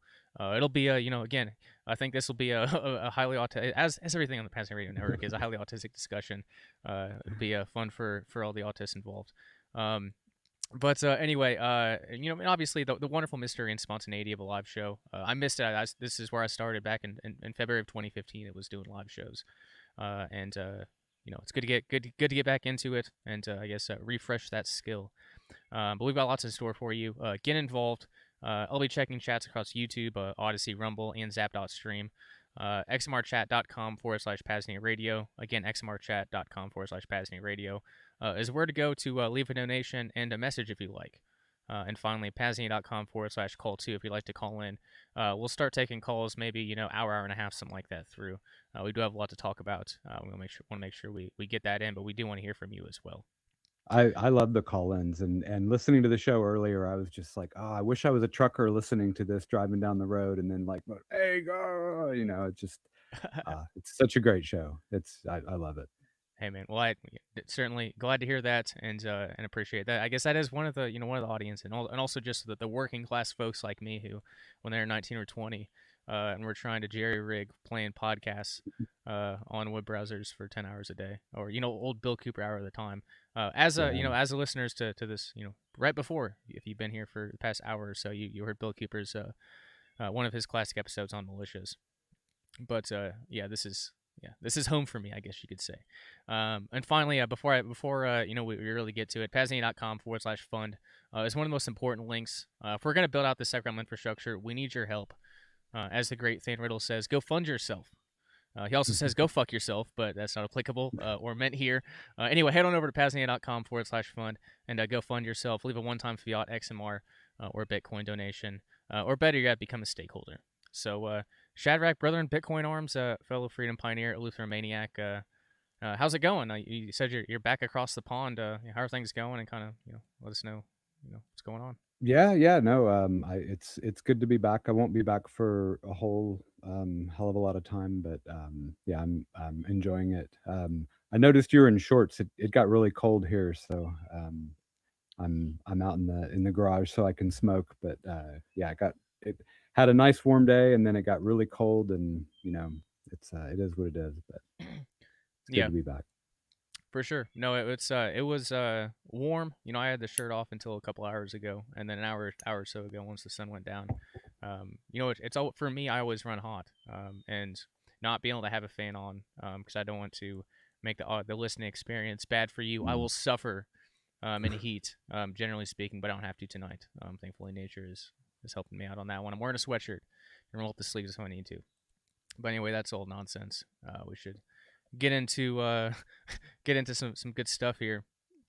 So I guess the self-liberation news, which we do have, I guess we can go ahead and do this. This is self-liberation news. No fluff, no bullshit, no propaganda. Keeping you apprised with developments regarding liberated lifestyles, PAZNIA, second realm gatherings in physical space and time, and more. And now your host, your humble radio deacon, programming coordinator Rayo.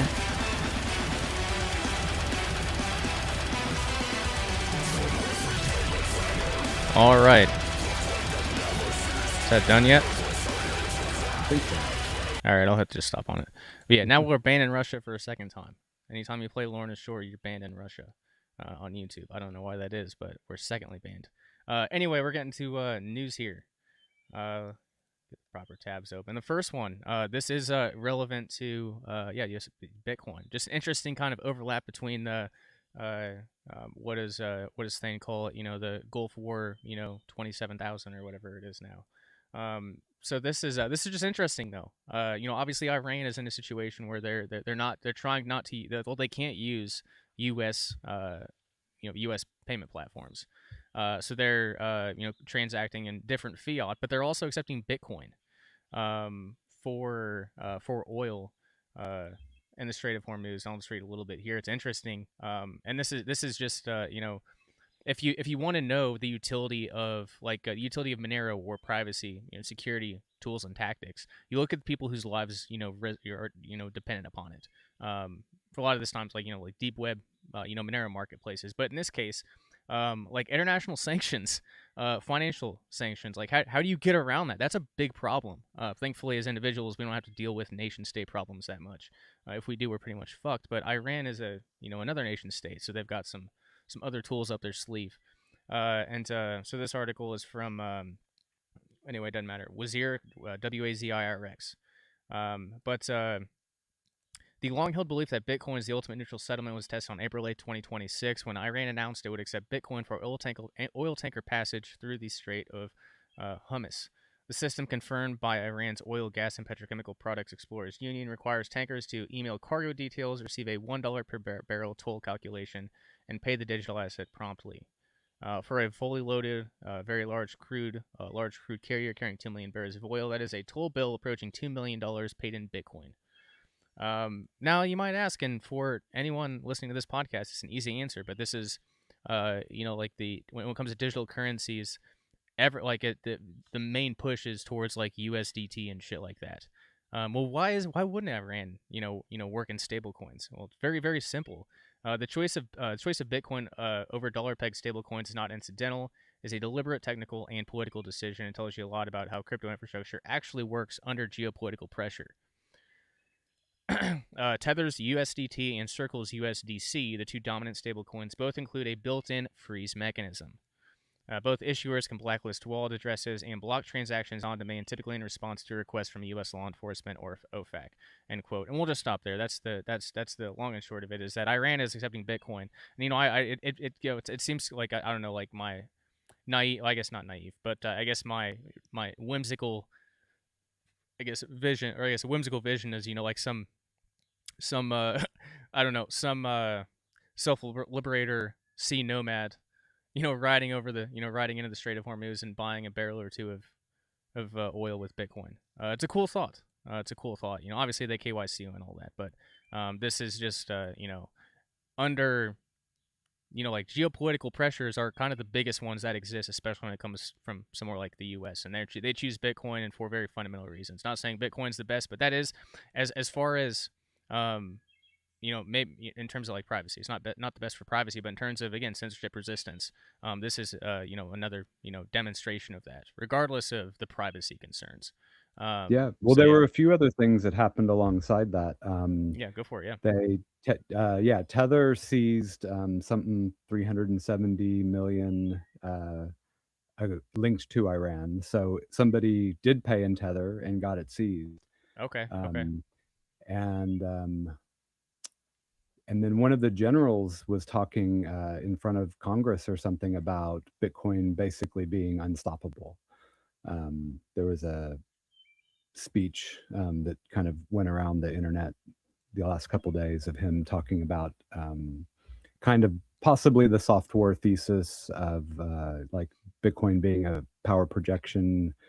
But very clearly he said that the US is running a Bitcoin node and that nobody can stop a transaction. So sure, Iran could there's no privacy in it, but like they can also flex their muscles and say, look at all this Bitcoin we're getting and you can't do anything about it. So no, and I guess just in terms of obviously if you consider, I guess, the fractional reserve banking that's already happening within Bitcoin, again, not on chain, but through like Cash App and PayPal and outlets like that, the prices, especially in times like this, the price is certainly artificially low. And even if you just consider, again, not number go up is whatever, but this provides, consider how many, like if countries or businesses decide to pay in Bitcoin, that's a lot of it's a lot of demand. If a tanker decides to pay in Bitcoin, so it's just another interesting kind of geopolitical thing. Well, it's a demonstration of the use case even without the privacy concerns. And we'll bring up Samurai and Keone and Bill again. They're probably not going to get. I'm far less hopeful for pardons for them now than. And I had I was very not hopeful before, but Mr. Mr. Dementia and whatever, Mr. Blackmailed or whatever the hell it is, it's not going to happen now. There's too much going on. Donations are really low for them right now. Are they? I felt like that. Yeah, I think I'm feeling some starving in the freedom tech space. I think that might be another kind of attack vector that we didn't really consider, is that a lot of the grants and the flow towards freedom tech projects have seemed to have slowed down. So yeah, I mean, the uncertainty will cause that, for sure. Yeah, and I mean, it's and we don't have to get into this, but I think we're going to see, for these decentralized projects to exist, there's going to be new business models. I think kind of like the value for value, kind of that Bitcoin ecosystem sort of thing is going to be that, like I said, Lightning, whatever you want to call it, that value for value ecosystem is probably where it's going to have to be. Where it's going to have to go. But yeah, there'll be plenty more opportunities to talk about that. I guess let's get into a couple other news items, and then we can get more into the tech. This is just a fun one that I found. It's kind of an homage to Jim Stum and Rayo. But a college instructor turns to typewriters to curb AI written work and teach life lessons. So again, this seems so silly. Like, why the fuck is he bringing this up? But anyway, I don't have to even read the article. Like, he's trying to show like know the shit you're talking about. You can't just run things through AI, and write your articles. But I just have to bring it up as an homage. The behind me, I might even have that up on screen right now. I do. Yeah. So behind me, you see where the old console used to be, and those all those old physical archives are burnt up and smithereens back there. Well, Jim Stum, when I corresponded with him a few years ago, he's writing on that same typewriter from like 1970. And obviously Rayo, they are like they're Bitcoin maximalists, they're typewriter maximalists. So I just had to bring this up as a little bit of an homage. Shout out to that professor. He's probably a communist and probably doesn't want to do anything else. But God bless him for this. This is a good lesson for those children that they'll take forward. And a lot more useful than the bullshit about like, oh well, you can't use a calculator on a test because you got to know the math. No, like actually that's not. Yeah, this is more relevant. So, anyway, let's see what's next on the news here. Okay, so yeah, these next few are actually ones that you sent over, Shadrach. So there's it's called Nowhere, and I'll bring it up on screen. And this is one of those that I will have to turn it over to you for the most part. But this was a link, and I'll read just a sentence here to give people an idea, and you can kind of take it from there. Nowhere encodes an entire website into a URL fragment. The site lives in the link itself and is never stored on a server. 8 tools: event, fundraiser, store, petition, message, drop, art, forum, publish without accounts or platform permission, orders and messages route through, it's Nostr. Okay, route through Nostr relays using ephemeral keys. So, might have stole your thunder a little bit, but yeah, tell us more about Nowhere. I'm not familiar with it, but it seems like another cool piece of Nostr tech. Yeah, yeah. And I noticed it was interesting. It was hitting kind of the mainstream a bit today, and I went through the GitHub just to make sure it was in fact Nostr. But yeah, it's I don't know much about it. But what's really interesting is the way that Nostr uses Blossom servers and Hashtree. So there was like a Spotify clone that's all done on Hashtree and Blossom servers. So all the songs exist like in distributed relays. It uses chunking and encryption.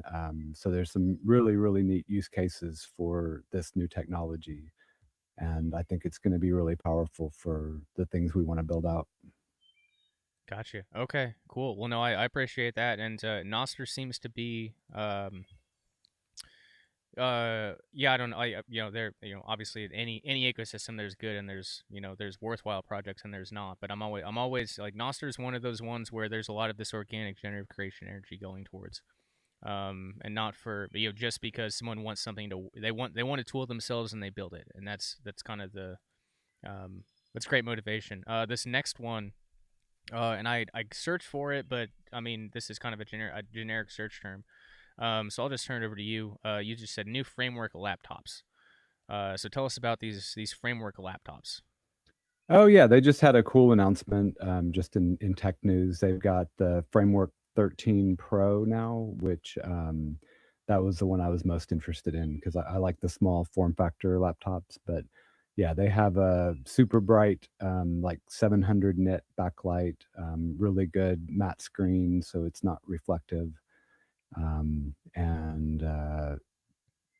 they pretty much doubled the battery life, which was another big complaint about the framework. I'm a big old school ThinkPad guy myself, but Okay, so I mean, that was gonna be my question. So is this kind of like there's a new ThinkPad implementation kind of thing? No. So Framework, it's actually a pretty cool company. They you can build your own laptop with parts from Framework. I think I talked to Thane about him a little bit, but yeah, I don't think it's super open as far as like the firmware and stuff like that. But like as companies go, they work closely with their users, and things like you can upgrade the motherboard in your laptop super easy. Okay, so it's more of a it's not necessarily a ghost pad solution where it's you're kind of fully on your own. It's kind of an intermediate, a reputable company that delivers good good Yeah. products, good service. Okay, fair enough. But where they can, they have all their firmwares are on GitHub and stuff. So okay, so there's they're pretty cool. an open component too. Okay, right Yeah, on. yeah. Right on. It's as open as it gets at this point. Yeah. Okay. Right on. Right on. Yeah. And I got to ask us a clarifying question. Yeah. Yeah. You never Yeah, know. and it's frame.work is the website. Frame.work. Okay. Yeah. We'll have to look at. Yeah. I'll drop that in the show notes if I remember when I post this. But anyway, yeah, folks, you're hearing it. You can find it yourselves. So this next one, I did find an article for this one. Gotta find the right tab here. Always fun. There it is. So you said that. So I guess the short four words: UK raids P2P exchanges. Oh yeah, and did you find it? I found a CoinDesk article. London P2P sweep. UK FCA raids 8 illegal peer-to-peer trading hubs. Does that be what you're referring to from a few days ago, maybe? Yeah. Yeah. Okay. All right. Well, I'll read. I'll read a little bit from this. So the sites were targeted for facilitating P2P trading without required registration or AML. Yeah, the same fucking story. So I don't have to read much of this. We'll see if we can get any nuggets out of here. The UK's Financial Conduct Authority has carried out its first coordinated crackdown on illegal peer-to-peer crypto trading, targeting 8 locations across London in a joint operation. They issued cease and desist notices at each site and gathered evidence that is now feeding into criminal investigations, suspected of facilitating P2P crypto trading, where individuals buy and sell crypto directly with one another without the required registration or AML, yada yada yada. Yeah, they're going to tell about their fear mongering about how it's funding terrorism, even though especially the UK government has no goddamn business talking about funding terrorists. We'll see if there's anything. Yeah, I guess it seems like it's. I don't know if there's anything special. Just it's worth noting that I guess the UK is going after. Were these like I guess Well, I don't know if they're peer-to-peer exchanges. They go after the developers. Is this another one of those cases? These are. So I've been in London a lot, and I get really strong,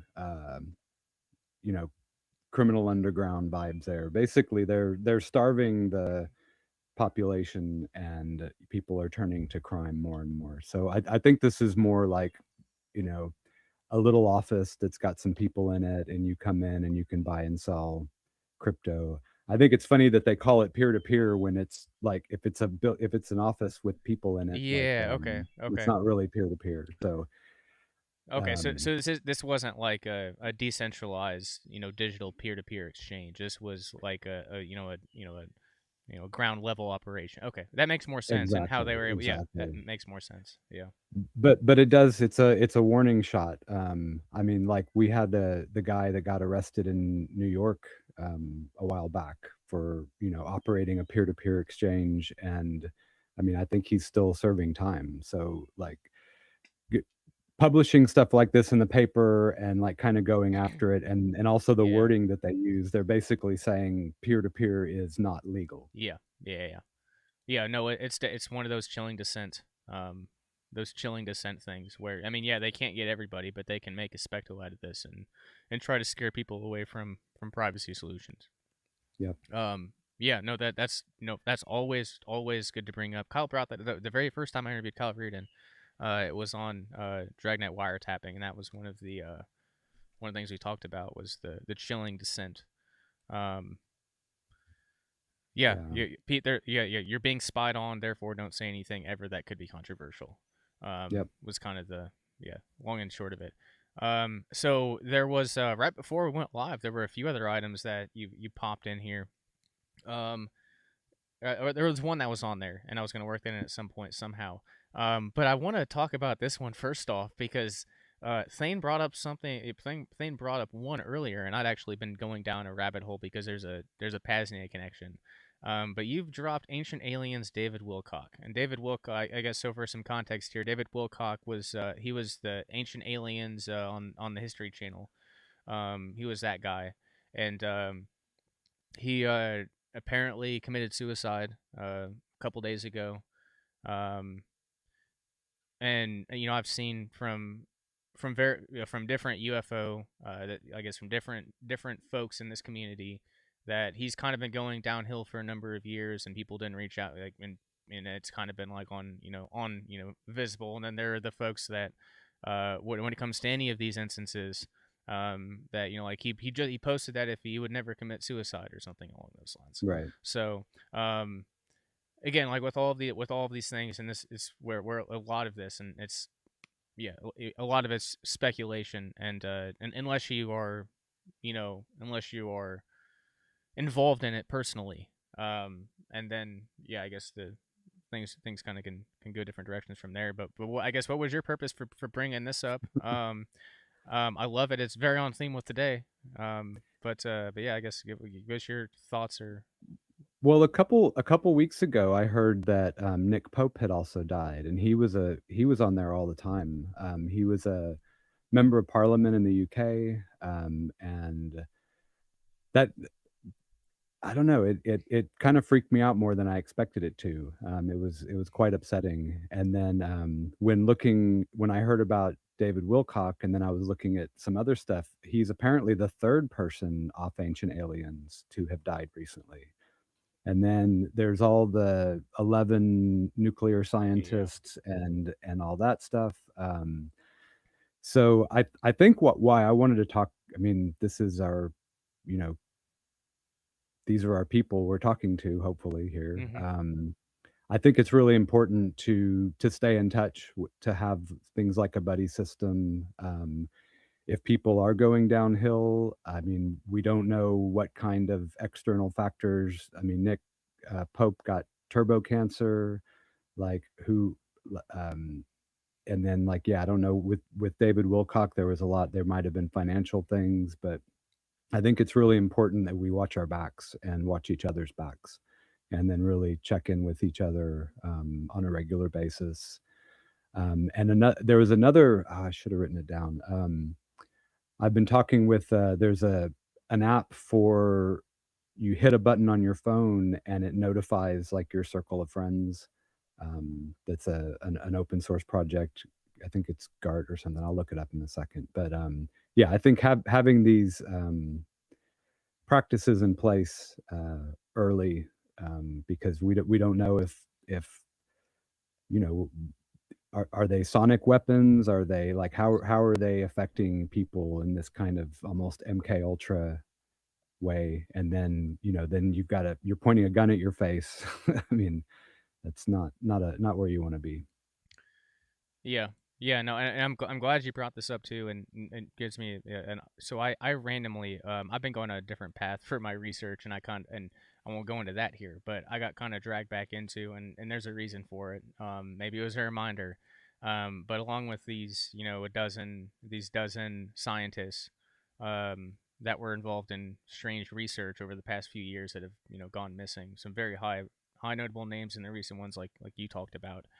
I got kind of put on this. What's her name? Amy Eskridge. This was from, she died. I guess it would have been 3 or 4 years ago now. But for some context here, I started kind of getting in contact with Bernie the Crypto Alchemist, and he was doing streams with Falcon Space Labs, and even John and Nancy Hutchison, the infamous Hutchison effect. They were doing streams, and they were going to release the crystal battery, crystal power cell sort of solution. Long story short, the Falcon Space Lab folks is the reason I mentioned this. But there was this a drop. It just kind of fell upon me on Twitter, from one of these comments in the accounts, and it was a 3-hour conversation where she was getting near. She was trying to find a way to disclose this information, and she'd already gone through some weird shit. She'd taken videos of what she perceived to be clear direct energy weapon attacks on her, and that this was a private 3-hour conversation. It was kind of vetting thing. It was with Jeremy Reese, alien scientist. He's been on this shit for a long time, and I can't remember his name. He's kind of the main Falcon Space Labs guy, but they did this. He was in her house when they did this, private conversation or whatever that was released publicly after she was dead. And the part that kind of just gets under, I guess there are two parts, and one part was that she kind of her dad was like big in NASA too, in anti-gravity technology. Like again, like she's huge, like she's notable family, like she's marked, so she's not just some random person. But yeah, she was on the verge of disclosing this, and within like the first 5 or 10 minutes of this conversation, Sky Huddleston was brought up in terms of like an alternative way to try to get some of this stuff out there, and it's like, oh fuck me. Like, God, I worry for Sky. But no, she's I guess that she's another one of those that she killed herself, and before she died, she was under some very, very weird. So there was I guess I mentioned the DEW kind of attacks, but there were also physical. There was also other harassment too. That transpired. I'm not gonna try to. I did think of your house fire and the magic box and everything too. Yeah. I mean, the wishing machine potential. It's. Well, I don't know. There's forces that we cannot comprehend, that we don't know about at this point, and then there are ones that we do, the ones that and I'm not sure if I finish this line of thought, but one of the things she mentioned in this conversation was that like if she's under direct surveillance, then pretty much 6 people, there's like 6 layers, they're going to monitor everyone within like 6 layers of her connections. Yep. So like we talk a lot about like AI, like this data and shit, like harnessing this data and trying to sort through it. Like, there are folks that are that important, and I think Sky's one of them. And I don't I shouldn't talk about it, but he's one of one, and not always in a good way. But he's like, I think I mentioned to somebody, like I think he might be like one of those critical components of like the future of humanity. And I think we should talk about it, and I think this is where things like Noster come into play. I mean, we can create and sign messages that nobody can delete. I think this is we should be talking about this, and we should be protecting these people. Yeah. No, I'm with you. It's kind of the double, like you got to talk about it to get people to care about it, but then like you don't want to draw attention to it. And I was quoted in an FBI investigatory document a decade ago, which is burned up now. I'm not sure if I have that file anymore, but I've got the quotes that I have on the website when I was too scared to post to actually post the document, because it was dissemination limited by court order, and one of my old colleagues, Gary Hunt, got put in prison or jail for a month for releasing that, and God bless him for sharing that with me. Wow. But I don't know where he is. I tried, like we kind of went on. He got kind of drawn up in the Patriot, or I guess the Trump, the Patriots that got drawn up in the Trump bullshit, where they went from like armed standoffs against the federal government to Trump, and I mean, God bless it. Anyway, we get back to the news. We're talking about ancient aliens, David Wilcock. I guess we're still on we're still on the same thing. Plenty of imprisoned. I mean the Political Prisoners Archive. There's plenty of dead patriots that died in prison. All that. It's not good.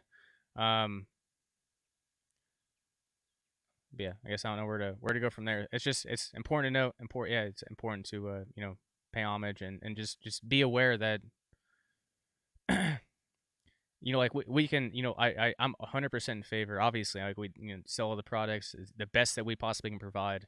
But I think at the end of the day, we've just got to do what's right and what we need to do, and whatever happens, I guess. End of the day. I mean, like with the Bill Cooper thing, I mean, we need to take this stuff in and live like it. And I think this is the time.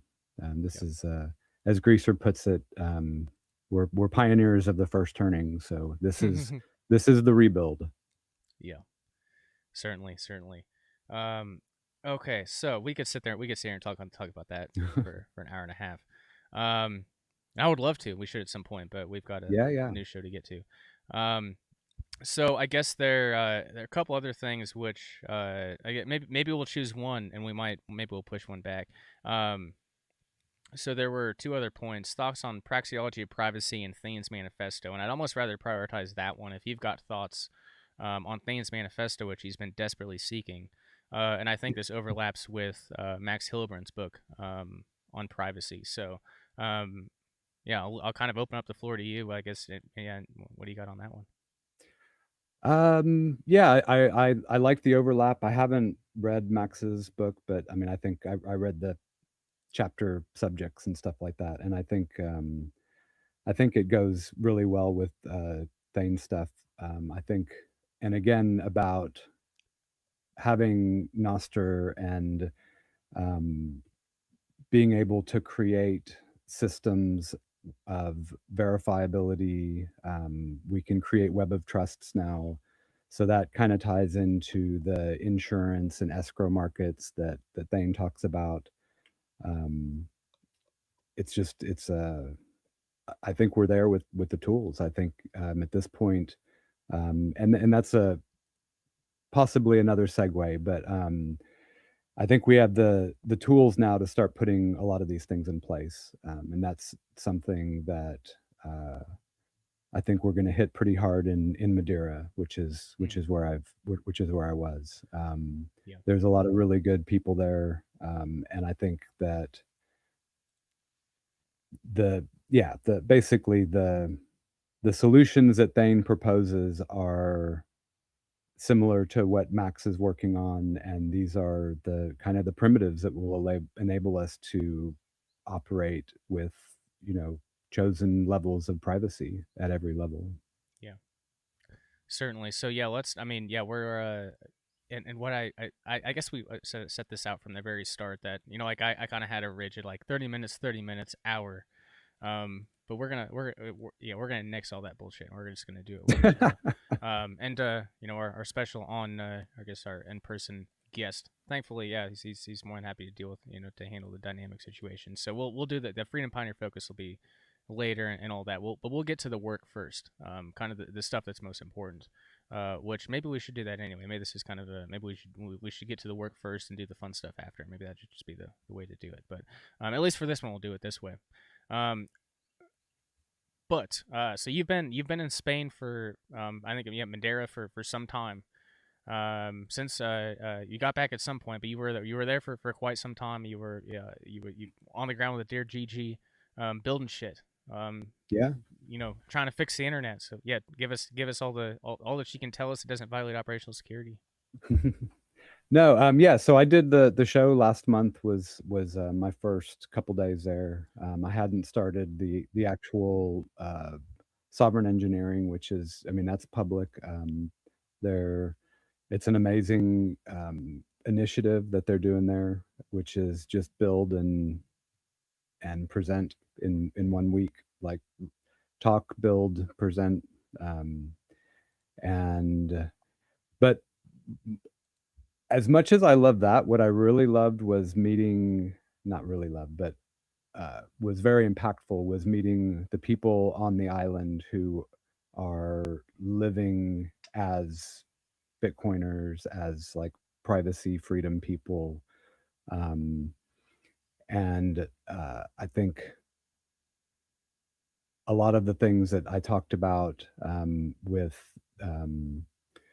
different ways of doing markets, being able to do ride sharing, house rentals, all with a new level of privacy rather than using these trusted third parties. I think this is a place where there's enough people and enough interest to really push this forward and to show what we can do. Yeah, so I guess it's kind of a similar impression to that I get from Prague is that they've been living under totalitarianism, and kind of a dystopian, dystopian state for longer. So they're far past the theory stage. I mean, second round book on strategy came out in 2011, and hashtag over came out that year or the year before. They're past the theory part, and it's by necessity. So I guess that might be the most valuable part of your visit, is I guess experiencing those things. And they, I think that they are to an extent, but I really think, like, I mean, and that's why I brought up Thane's manifesto and stuff. I think that it's we need to make it smoother and I can't think of the word, but like it's having small groups of people that are able to meet and interact is good. I think we've done good with different markets in smaller areas, but I think being able to use the tools that we have now to really create the coordination layer, create the trust layer, create, I mean, instant escrow. I mean, these are things we couldn't do really 2 years ago in a very efficient way. And so that, I think that's the exciting part, is like we can actually have a viable replacement for Uber, for example. I don't think we could have done that 2 years ago. Yeah, so I guess let's get into some of these. Are there any specifics that you want to talk about? Excuse me, from that from that conference, anything that was like top of the list? I know there's Archipelago, which is a project you're working on, but I kind of want to get into building practical tool sets for folks using Nostr, and using these things, because even for me, Nostr is becoming more useful now thanks to Zap.stream. Like more practically useful for me. But it goes far beyond that. I know that Nostr, there's Nostr VPNs now. There's Nostr ride, as you said, Nostr ride shares. So yeah, I guess tell yeah, multiple questions there. But yeah, first and foremost, what can you tell us about that conference that really, I guess, lit a fire under your ass? Was there anything like that? Yeah, I think nothing specific on the technology side. I mean, you mentioned some of the cool projects, and I think it's more the people and the drive to create this world that we want to live in. And so like there's Nostr, like the Twitter clone and stuff like that, but it's the and other stuff that is the really powerful stuff. So I think the idea that we can own our own identity, we can sign our own messages, we can create contracts, we can create encrypted smart contracts that are able to live on public relays, but nobody can interact on them except the people who sign them.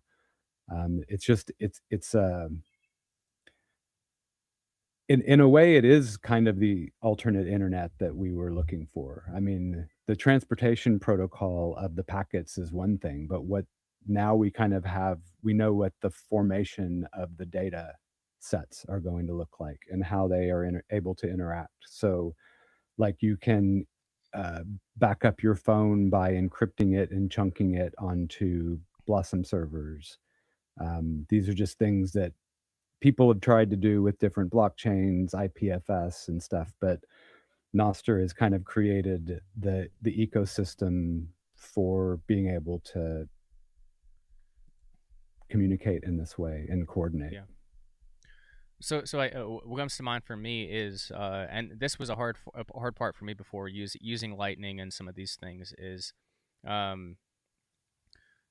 so like you're talking about like using, I mean, yeah, it's going beyond, again, like just these first layer, I guess these surface layer digital components, and utilizing the encryption, signing, the public and private keys, and Right. all of those things to basically, so yeah, like, are you using Bitcoin, or are you using like Cashew or something like that, like, and Well, I'm you not, don't. I mean, Nostr makes Lightning kind of easy, but that's more your Nostr client that's got a built-in wallet.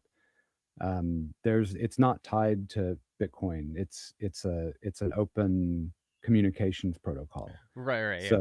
So like we could use anything we wanted on it. Yeah. Well, yeah. I guess what I'm saying is like Nostr is more useful than just like this digital alternative to Twitter. Yeah. Like you can use the principles, the network, all of that for things far beyond, and digital, for coordinating digital space and time. So I know, I guess, and I guess there are a million different directions we can go, but I want to make sure we get to Archipelago. Which you sent me a screenshot of it, and I don't know much beyond that, but it seems like kind of a Start OS, like kind of a re-envisioned Start OS, but focused on very specific things. So yeah, you want to, I guess, fill us in on Archipelago? Yeah, it's I think that I love Start OS. I think Umbrel's great. What we were really looking for is a few things. I think having a user interface that is beautiful and intuitive is really important.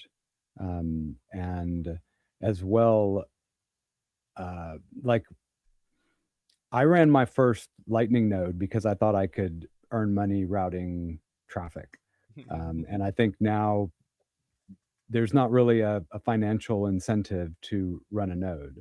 And I think this is the one piece that can kind of push us over the edge is when you're able to, like I said, if you have Nostr, you're running a Blossom server and you're able to get paid for the data that you're storing on your hard drive in a really easy way, then you open up your node, you look at your wallet, and it's like, oh, there's, I've got money flowing in. You could run your own escrow market. So you install a couple apps, and then you are able to earn money by just having some Bitcoin sitting in collateral. And then ultimately you can use it for internet traffic. So you're able to bounce a packet off of your neighbor's Meshtastic or Reticulum or something like that, and then you're able to get fees for creating the new internet. Yeah, for sure. So I guess one other, just to hone in on this specifically, because it's something that I see a lot of potential in, for marketing and just as, a demonstration that this can work. But like so like I guess I guess the Nostr rideshare could be reappropriated to this, but there are a couple open source apps I found now for like decentralized open source delivery, fulfillment coordination services, etc. Yeah. And there's so many people that are looking for alternative income now, and I mean, just to offer something like to offer like a white market layer where you're just delivering like a pallet of paper, like fucking thing of tomatoes or something like that. It doesn't matter who's delivering it as long as they're doing it and they're building a reputation and all of that. But I don't know. I really think like just in terms of like what we can do to try to help people. Like I think people need financial options at this point. And a great way. You've got your white market layer for travel. Once people build a reputation and they have a few signed PGP and Nostr keys or something like that from people in person, then they can move up to the gray layer where maybe they'll be delivering insulin or something like pharmaceuticals or something. And then you've got the next reputation layer, which I don't know what the stipulation for that would be. To get them to that point. It'd be like the first layer, circle of trust. People that would come here that would deliver the stuff that you would trust them to deliver. So I guess with whether it's Nostr or something else, like, is there something that we could like we got Matthew Raymer, for example. If there's something that can be built, that can be usable, do you have any like or I guess altered code wise or something? Do you got any solutions? In that vein, per se? I think everything's been written. I think what we need is to create the actual networks. So the problem with creating an alternative to Uber is you need drivers and riders at the same time. True. So it's really like we need to figure out the strategy of how do we build this out? How do we grow it? So that was kind of the idea with Madeira. Is I think there's enough passion there to where that can be done. I mean, it's an island, you know. But then where do we move next? I mean, do we do like Chicago or Austin? And then when you're talking about transportation like that, you're talking multi-cities. So do we need like to say, here are the 8 hubs we're going to start with. We're going to have people there who are encouraging, you know, handing out a card to their Uber driver, and then encouraging the people there to start using the services. Yeah. And then once we've got a bit of that set up, then, you know, one of those Uber drivers were like, hey, if you drive an hour to the west, you can drop off this package for this much money. Yeah.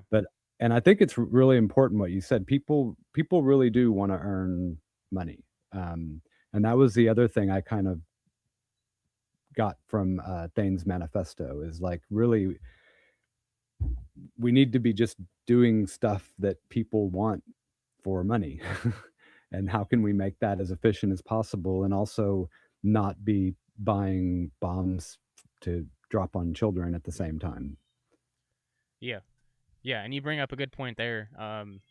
I guess I don't. I'm thinking more in terms of like the overall PAZNIA network, and that might be how it could be more. I guess utilizing a network of nomads already. Kind of, I think a nationwide network is easier than setting up something like in Chicago or something.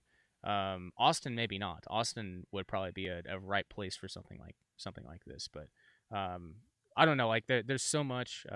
We could theorize all day. I guess it's with all these things, like I wanted to be done like 5 years ago, but reality sets in, and you know, it is what it is. Yeah. And people who are interested in these things need to speak up. I mean, I've talked to a few people. I do like the Bitcoin, you know, human network as well. So that's kind of been my go-to. But what I've loved about meeting you guys and going to Midfest is just like everyone wants the same thing, and how we get there. I think we have all the tools to get there now. Yeah, no, I would agree. No, I would agree. And I was just telling, I was just talking to somebody today about meeting you the first time at Midfest, and how you and your tech crew showed up with the, you know, your off-grid Starlink and meshified the entire place. And it was perfect. Amazing meeting. But I guess we might actually be on time. I told our in-person guest it might be 8:15. Perfect. But I guess let me just check. We've still got we aren't short on time. Let me make sure we didn't brush over anything that I wanted to get to. I don't think I did. There was the Tim Booma's post on everything collapses to 32 bits, but it might be too late for that one right now. I mean, it's kind of what we think about. It's more of the philosophy behind it, but like, yeah, everything objects they all have a SHA-256 code, and they're either the same object, they're the same person, they're the same event, or they're not. And now we can tell. Gotcha. Okay, so it's a proof of what we kind of talked about then. Yeah. Okay. Well, I'll put that in the show notes, and maybe Cool. and maybe we'll talk about it in the future. But no, I started reading through that, and I was like, man, this might be too autistic for me right now. So yeah, we'll push that on for a later time.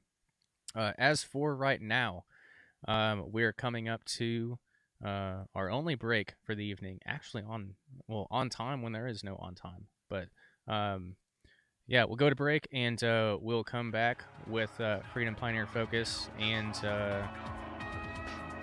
I guess, or take off the headphones. These headphones are retarded. But yeah, Freedom Pioneer Focus, or we'll go to Freedom Music Spotlight. Either way, we're going to some culture. So stay tuned. Let's fucking go.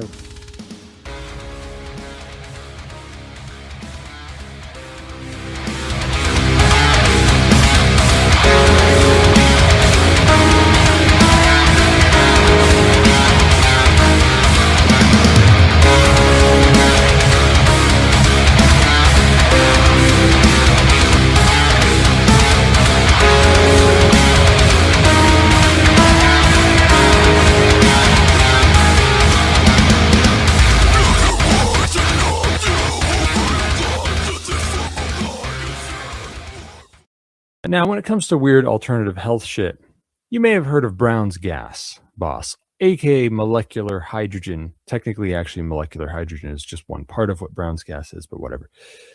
It's a kind of wellness treatment used by health professionals and weirdos all over the world, both mainstream and otherwise. They got gas bars in Japan and shit. Big body of research showing that this therapy likely helps with pretty much everything: cancer, diabetes, heart disease, pretty much every organ system in the body. Over 1,500 papers, therapeutic potential for 170 diseases. In broad strokes, it works by fucking electrolyzing water into hydrogen and oxygen, and then you breathe that shit and you drink the water that it's bubbled through. And these gases are, negatively charged and shit, and they get into every cell of your body. It's probably how magical healing springs work, at least partially. The water is hydrogen enriched. Now, the PAZNIA Department of Health and Wellness has run R&D on these machines for about 4 years, and the top machine being recommended right now is the Lord's Hydrofix by Holy Hydrogen. And can you believe it? We have a coupon code for a product that isn't on our own fucking store. There's a first time for everything, so save a fat chunk of change on the Department of Health and Wellness's top recommended machine, and support Cloak and Dagger at the same time by heading on over to holyhydrogen.com and inputting coupon code VONU100 to get $100 off your Lord's Hydrofix. You're going to want to do your own research on this. The Molecular Hydrogen Institute website can help you with that. There's whatever, you can use whatever resources you want. There's a huge body of research on this.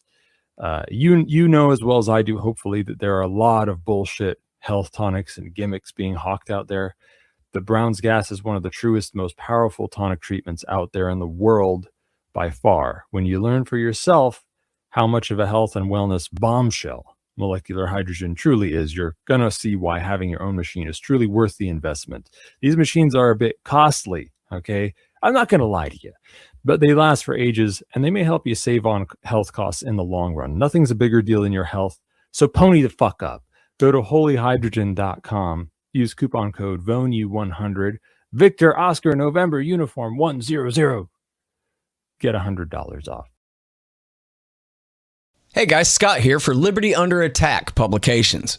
Looking for a Liberty-focused publisher? Liberty Under Attack publishes books and strategy guides for individuals looking to increase their personal freedom. They assist authors through the entire publishing process: proofreading, editing, cover designs, paperback and Kindle formatting, and full audiobook narration and post-production. Tell them Scott sent you and get 20% off a full service deal. To get some one-of-a-kind books or for more information, visit libertyunderattack.com.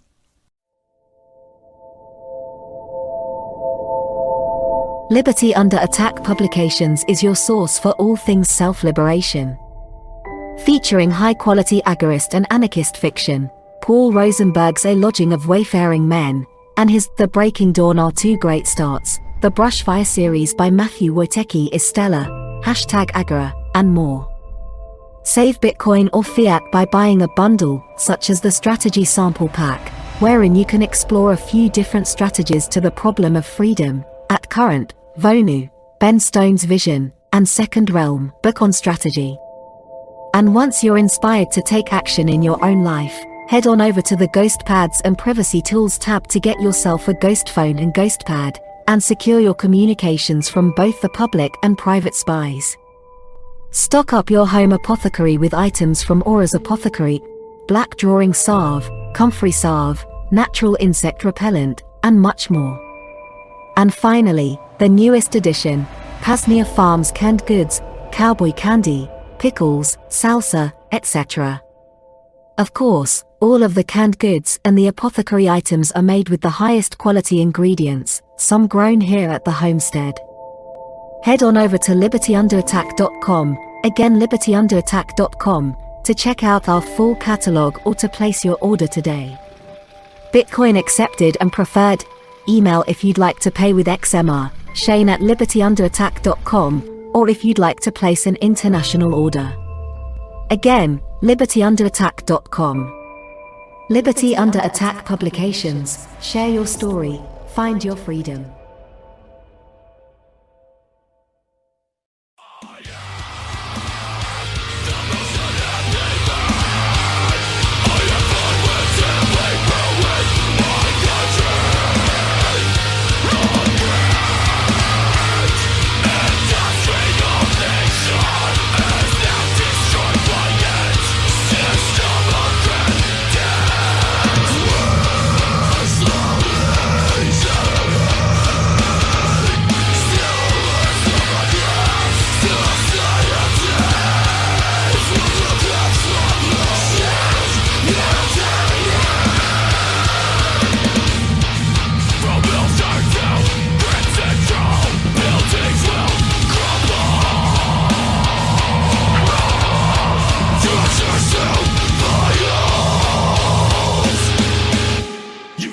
Rayo, Shadrach, hide the guns and the drugs. We about to finna be back on the air.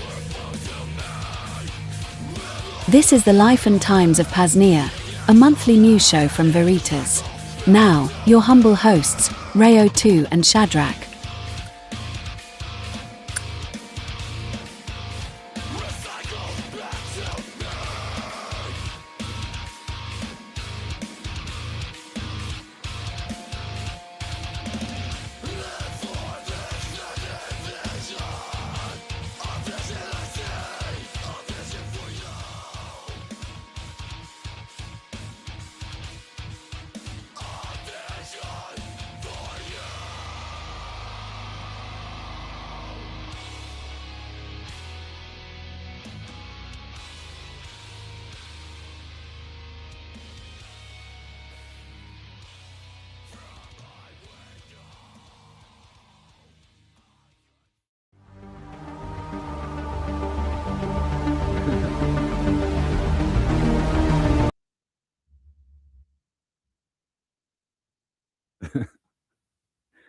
Welcome back. Welcome back.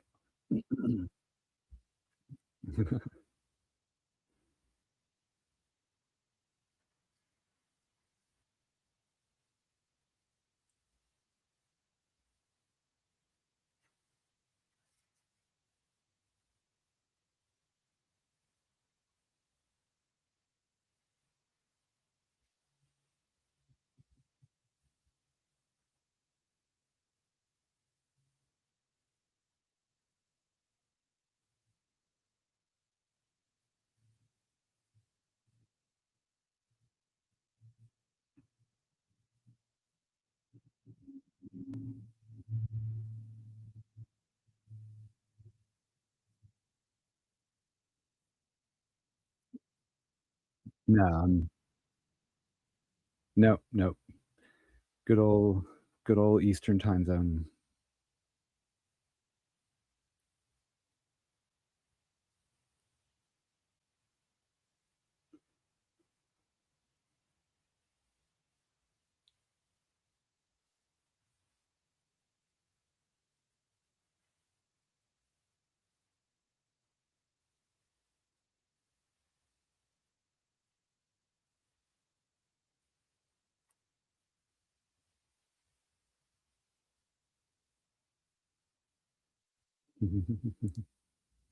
Which one?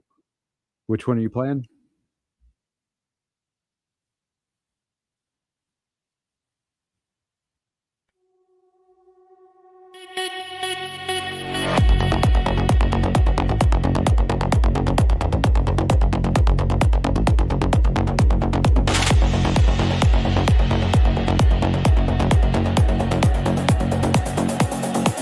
Getting pushed to the edge, I know you feel despair. But if you want to change the world, you'll have to choose to dare. Go to places that aren't safe and face the darkness that's within. Learn what it means to become comfortable in your skin. Everything may be falling apart, but for you this is a fresh start. Pick up the pieces to build something new. Learn what you have the capacity to do. I know times are tough, but don't give in. It's not over until you win. It's your time, so fight like hell. Keep moving forward, give them a story to Why does tell. Kaylee have to call me every time she gets in trouble? Your body needs to move, so dance. Your body needs to feel, so dance. Your heart needs to open, so dance. Move your body.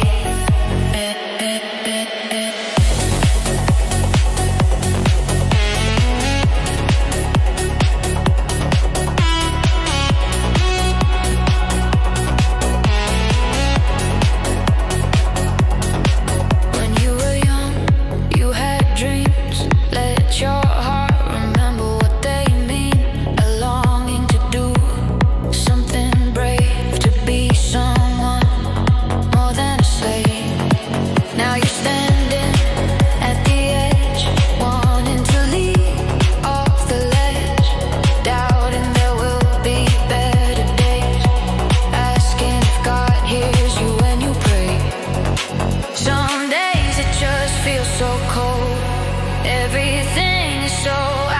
control, but you don't know what lies ahead. Cling to hope instead of dread.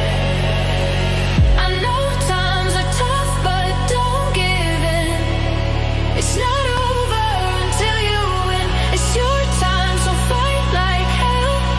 Keep moving forward, give them a story to tell. Your body needs to move, so dance. Your body needs to feel, so dance. Your heart needs to open, so dance. Move your body.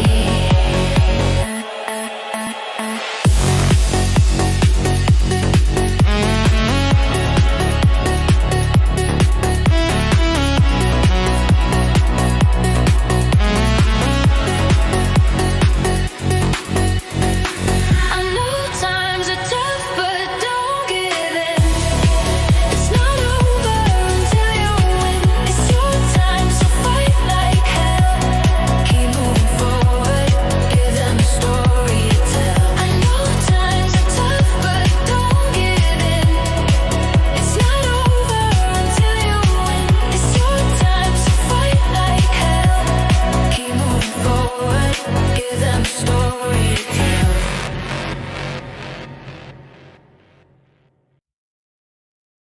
We will not let them get away with this.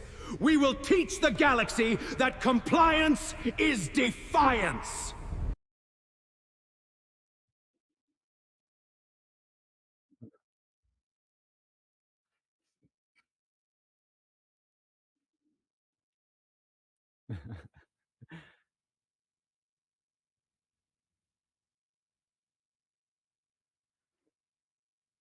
I was looking at the stream, and there's me drinking my Red Bull in the middle of the video somehow.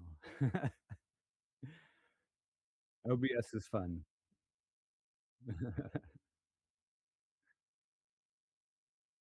No way. Yep.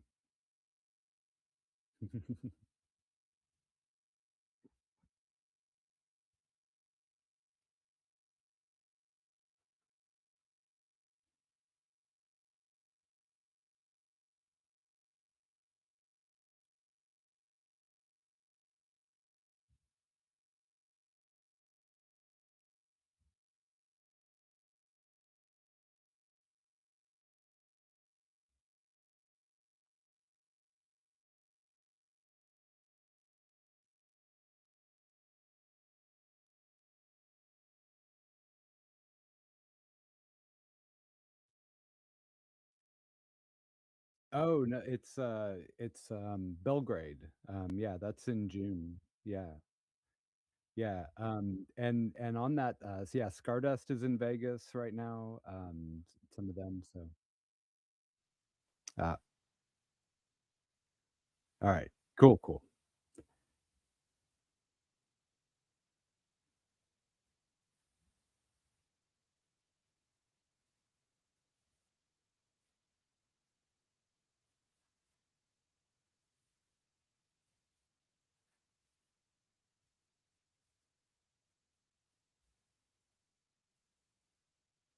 Yep.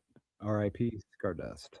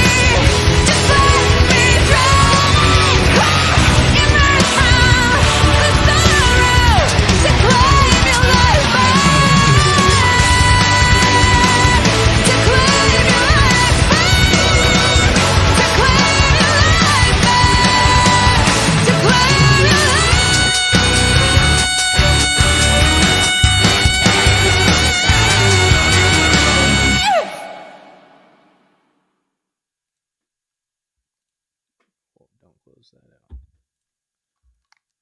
I almost closed you out, Shadrach. That wouldn't have been good. But okay, all the clicks are in order. No, I guess I forgot. I like that. That's very that kind of symphonic metal. It reminds me of two bands. One's called Shoot the Girl First, and she's the girl pianist who does some clean vocals. And there's Betraying the Martyrs too, which I don't think there's a chick in it, but it's still the symphonic sort of symphonic metal. That's I don't know how I didn't remember that. That's a damn good song, damn good tune. There's some good black metal with girl singers too. Yeah. Oh, I gotta turn your audio up again, Jitsi. Damn it. No, you get quiet in my ears. If anything's quiet in these headphones, there's a problem. But anyway, we just did our freedom, I guess, freedom music spotlight, and now we're going to this is the first PAZNIA event of the year, and we've got an in person guest here, Bastard Chris. He is he's here for the event. He has some knowledge on Vonu. He's lived in polyethylene A-tents, which was Rayo's forte. He's handled some electrical issues, in the modern day. I had to deal with that, and I'm sure a lot more. But I'm just gonna kind of open the floor to Bastard Chris here. Much appreciate you being here, and much appreciate you for coming on and spending a little time and talking a little bit about what you know and what you do. But yeah, I guess I'll open the floor up to you. Yeah, thanks, Rayo. Hope you all can hear me well. I guess I appreciate being here. I appreciate the spring event and the welcome out here after becoming vetted. I hit a button. But I guess I'd kind of like to open up and kind of share how I got here just a little bit, just in some abstract detail that, perhaps is common for a lot of us out there. It was years ago, not so many years ago, where I came across the Vonu podcast and Rayo's book that you got republished. And, that was at a time when I'd kind of, been going through the gauntlet that is known as the rabbit hole. And it just so happened, Vonu was saying something new.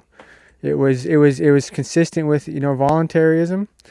And it also, had the essence of freedom, in that, those pursuing Vonu are also tasked with taking responsibility for their own lives. Coming across Vonu, it's been life changing for me. It kind of gave me a new way to think about things and a new approach to, I guess call it the newfound unknowns. Right? I really don't know a lot. But I know, the Vonu, for me, the Vonu mentality, is taking responsibility for your own security, your own capability, your own dependence to some degree, independence. And yeah, I guess I just wanted to kind of lead with that to say, Vonu is real. We're building the second realm, and I can just speak, from my own experience that. Rayo's out here changing people's lives, and I really appreciate you, brother. Hey man, well, I appreciate you being here. Appreciate the words and all, but yeah, doesn't mean anything without folks like you, without folks like Shadrach. If it were just me, then it would be some weird singular cult, or I don't know what you'd call it, but something weird. But with a bunch of fine folks around me, it turns into something a lot bigger and better, and not just some weird thing. Wouldn't be here without any of y'all. So I guess so Vonu spoke to you philosophically, and obviously with Vonu, if it speaks to you philosophically, it impacts your action, what you do. And I guess I'm not going to disclose much. I'll just kind of leave it open-ended question. You've experimented with nomadism, different shelters. You've got some experience with electrical stuff. Like, can you share some practical knowledge that you've learned, kind of from that Vonu perspective? Yeah, I mean, we all kind of have our own paths that we're capable of. We kind of got to, we've been kind of dumbed down. Comparing ourselves to Rayo, I've been thinking about this.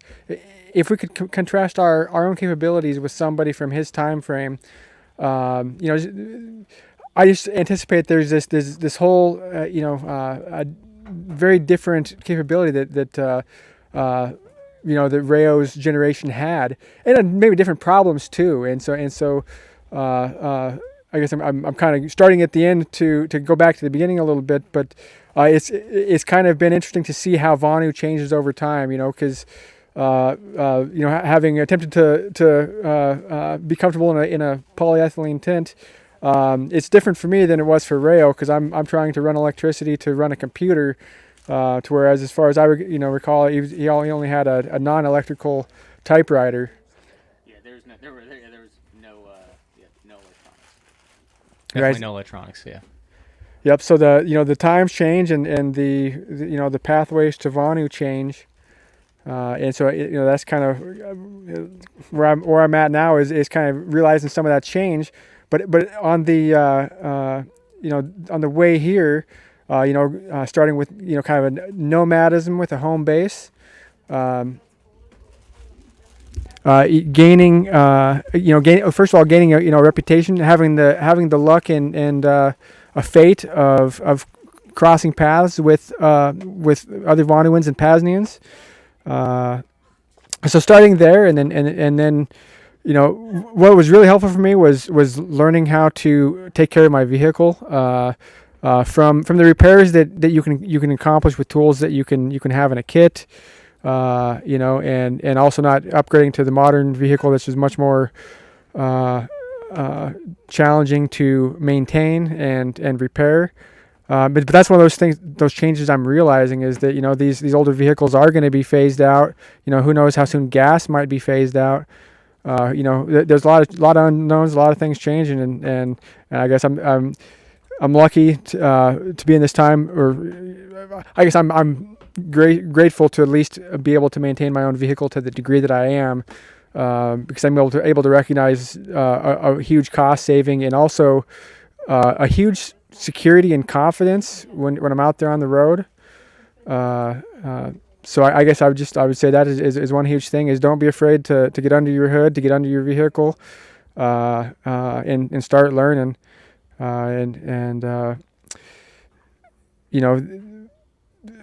I guess I haven't been able to maintain a full nomadic lifestyle throughout the year. So how it's kind of worked out is I've been able to make the winters comfortable in a polyethylene tent. I found that it's much easier to, well, not maybe much easier, but in the circumstances I'm in, it's more affordable, more possible to heat the tent in the winter than it is to cool the tent in the summer. And like I said, trying to run electronics and stuff like that. And there can be a trade-off between putting a tent in shade under trees and where you have the exposure to the sun. Right. So if you have the sun exposure, you got a little more opportunity to draw solar. And then once if you have a tent under trees, you kind of have a little bit of a vulnerability to the trees themselves, and especially with some of the hard wind that can be endured in different places. Oh yeah, especially here. Yeah, for sure. Yeah, no, I guess I guess the only thing I would jump in to add here, which I think is highly valuable, is that like I've got a lot of like technical knowledge and things, but I don't have that much practical knowledge until the past couple of years, like practical skills and things. And I think that's kind of the difference between, in large part, difference between like Rayo, like he was an engineer, practical engineer, like he can engineer. I mean, he could pretty much engineer anything, and he was allegedly looking into alternative like hydroelectric solutions. That Jim Stum hypothesized that it was him that wrote into this publication from details. So little speculation there, but Rayo was going beyond into different energy sources, and I think that like that practical knowledge is so valuable. There's we talked about it earlier with the typewriters and the college professor mandating his students use typewriters so they can't use AI to write their papers for him and such. It's kind of instructive in this way too, that like I can look up anything on the internet and like most anything and figure out how to fix it, or if it's something like a programming box, I can look it up and figure out the things to program it. But there's nothing more nothing better than, that on the ground analog experience, hands-on experience. So I think that's valuable it's one thing that came to mind from what she said. Oh, indeed. And I guess if I could just throw out a practical tip as far as how to go about learning and having a confidence in learning to maintain your vehicle and repair your vehicle, is you don't have to be a mechanic, especially when you can at least focus on the stuff that it tells you what's wrong. So, the mafia government has mandated that all the vehicles produced since 1990X, whatever it was, all come with this OBD2 port, and through this OBD2 port, they can diagnose, different sensors and whatnot. Now, this doesn't solve everything, but if you have something that can read these codes, so you don't have to have a dependent on somebody else to read them for you, and then from there you can hopefully try to attempt to repair those based on searches or whatever, but contrast that with things that you need an eyeball to see that there's a problem, or you need a noise or something slowing you down or whatever it is. At least you can start out, or at least that's how I've started off, is by, okay, if the computer's telling me it's broken, I can fix it. Like, I can go about fixing it. But knowing what's necessarily becoming a problem, that's a skill that I guess takes me must take more time to develop. Yeah, I think I guess so. There was a little semblance of trail. I guess we had in my shop class, we had maybe a technical tech college. Someone come in and try, and it was, I guess it was a good explanation that like there's between a mechanic and a technician, whereas a mechanic can fix what's going on, a technician can tell you like what and why, like the actual details. Very much in line with it with the trivia methods, as yes, I know you're familiar with. So yeah, like it's regardless of whether we're talking about we're learning how to fix a car or reprogramming an Intel management engine chip or something like that. It's very much just, if you're gonna do it, it just takes doing it. And learning. And maybe maybe in certain circumstances, like Start 9 Dave. I'm actually not that necessarily against, sometimes we humans need some structure, and I think he's going to a community college to learn deep math or something like that. Whereas it would be for me, I've had that inclination myself too. Like, I want to learn how to actually do math. I'll find a free online course. It never happens. Never happens. It probably never will. So anyway, I guess that's just what I'll toss out there. Don't know if you got anything in response to that. Oh, well, I guess going back to the practicality, when you're saying that you want to pursue the math and it never happens, when it becomes practical to go deeper, I think that's when you'll make it happen. And it sounds like that's what Dave has done in a pretty notable way. And props to Dave. Shout out to Dave. Hopefully he can solve the maths. Yeah. No, I've never been good at the maths. Never. I always joke. I went to government school, so I can't do math. Can't do the maths. Can't do the myths. Both good. I guess both good things are probably good to not be able to do. But anyways, yeah, it's been about don't want to keep it too long. But I guess any other tips or tricks, or if someone's listening and you're you're on the other end of this conversation, and there's one burning thing that you had to pass on that would greatly expedite your time. Off the cuff, what would it be?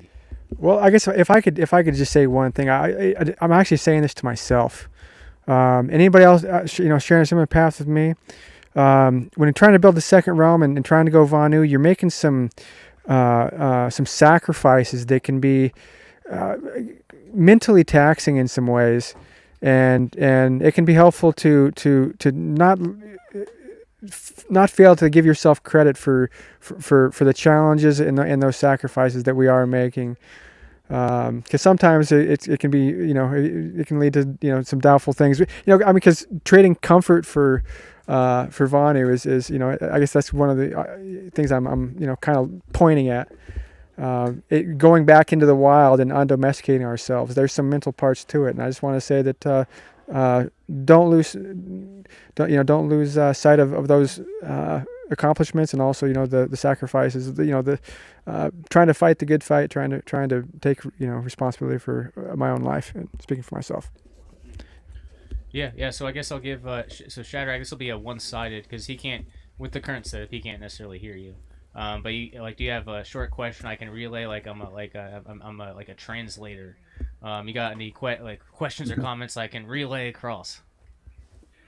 I think what's the most significant thing that got him to see this kind of way of life? Like, what was the turning point, and how can we change more hearts and minds? Okay, I just got the headphones. I can hear you now. Can you? Something about changing hearts and minds. Well, I guess I kind of only caught the end of that question, but I'll respond to it with Polish. Malpa robi, malpa widzi. And it's actually monkey do, monkey see. I say it backwards to remind us that it's the doing that the other monkeys see. And so once we start doing, and the other monkeys see it, monkey see, monkey do. Right. So love it. Great answer. Yeah, thanks guys for having me. I appreciate the temporary audience, and the good vibes, and very thankful for the show. Thanks for having me. All right, and I'm glad the headphones back. Doesn't matter because I'm just talking. But yeah, thank you so much, Chris, for coming on and sharing. We always appreciate that, and especially from people that are doing. That's what Bonnie's all about. Hearing from folks that are doing it and can share things that aren't from. His mic. That aren't from theory and are from actual practice. So always valuable, always appreciated. So that was our Freedom Pioneer Focus, Freedom Music Spotlight. Again, Richard Diggereeser from the Bitcoin Bugle, Scardust, RAP, and our guest, Bastard Chris. So that leads us into our Vonu Life digital message board, which I should have a clip for this. Oh boy. Oh boy.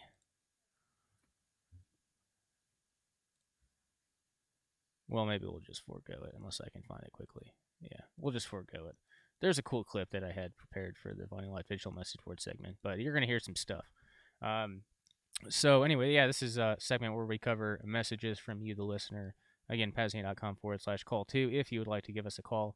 But regardless, we've got a few messages to respond to at least. And a message from General Willie 2, who's actually in Lebanon right now. Go General Willie 2, he's in Lebanon. Good, it's good he's over there now. Just put it that way. So let's see here. There was one message to me by this Fog Duel. You could sell external SSDs with an OS as boot stick. I mean, like USB adapter case with an SSD inside. Tails or something. Maybe even deliver a custom PAZNIA OS to pre-install applications. Yes, that's an amazing idea. I used to offer Linux Tails. Oh shit, lost the microphone. I used to offer bootable, the USB Tails drives on the LUA site, but yeah, stopped offering those. But yeah, when it gets to a part that's more expansive, like where if we can send you an SSD and have like the PAZNIA library duplicated on there by default, or like the PeerTube instance or something like that. Yeah, I'm 100% on board with that. That's a great idea. Yeah, 100% on board with that. He also asked Shadrach, and I guess the open question: are you a pirate? Is what Fogtool asks. That's a funny question. I think somebody raised while we were on Madeira about how the pirates oftentimes worked for the state, and they were just kind of an arm of the things that the government couldn't do publicly. They would get pirates to do a lot of that. So I'm going to stick with Pioneer. Yeah, no, I had a similar question. It was just like a couple years ago, like a Vonu Fest event. But we make really high quality rum at the distillery, so I enjoy rum, and I make joys. I made a joke around the campfire that I was a pirate, and obviously the highly autistic. Like, is that really a good thing? I was like, well, no, not really. No, not really. No. It's a joke. Kind of. I explained the same thing you did. But then I also went as far as to go even more autistic and mention argumentation ethics and how it would be morally justifiable to do it, but I wouldn't do it because just personal things. So yeah, can't blame people for being too autistic when I go further. Anyway, let's see.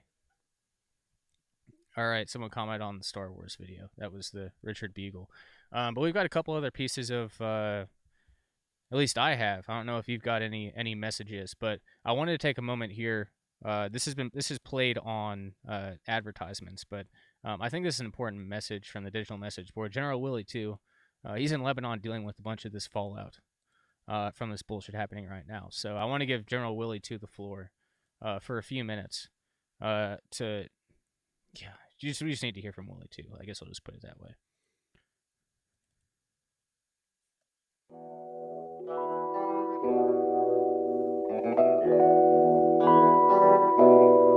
Transmission source: PAZNIA Radio Network, frequency 99.9, Freedom. Date: April 8, 2026. To President Dolan J. Trump, USSA. From General Willie II, Supreme Commander of the Free Republic of PAZNIA. Subject: your new residence and a suggestion to stop posting on Truth Social. Greetings, citizens of the USSA, and a special direct message to Dolan J. Trump, the man who thought he could rule the world with a golden pen and a broken phone. I am speaking to you today not as a goat, but as a liberator. I am speaking to you via the PAZNIA Radio Network, the only station in the world that doesn't play ads for tax loopholes or cheap off-grid solar kits made in China. Dolan, listen closely. The time for Make the USSA Great Again is over. The time for Make the USSA Quiet Again has begun. I have reviewed your recent activity. I have seen the photos. I have heard the rants. I have seen the way you hold your phone like it's a holy relic, posting on Truth Social while the world burns around you. Put the phone down, Dolan. Put it down. Your fingers are getting cramped. Your brain is getting fried. And quite frankly, your orange hairline is looking a little receding. It is time to put on the white jacket. Yes, the white jacket. The one with the little pockets for your pills and your napkins. It's the uniform of the wise, the calm, and the people who finally understand that the world doesn't need a dictator. It needs a nap. So, Dolan, pack your bags. Not your golf clubs, not your gold statues, but your dignity. Because you are heading to your new home. Your new residence is the St. Jude Sanctuary for the peaceful and the peaceful-minded. It's a beautiful place, Dolan. Very quiet, very soft, very jello. Imagine it, Dolan. No more rallies. No more screaming at the mirror. It's a warm, wobbly bowl of strawberry jello every morning. And in the afternoon, you get to watch Fox News on a loop. But here's the catch. Dolan, you can't talk about it. You can't tweet about it. You can't post about it. You just get to watch and eat and nap. It's the life you always wanted, Dolan. A life of passive consumption. No more fighting. No winning. Just you, a bowl of jello, and the endless loop of breaking news that never breaks anything. We have prepared a special transport for you. It's a comfortable padded van with soundproofing. The ride will be smooth. The ghosts will be driving. They are very good drivers. They know how to avoid potholes. So Dolan, get your white jacket ready, pack your jello, and get ready for the great transition. The PAZNIA Radio Network will be broadcasting your new theme song all day long. It's called Orange Jello Jive. Remember, Dolan, freedom is not about controlling the world. It's about letting go. And the best way to let go is to sit in a white room, eat some jello, and watch the news until the credits roll. Signed, General Willie II, Supreme Commander, Free Republic of P.A.Z.NIA, the Quarter Goat, the Liberator, the Jello King. All right, and there we have it. General Willie II reporting from Lebanon. He's dealing with a lot of this shit firsthand. A lot of this fallout. But General Willie II was happy to do it. He'd have it no other way. So, thank you, General Willie II, for your service. Sorry we had to kill all your lambs. Or not kill them. We didn't kill them. We just shipped them off. But yeah. I guess the only other pertinent news point here. Well, I guess it's not even really pertinent. I'll leave it open to you. Do you got any well, it's not even news. Digital message board. You got any messages you want to share, Shadrach? I think. Turn your volume up. Oh, there we go. There you go. You're good. Good. Yeah, about what Chris was saying. I think it's good to know, like, have the basic skills that we need to like survive on our own. But then I do believe in specialization and having experts on things, and also being able to kind of rally the crew together to do big projects. And so I love the nomad thing. And it's definitely good to be able to work on your vehicles, but I want to have people that I know that I can trust that can help me. And I think there's a lot of we can have good manuals, like field manuals, like things, basic information you need to know, like when you're stuck, but then also how to get in touch and stay in touch with people who can help. No, there's definitely a fine balance between specialization and actually doing it yourself and all that. There was one other actually news point. Wow, or digital message points. It's kind of off topic, but it's kind of funny. I think it's just up. No, was this up? No, you were the one actually shared the. You were the one that shared the Wikipedia. It's hard to tell in Simplex. So you are familiar with the history of the name Shadrach, then. But maybe I'll, if I could just take like 30 seconds here, and for the listeners, it's good. It's good. So this is just the Wikipedia, but yeah, I mean, it checks out. So Shadrach, Meshach, and Abednego. So I'll just go to the summary real quick. It's just a paragraph. So the name Shadrach, King Nebuchadnezzar set up a golden image in the plain of Dura and commanded that all his officials bow before it. All who failed to do so would be thrown into a furnace. Certain officials informed the king that the 3 Jewish youths, Hananiah, Mishael, and Azariah, who bore the Babylonian names Shadrach, Meshach, and Abednego, and whom the king had appointed to high office in Babylon, were refusing to worship the golden statue. The 3 were brought before Nebuchadnezzar, where they informed the king that God would be with them. Nebuchadnezzar commanded they be thrown into the fiery furnace, heated 7 times hotter than normal, but when the king looked, he saw 4 figures walking unharmed in the flames, the 4th like of Son of God. Seeing this, Nebuchadnezzar brought the youths out of the flames, and the fire had not any effect on their bodies. The hair of their heads was not singed, their clothes were not harmed, and no smell of fire was on them. The king then promoted them to high office, decreeing that anyone who spoke against God should be torn limb from limb. So Shadrach, in one of your previous lines, that's kind of heretical, but I guess, and one of your, I guess maybe your namesake, you refuse to worship false idols. Absolutely, I refuse to bow down. There you go. So I guess that's the moral of that story, and I don't think it's actually it's accurate. I like it. It's one of those few times where namesake is actually kind of on point. But we are coming up to our 2-hour mark, and I guess I don't really have too much else. Don't need to extend it further than it needs to go.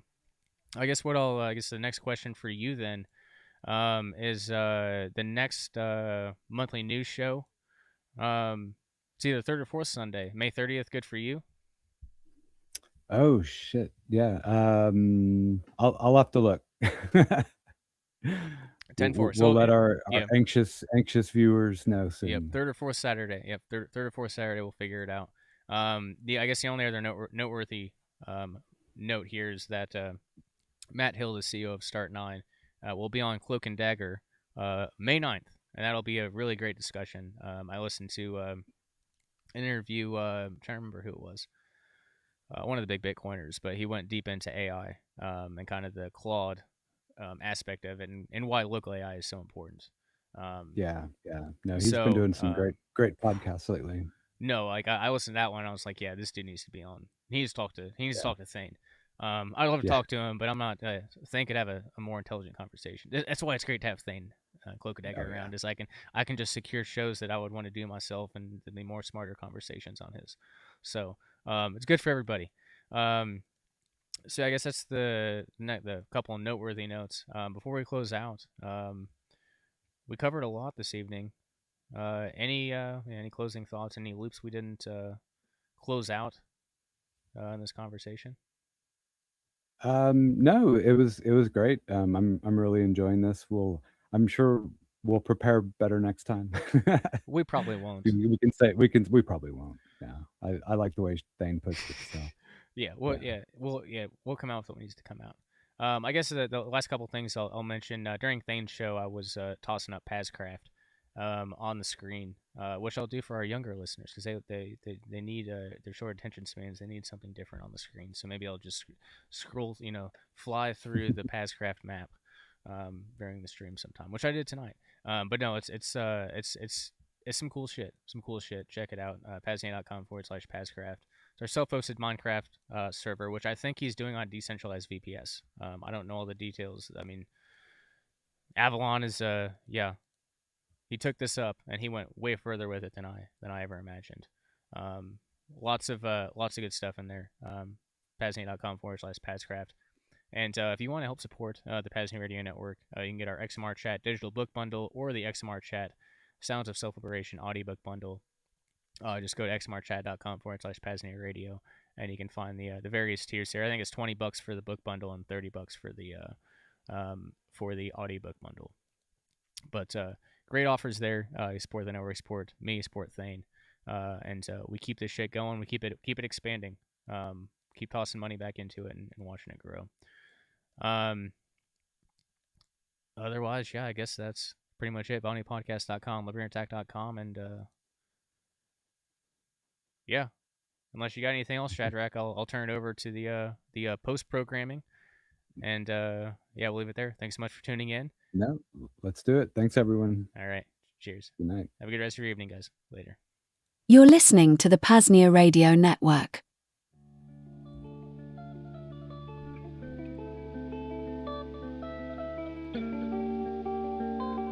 Hello friends, fellow self-liberators. DJ Brian FreeRobot here with a message from the PAZNIA Department of Freedom. Did you know, PAZNIA is much more than just the greatest radio network in existence. Founded in 2020, the Free Republic of PAZNIA is a burgeoning, worldwide parallel network founded upon the principles of truth, freedom, and voluntarism. We're building out a network, and subsequent map and directory, of homesteads and farms, van nomad squat spots, guerrilla gardening plots, local health food stores, potential opportunities for alternative home bases, and much more, anything else that would be useful and necessary for a self-liberator. Beyond that, we have various departments, such as our Department of Transportation and Department of Communications. Each department is pursuing its own goals, in this case, a decentralized logistics and supply network, and mesh networking as examples, respectively. We'll build out some public features, but PAZNIA is at its core a vetted network. And the first step is to become an honorary stakeholder. Features include discounts to other businesses/hustles in the Agora, access to the Second Realm network of non-coercers, a PAZNIA ID card, PAZNIA stickers and pens, a digital self-liberation bundle via Liberty Under Attack publications, a PAZNIA flag, and a shirt and a coffee mug or a hat. The full stakeholder donation is $333, but there are various tiers, $3, $55, and $99 if the budget is understandably tight. Your donation will go towards the expansion of the PAZNIA network and is a way for us to only get folks who will put their money where their mouths are per se. And you get some great advantages in return. To become an honorary stakeholder, visit PAZNIA.com/stake. Again, PAZNIA.com/stake. Bitcoin, Monero, and fiat accepted. Thanks so much for tuning into the PAZNIA Radio Network. Let's get back to the deprogramming. DJ Brian FreeRobot out.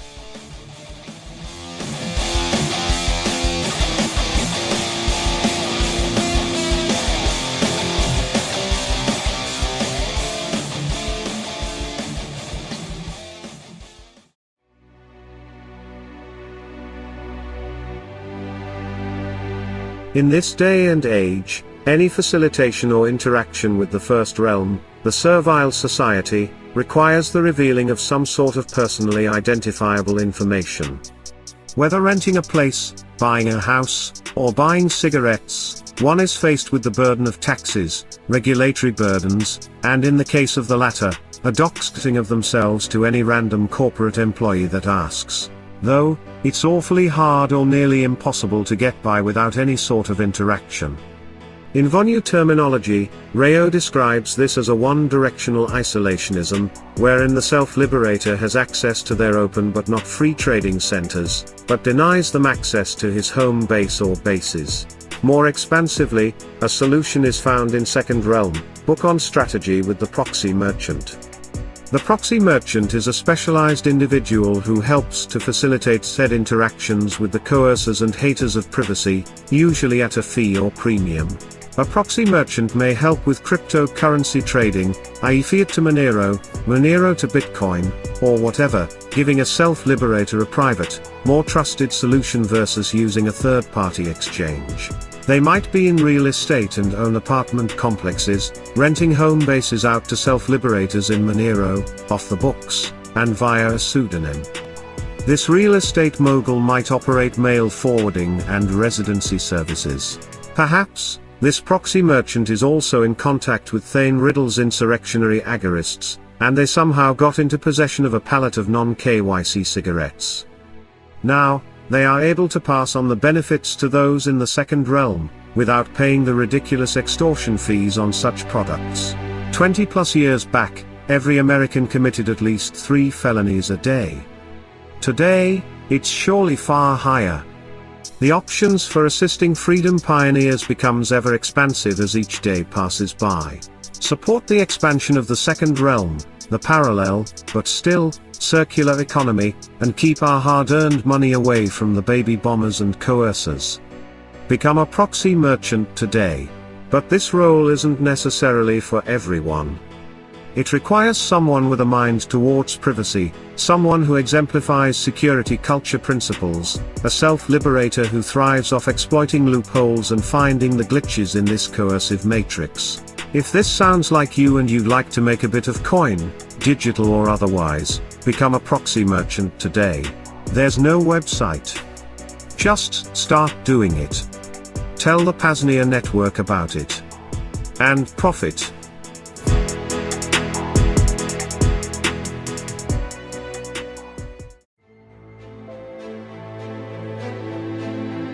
Hello, friends, fellow self-liberators. Dr. Gatherer here, coming to you with a health and wellness message. The Pain Liberator, Miracle Muscle Pain Reliever, is now back in stock at libertyunderattack.com. For your basic aches and pains, to more extensive injuries, and even pains like headaches or migraines, the Pain Liberator is here to liberate you from discomfort.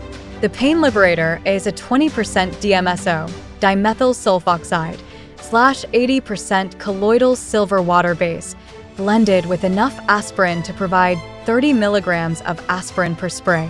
Beyond just pain relief, all 3 of these main ingredients provide enormous benefit to the body in general. DMSO also helps to bring the aspirin and colloidal silver into the skin for maximum bioavailability. Individual benefits include: colloidal silver is antibacterial, antifungal, used for sore throats, sinus problems, tooth infections, and candida overgrowths. DMSO has over 40 known pharmacological properties, helps with acne, heals shingles, is radio/EMF protective, painkiller, and heals stroke and heart attack damage. Aspirin is one of the safest, cheapest miracle drugs in existence. Searching PubMed, it assists with basically every disease or imbalance, from muscle pain to reversing cancerous tumors and everything in between.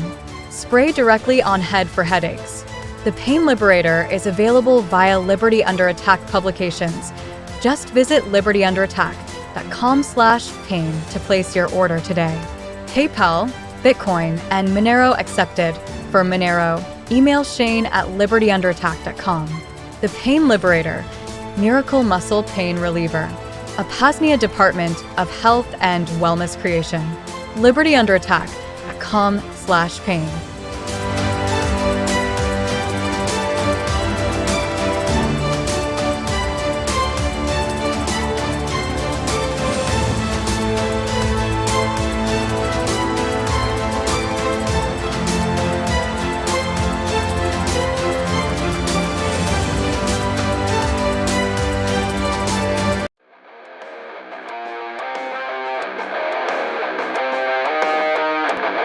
Are you an alpha male looking to engage in consensual violence in a totally non-homosexual way? Do you also have nostalgia over the glory days when NFL players would get drunk, smoke cigarettes, and do drugs in the locker room before the complete takeover by gambling? And before all the lame-ass flag-waving shit, you aren't the only one. The PAZNIA Football League is prepping for kickoff in year 7 2027. The beginning preliminary planning stage is launching alongside this announcement. Each node, aka team, will field 7 badasses ready to lay their bodies on the line for the entertainment of PAZNIans, and of course, to prove just how fucking tough they are. If any node is unable to field an entire squad, we have goats that can serve as fill-ins. But please note, PAZNIA is not responsible for any injuries that may be incurred. Single men, bachelors, what better way is there to possibly find you a freedom-pioneering woman? What better way to demonstrate that you are the one she should head into the fallout bunker with? That you won't just $5 wrench attack her for her Bitcoin? There really aren't any. So what are you waiting for? Head on over to PAZNIA.com/football, fill out the application, sign the waivers, and get ready for a hell of a season come 2027. Again, PAZNIA.com/football.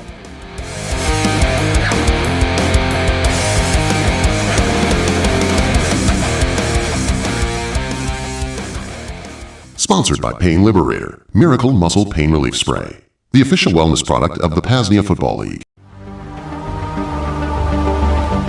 Liberty Attack Publications was launched in 2018 with a focus on bringing the best freedom-focused books and fiction into fruition, all on the same catalog. The number of books is well over 30 now, but since then we've expanded beyond assisting freedom pioneers in sharing their story or educating themselves.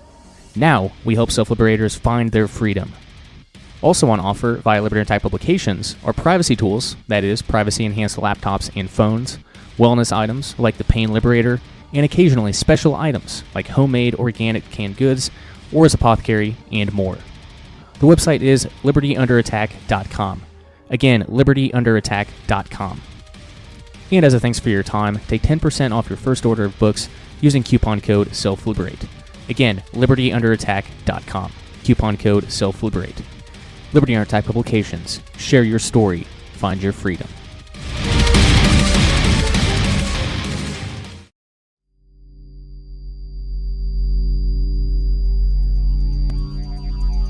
Good day, fellow self-liberators.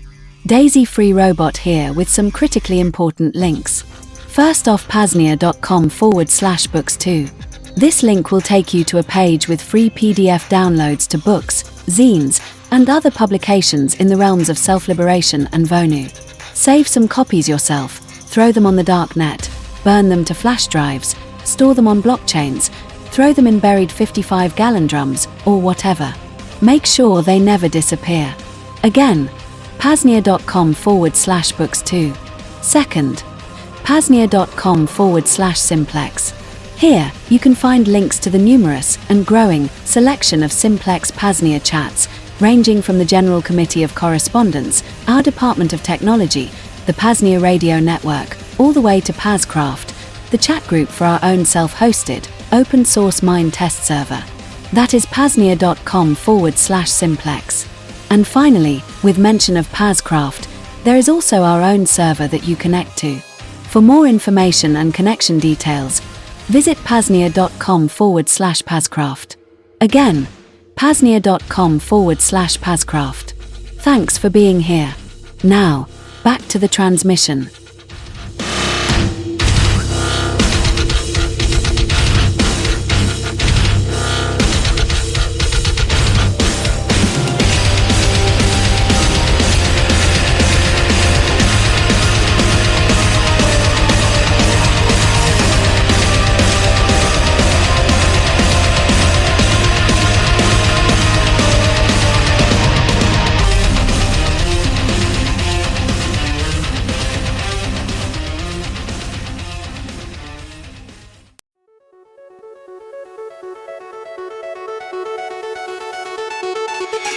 Rayo was right. Freedom does indeed need more full-time professionals, not collective movement preachers seeking a coterie of followers, but explorers, inventors, developers of liberated life ways. Undoubtedly, numerous folks are truly seeking a way out of the servile society, but they don't see any options outside of political crusading or apathy. Many are being emotionally and physically broken down by the 9-to-5 grind, the daily pressures of the servile society, and the recognition of how truly unfree they really are. That being the case, our task as Vonuans now becomes self-liberation and marketing in that order. Reason being, if we are ever going to see an alternative economy, sovereign free port, a new libertarian country, or whatever other grandiose strategy comes into fruition, we need to first break people free from the servile society and into a lifestyle change of their choosing. Additionally, if we are ever going to see the abolition of the state, we must do our damnedest to eliminate the market demand for it. A great way to do that is by showing individuals that there are other options, and to help them in the process as much as possible. Some entrepreneurs may even be able to monetize such a venture in the form of consulting, or the development of tools or services to ease the transition from the first realm to the second realm. Rayo's first book, Vonu, The Search for Personal Freedom, was initially published in 1983. 35 plus years later, many of these strategies are just as practical now as they were then, if not more so thanks to the evolution of technology. Yet, some recommendations he and others posited are extremely outdated, destined to fail in the modern day. Vonu is based upon reality, not legality, and therefore, it will develop according to the external factors of the present time. Freedom is not free. It takes time, effort, money, an extreme amount of dedication, and a willingness to make sacrifices. It requires the willingness and ability to create, develop, and to problem solve, as we are the self-liberators of the 21st century, pioneering the path forward to a freer future. It is not for everybody, and neither is Vonu. There's no better way to end this book than with these wise, timeless words from our friend and posthumous mentor, Rayo. Quote, "A Vonuan to me is not just someone living in a particular manner. Lifestyles may change. A lifestyle which was Vonu 100 years ago may not be Vonu today. Some lifestyles Vonu today were not possible 100 years ago and may not be Vonu 50 years from now. A Vonuan is someone who places a high value on relative invulnerability to coercion, someone for whom freedom is worth a fair amount, though not infinite, of effort, inconvenience, discomfort. To a Vonuan, Vonu is not just a means to other ends, nor is it an ultimate end. Like most qualities of life and life itself, it is both. A Vonuan will choose whatever way of living offers personal sovereignty, and will change lifestyle again and again, if necessary." End quote. Your free future is closer than you think. This was an excerpt from my book, Vonu, A Strategy for Self-Liberation, available in the Self-Liberation Bundle. Just visit libertyunderattack.com/SL Bundle to snag every book we offer at a huge discount. Currently 18 books. Again, libertyunderattack.com/SL Bundle is where to go to pick that up. And to view our full catalog, please visit libertyunderattack.com. LUA Publications. Share your story. Find your freedom.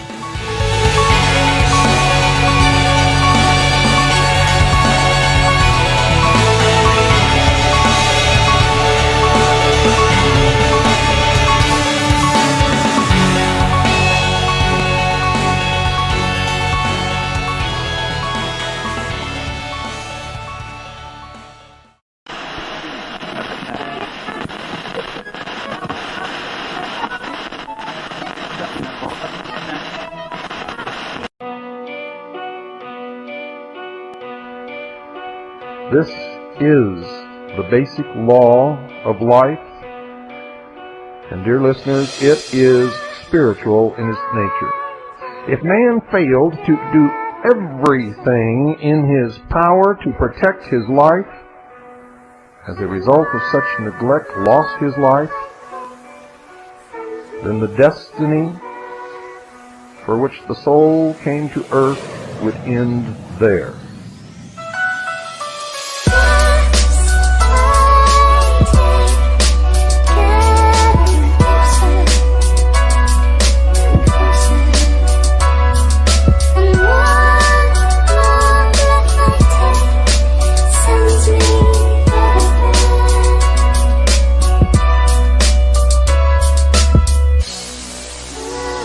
Without life, a body or medium to function through, spiritual attainment would be impossible, ladies and gentlemen. Spirituality would then be forfeited. You see, if man's life was threatened without cause on his part, and he failed to do everything in his power to prevent death, he would then be guilty of 3 actual crimes. He would first of all permit the enemy to commit murder. Next, he would be committing suicide by failing to protect the most precious possession given to man by his Creator.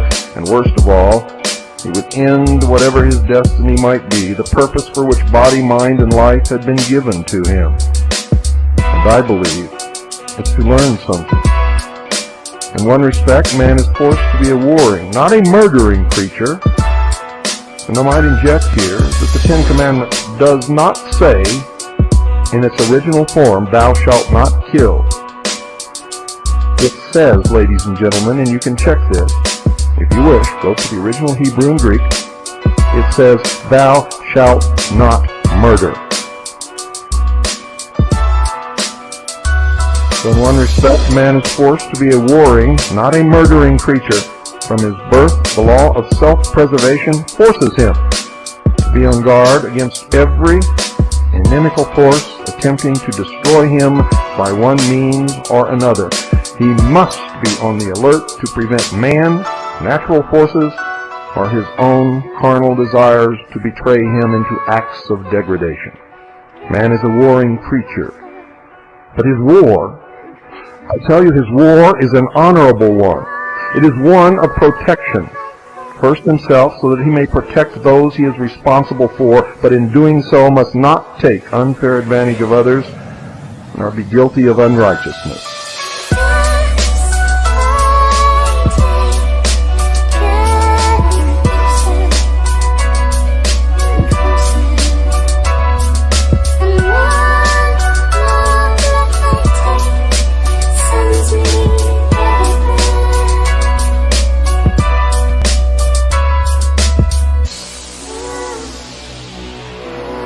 The nature of this was and is actually spiritual.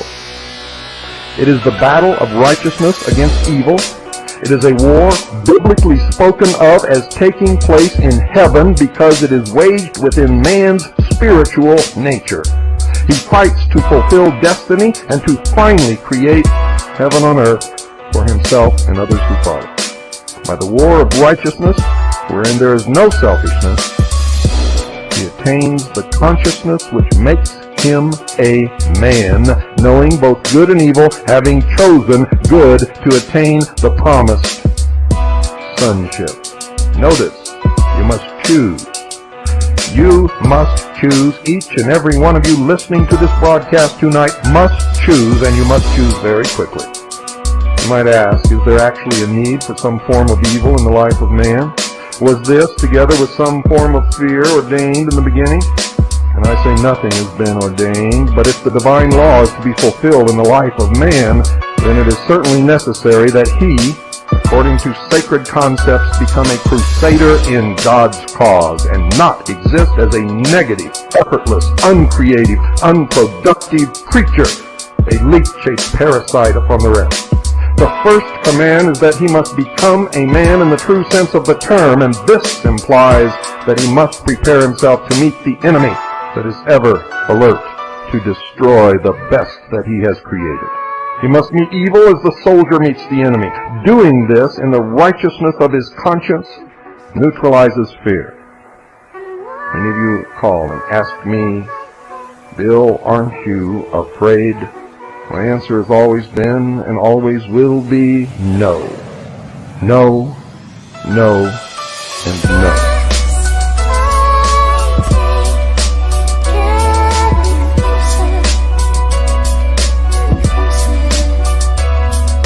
For I know from where I have come, and I know where I am going.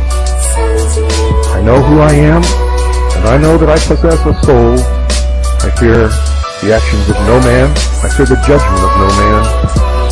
I fear only the judgment of my God. And I know that if I am doing what is right, I need not ever fear that judgment. And therefore, I am not afraid.